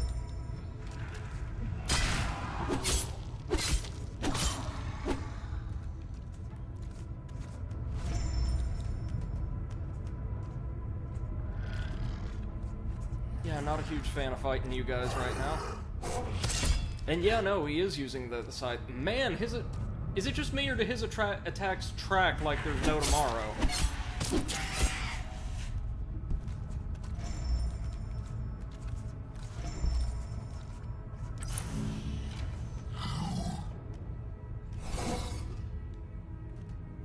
No idea what that did, but something. Oh, might have opened that up? MC says they track hard. Yeah, they do.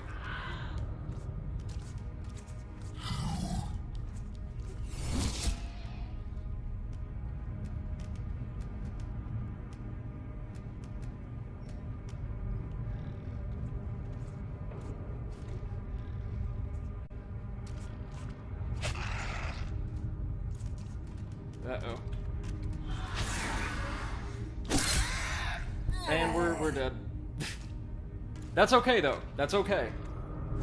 It's gonna be really easy to get back to where we were.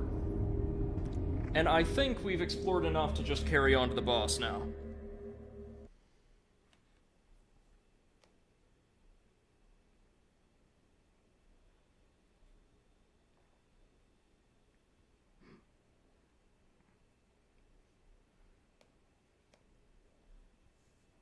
MC says, risk and reward, not the latter in this case. No, I have a feeling we'll be able to access, like, that apartment that had the little, item present in it, but not right now.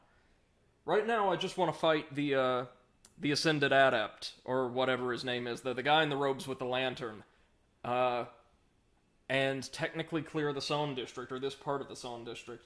Seems like, at least given the size of the arcology, there are going to be multiple bosses in a lot of zones, and I'm A-okay with that. I typically think more mini-bosses and fewer regular enemies is the best strategy for games like this, and it's something that Sekiro does really well.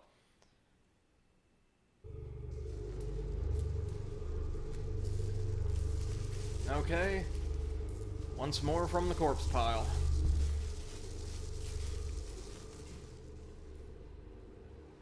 Definitely gonna need more stamina. I think in terms of health, generally, we're good.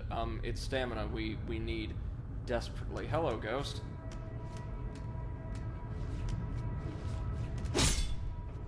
Whoa. He says the number of bosses must fit the lore. I think the number of bosses just has to... Well, every encounter needs to be designed with quality in mind, I would say.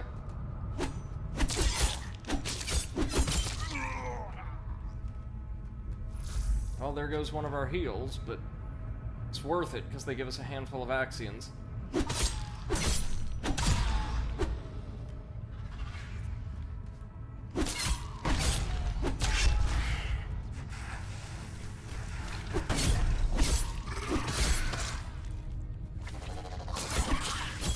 Fish. Yeah, no, it looks like the enemies stationed at specific areas change per reload as well. MC says true, but you don't want to put an enemy that has no sense being there. Oh no, sure.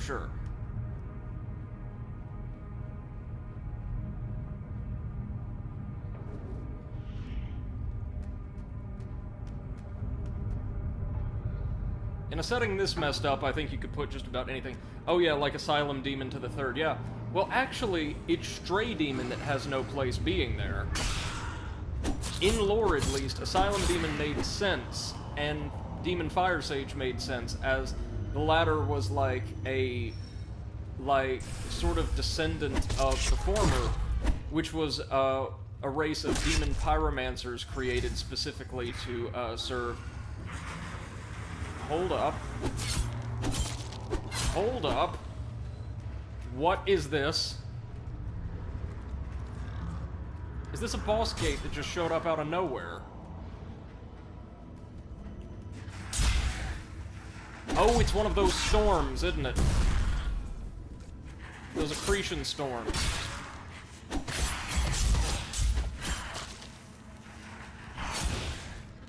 The hell? No! No! What the hell? Okay. Not entirely sure I like that idea. I like the idea of having tougher enemies and better rewards for getting rid of them. but not just spawning them right on top of you nonstop. Yeah, that idea... Oh man, we lost some serious levels there, shit. But that idea is gonna use a little work.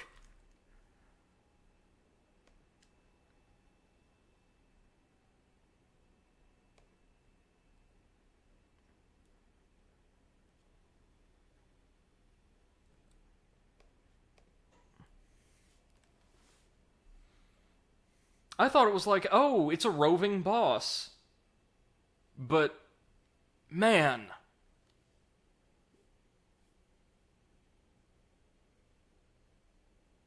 And he says Stray Demon might make sense in a storytelling sense, I think, because it's locked in there.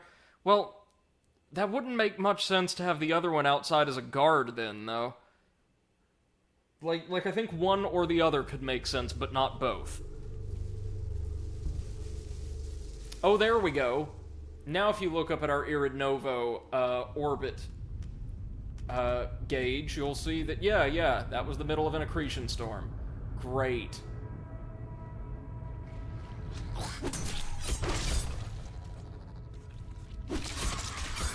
Fish.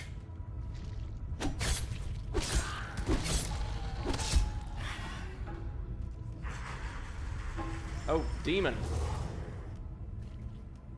I would have preferred fish. Christ, the tracking on that leap drives me insane. As he says, and yeah, not the best introduction to a combat event. What the...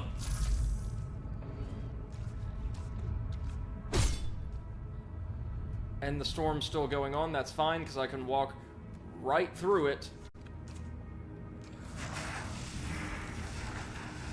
Well, I thought I could.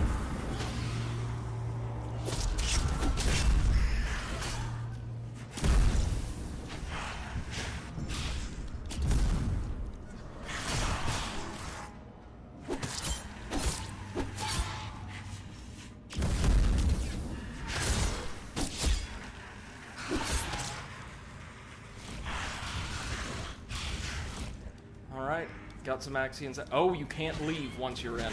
Oh, crap.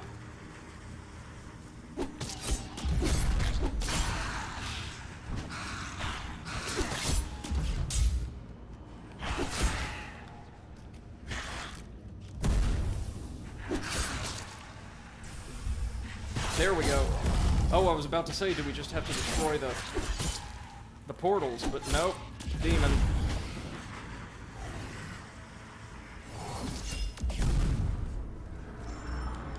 Well, this is a bad time for everyone.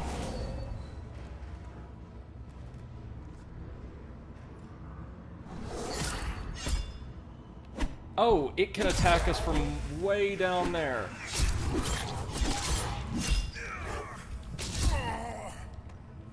Why friggin' shouldn't it? Okay, sorry, that's a bullshit event.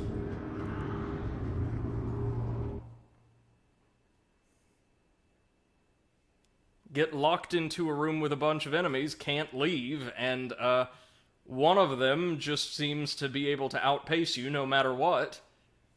Like, I get it, you want to incentivize fighting the demon, but... at the same time, should it really be able to just, like, home in on me by getting, like, 4 or 5 additional feet of movement out of all of its attacks?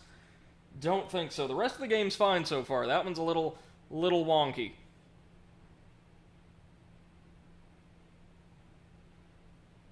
All of my precious Axions, though. That and I... well, no, we'd have to take the long way around to avoid that combat arena now. MC says demons are scary. Like, I like these guys' designs, I really do. But, I think their mechanics need a little tuning up. Okay, but we're going to this boss. So help me God.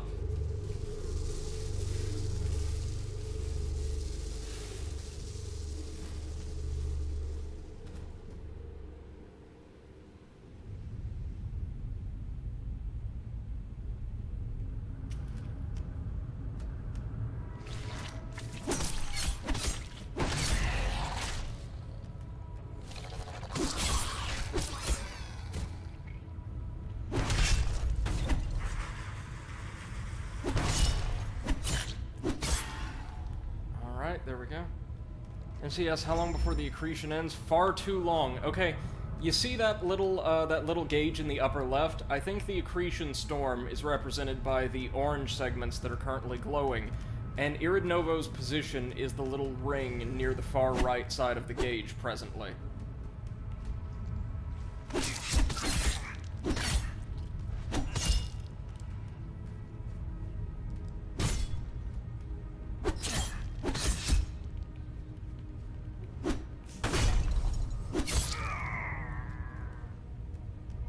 Get at least some Axions from the ghost.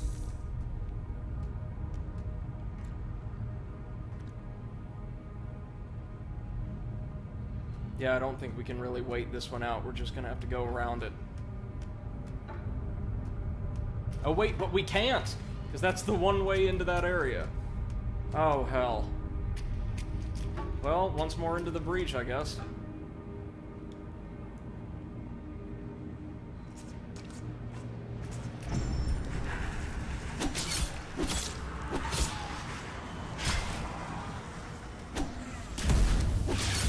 Oh, BS, I hit him.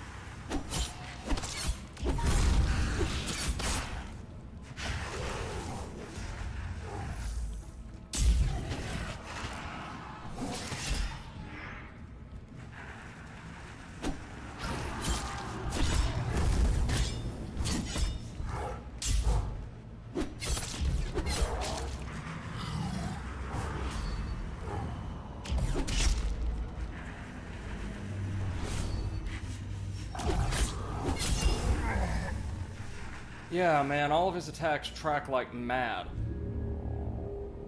We'll just keep trying, though. We will just keep trying. There's nothing else to do. Until the accretion storm ends, anyway. We almost got it that time, though. Like, for all my whining, we've almost got it.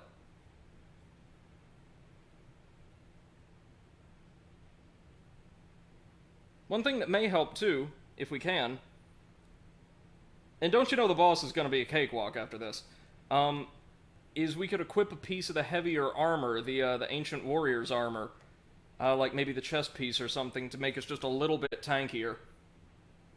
Again, this would be so much easier if we just had a friggin' shield. Which actually gives me an idea. It might be time to crack into a butt-ton of Axion packs.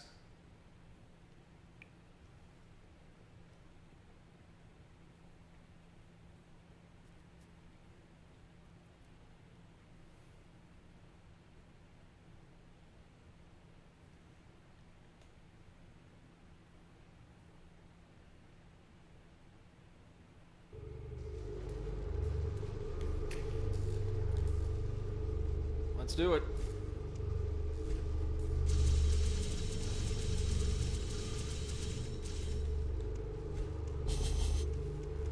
Just one level, really. I was going to say, might get us some more foresight so we can eventually use that, magic shield.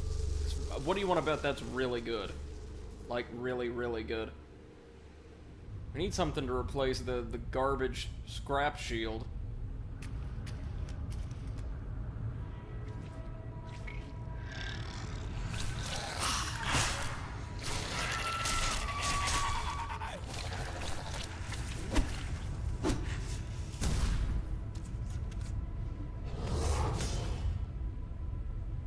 Yes, is this Ikari District? I don't know, it's Hell District right now, that's what it is. I mean, quite literally.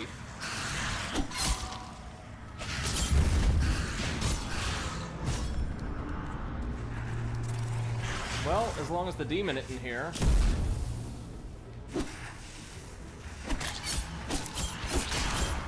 I was about to say we could make the use of the scaffolding, but maybe not.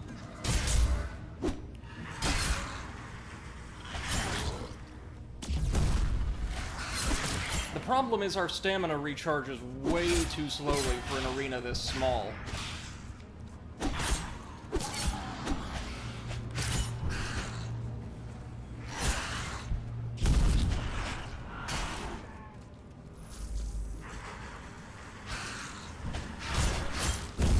No.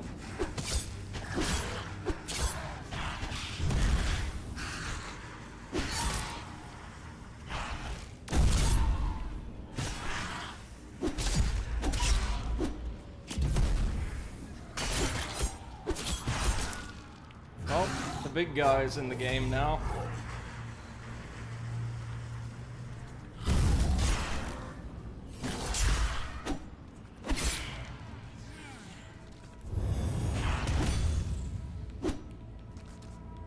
Oh, the demon killed his backup at least.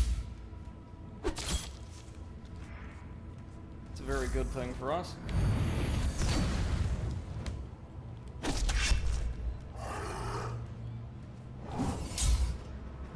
God, it's like bleeding lava. I mean, that's pretty sick, for being honest.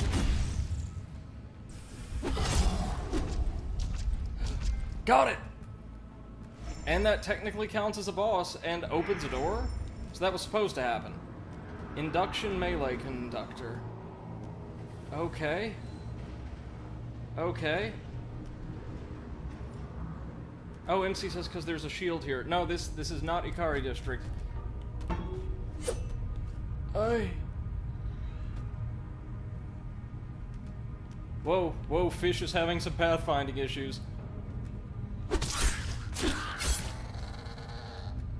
Can we get a bug tester for Fish? I'm not about to be killed by a ghost here. We have come too far. Too far. I'm going back to my portal. Resting up, and then we are finally getting the hell out of here. Alright, let's take on this this caster boss. Appreciate you guys for hanging with me all this time, by the by. Always. Let's take those points in foresight and get... Well, hold on. And he says, so not quite the random event, but a specific event at a certain time. I think so, like a specific place. Specific places will undergo accretion storms at certain times. That seems to be kind of the way of things. We'll take the foresight now because we need the shield, but I will level up my stamina some more in the future.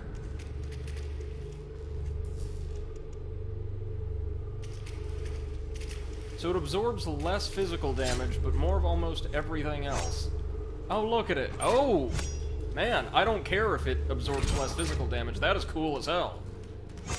Seriously, check that out. Nice.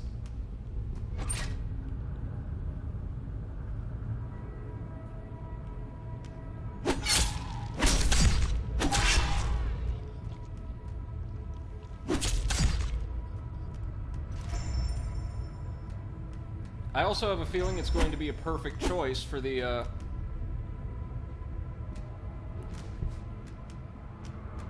mage boss right up ahead, or I guess the cultist up ahead.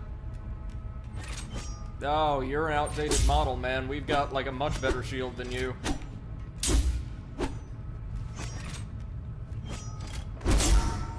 Ours glows, and if microtransactions have taught you one thing, it's that glowing cosmetics are better cosmetics.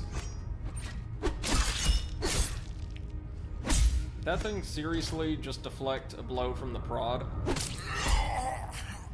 There we go.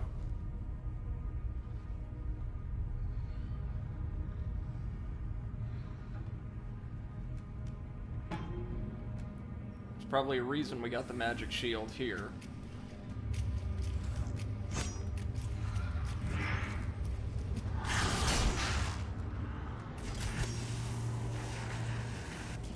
Come on.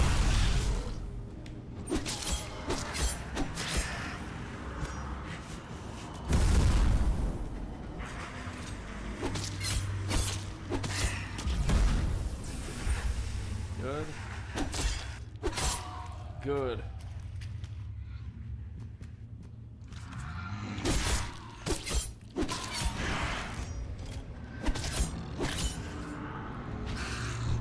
Almost. Okay.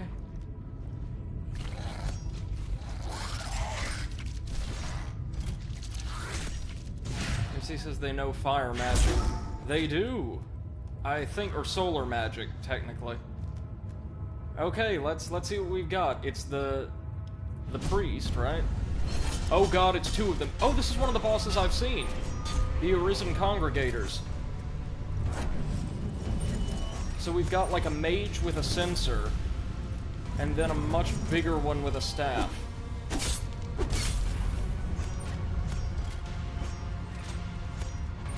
Oh, they look so cool!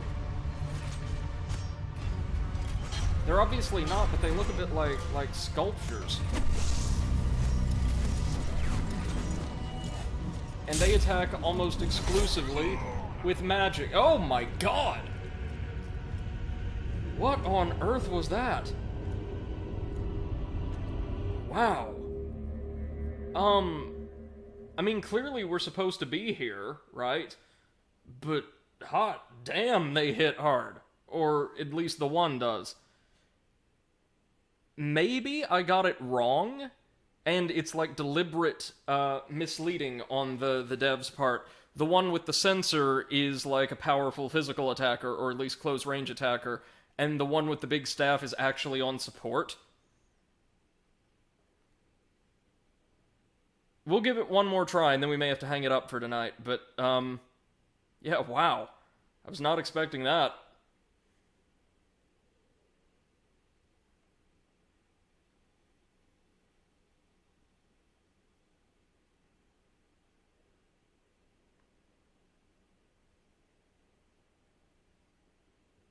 Yeah, no, because when the one with the staff ran over and tried to use, like, a melee attack on me, it just kind of, like, feebly kicked at me, so maybe it's the one to burn down first. They're a cool boss, I like them. I just need time to learn them.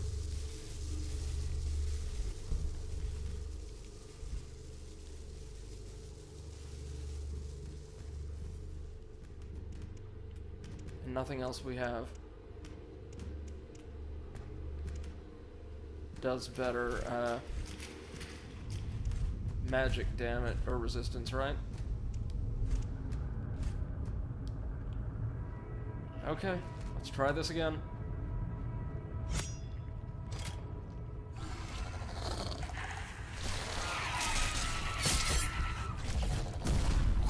Oh my god, no, no!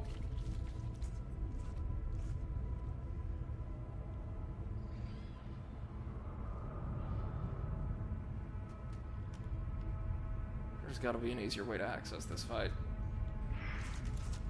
Wait, no, wrong way.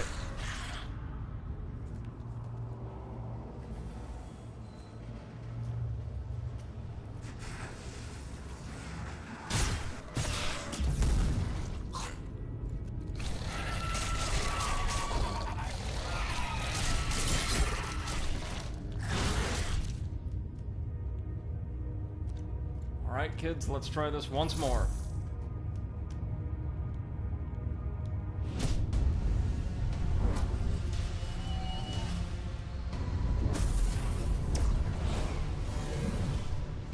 What on earth are they doing? They've got a lot of attacks.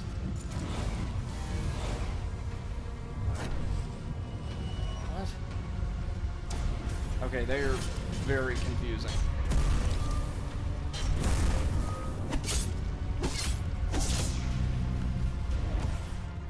Maybe you just move in and punish after a certain attack. That's the way to do it. Because the one with the staff seems very contented. How the hell did something hit me?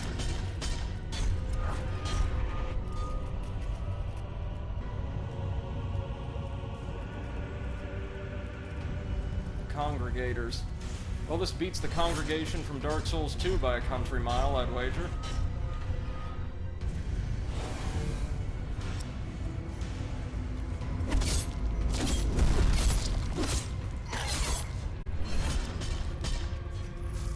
my god, it's almost frozen me the same way the Slaver did, so they're using the same type of damage. Or this one is, anyway.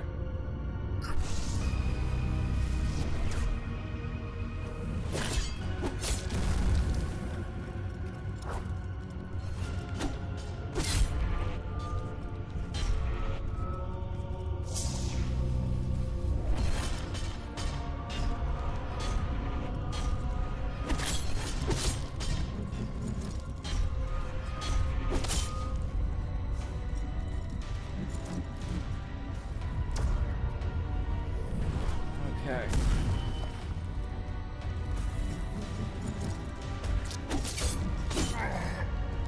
Oh man, so close. Sorry, should we give that one more try? I felt like that went a little bit better than before.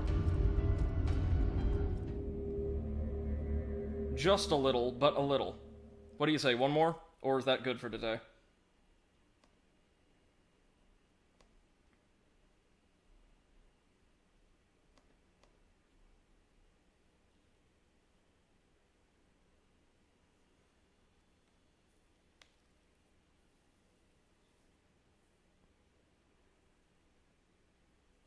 Finding a dual boss this early on is really unexpected.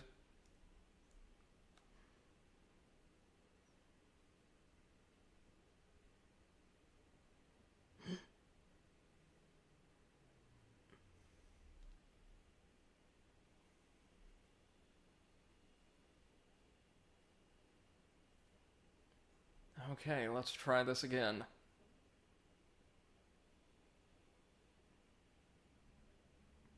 I promise you those robes won't give me that kind of resistance.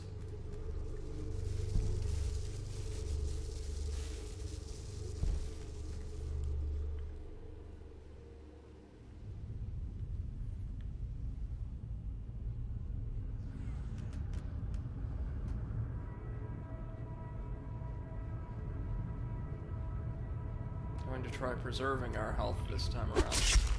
Might be harder with a demon staring straight at us.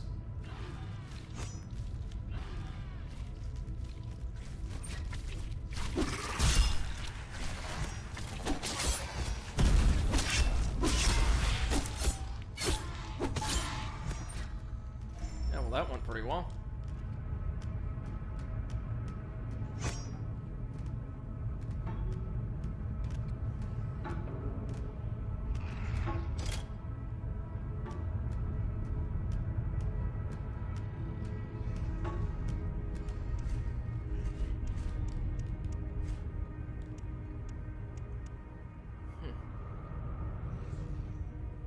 No, based on what I... Wait, no. Do you think they use Nihil or Entropy magic? Just based off the color, it looks like Entropy. So maybe if we equip the Ancient Warrior stuff, we'll have a slightly easier time of it.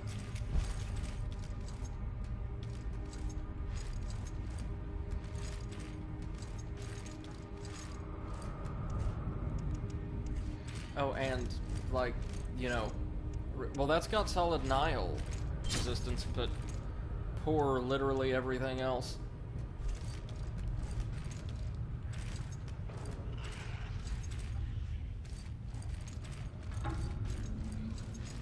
Okay. I do hate how slow the stamina regen is. It's probably tied to our equip load. I know, but we need solid armor, you know?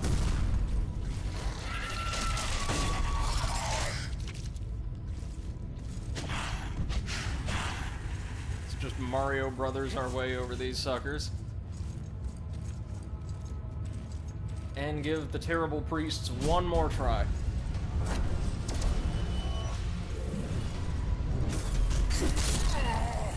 Oh! What the fuck? Well, that is the fastest I've ever died to a boss in a Souls-like, ever. So, sorry, we'll give that one more try. Take it back. The little arrows the big one shoots out home in on you. He doesn't, like, just send them straight forward, which is what I thought he did. But damn. I will say, like, going into that fight, the game's difficulty kind of seems to be all over the place. Like, like, the standard enemies aren't that bad at all, really. Like, even compared to, say, a Black Knight or a Silver Knight, the demons themselves, like, annoying though they can be, aren't super bad. The first two bosses were pretty easy, and then there's just these two. And the Accretion Storm, and like, what?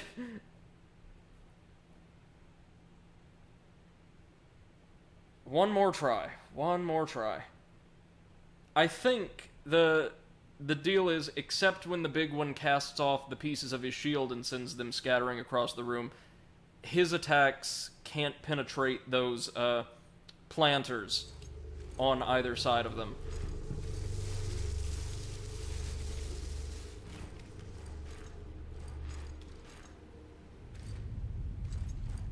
I think one of the problems is, for caster bosses, they're just maybe a little too fast.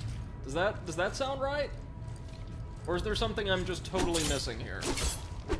I mean, both is probably also an accurate answer.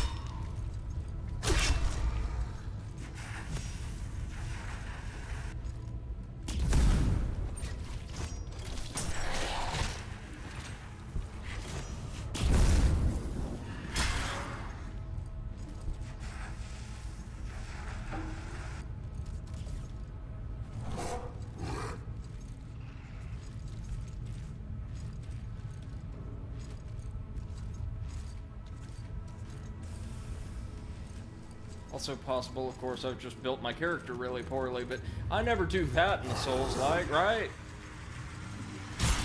Cue montage of Bloodborne and Dark Souls 3.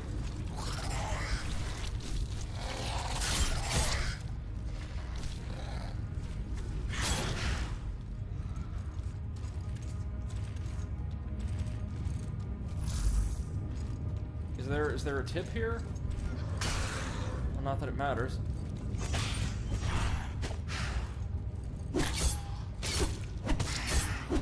I do like that instead of words you have to communicate using, like, pictographs in this game.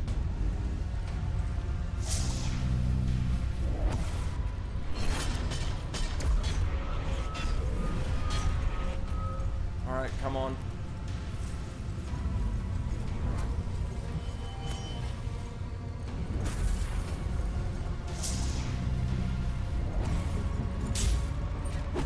That's the uppercut.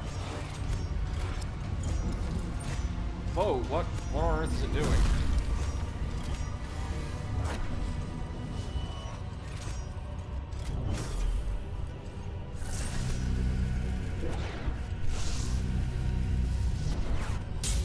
Come on. No! Fuck! Dude, what am I missing here? Sorry, once more, I have such a hard time, calling it quits when these friggin' things can kill me in 2 or 3 hits out of nowhere. Like, the strategy seems to be, you can't block this sucker, you can't dodge it, you just gotta use the terrain and hope and pray that you can get through, one of them. I have a feeling once one of them goes down, then the other is going to be pretty easy, but unless they both share that one health bar, and just they die whenever the bar is exhausted, like both of them. What's possibly missing? What am I not getting? Certainly, I think if we could use the railgun or another ranged weapon, we'd have an easier time of it, but we can't yet. NC says it is a weird fight. Yeah, no. It's... Oh, they both can teleport, I think. Just the one with the sensor is way more aggressive, so he usually doesn't.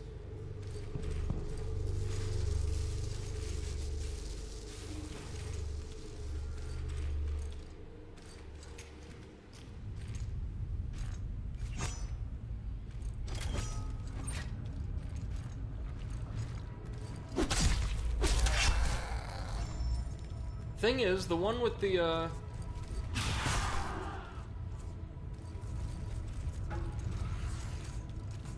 the one with the staff seems like he's actually way more of a threat when his attacks actually connect, but he's really easy to dodge. Problem is, the one with the sensor is so aggressive I can't just wear the staff-wielding one down. Like, MC, is it just me, or does it feel like for bosses with this type of design, they're too fast?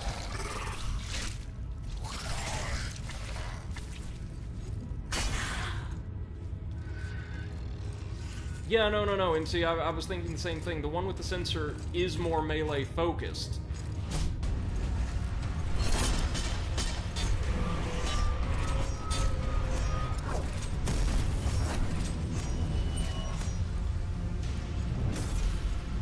But the combo he always kills me with sends out shockwaves.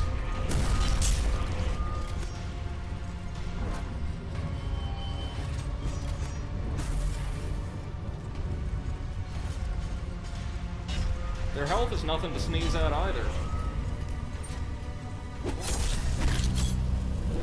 Oh my god.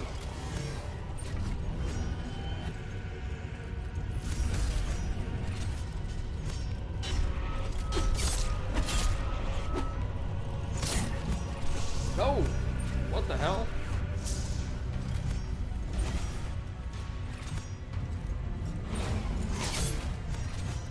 And they use different types of magic, too. What? Oh, screw this.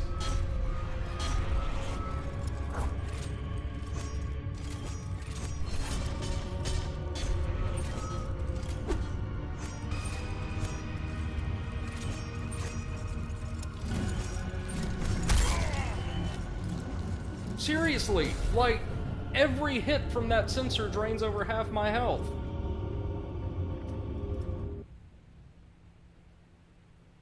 Like, I don't... Oh, one more. I just need one more attempt so I can at least try to start figuring this out.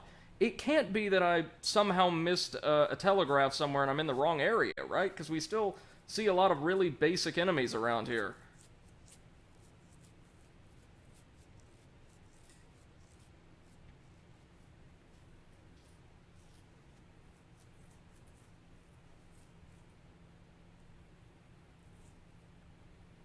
There's something up with this fight. Like, it just doesn't feel right.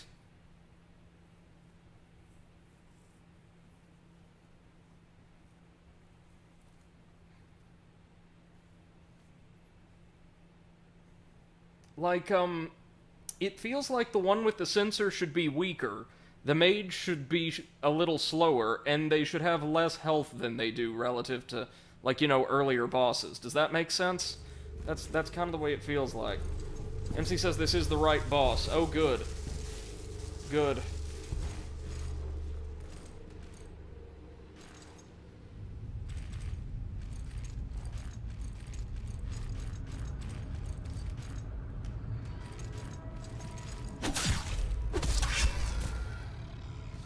MC says maybe you need to craft after all. Well, we can't craft any, like, super armor yet. We can get one of the knight shields. And it wouldn't be loot. It wouldn't be loot, because remember, we were just fine for the Celestial Beast. I think they're just... And you run into these things in, like, non-From Software Souls-likes from time to time. Encounters where the mechanics lead to somewhat uneven balance. It doesn't make for a bad game at all, or even a bad area, just like a disappointing boss fight. They're commonplace. Neo 2 is a great friggin' game, one of my favorites of the year, and it had a couple of those. You just find them every now and again.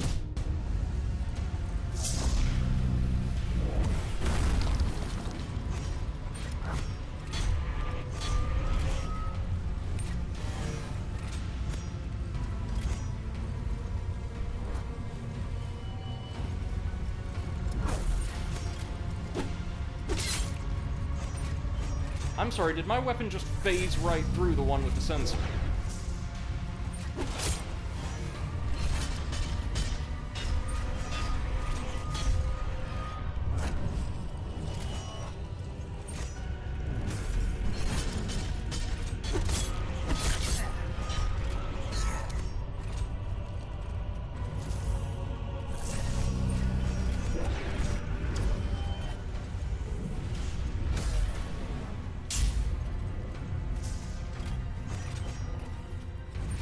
one of them uses light magic, one of them uses dark magic. That's cool, I guess. And yeah, on his own, the mage is practically harmless. Because his attacks, at least when you're in melee range, are really clearly telegraphed.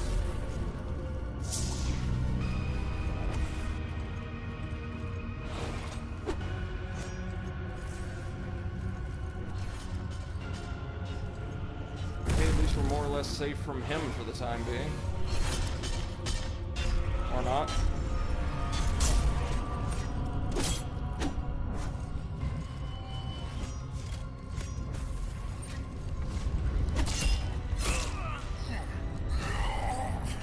What the fuck?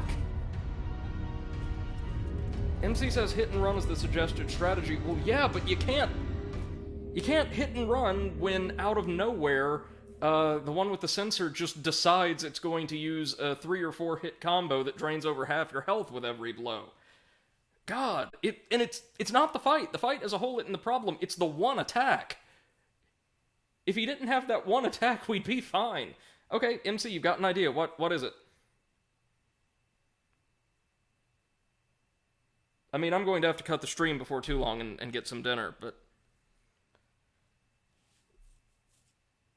Not enough in one stat. I mean, well, yeah, but that wouldn't explain... Oh, is it health again? Do we need more health yet again?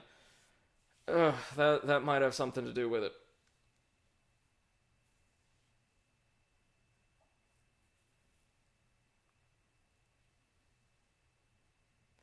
Oh, yeah, if health also has to do with but that also doesn't make sense because hardly anything else in the area, demons included, deal anywhere near that much damage to us. Like, it is exclusively a congregator's, issue, it would seem. My stubborn ass is gonna get this one more go.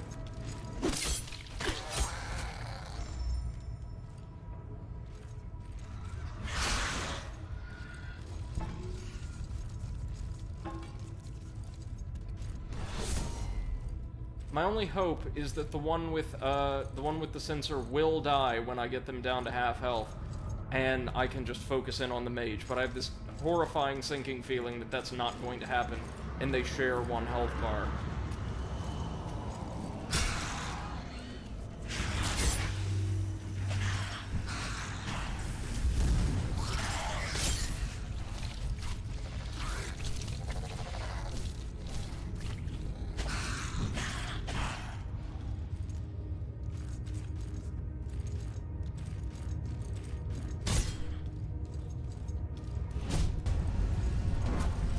Oh, this is my best armor, man.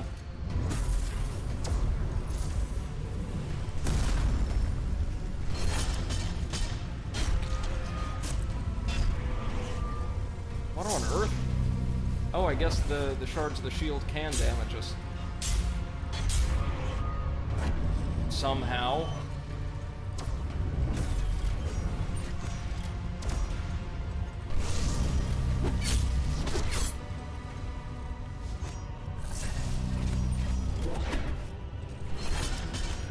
Yeah, okay, so the mage very clearly telegraphs his attacks.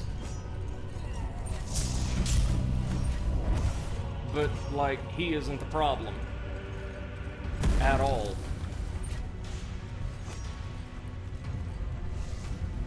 If only we could get up to his level. There we go.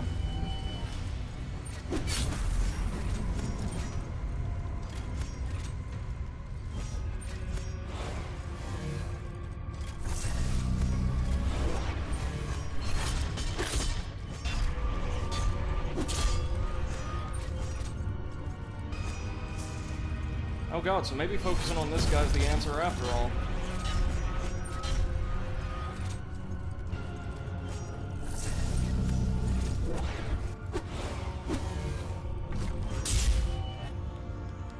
See, look, that was the combo. Oh, god damn it! What the hell is going on there? So even if that combo doesn't kill me, it freezes me solid in 2 hits and leaves the other one to ventilate me. Wow. What a difficulty spike. Out of nowhere, too. Like, I feel like we found the strategy, finally, though, right? Like, just focus on the one with the staff, and hope and pray that, by and large, the other one won't be able to get its combo off before you kill it.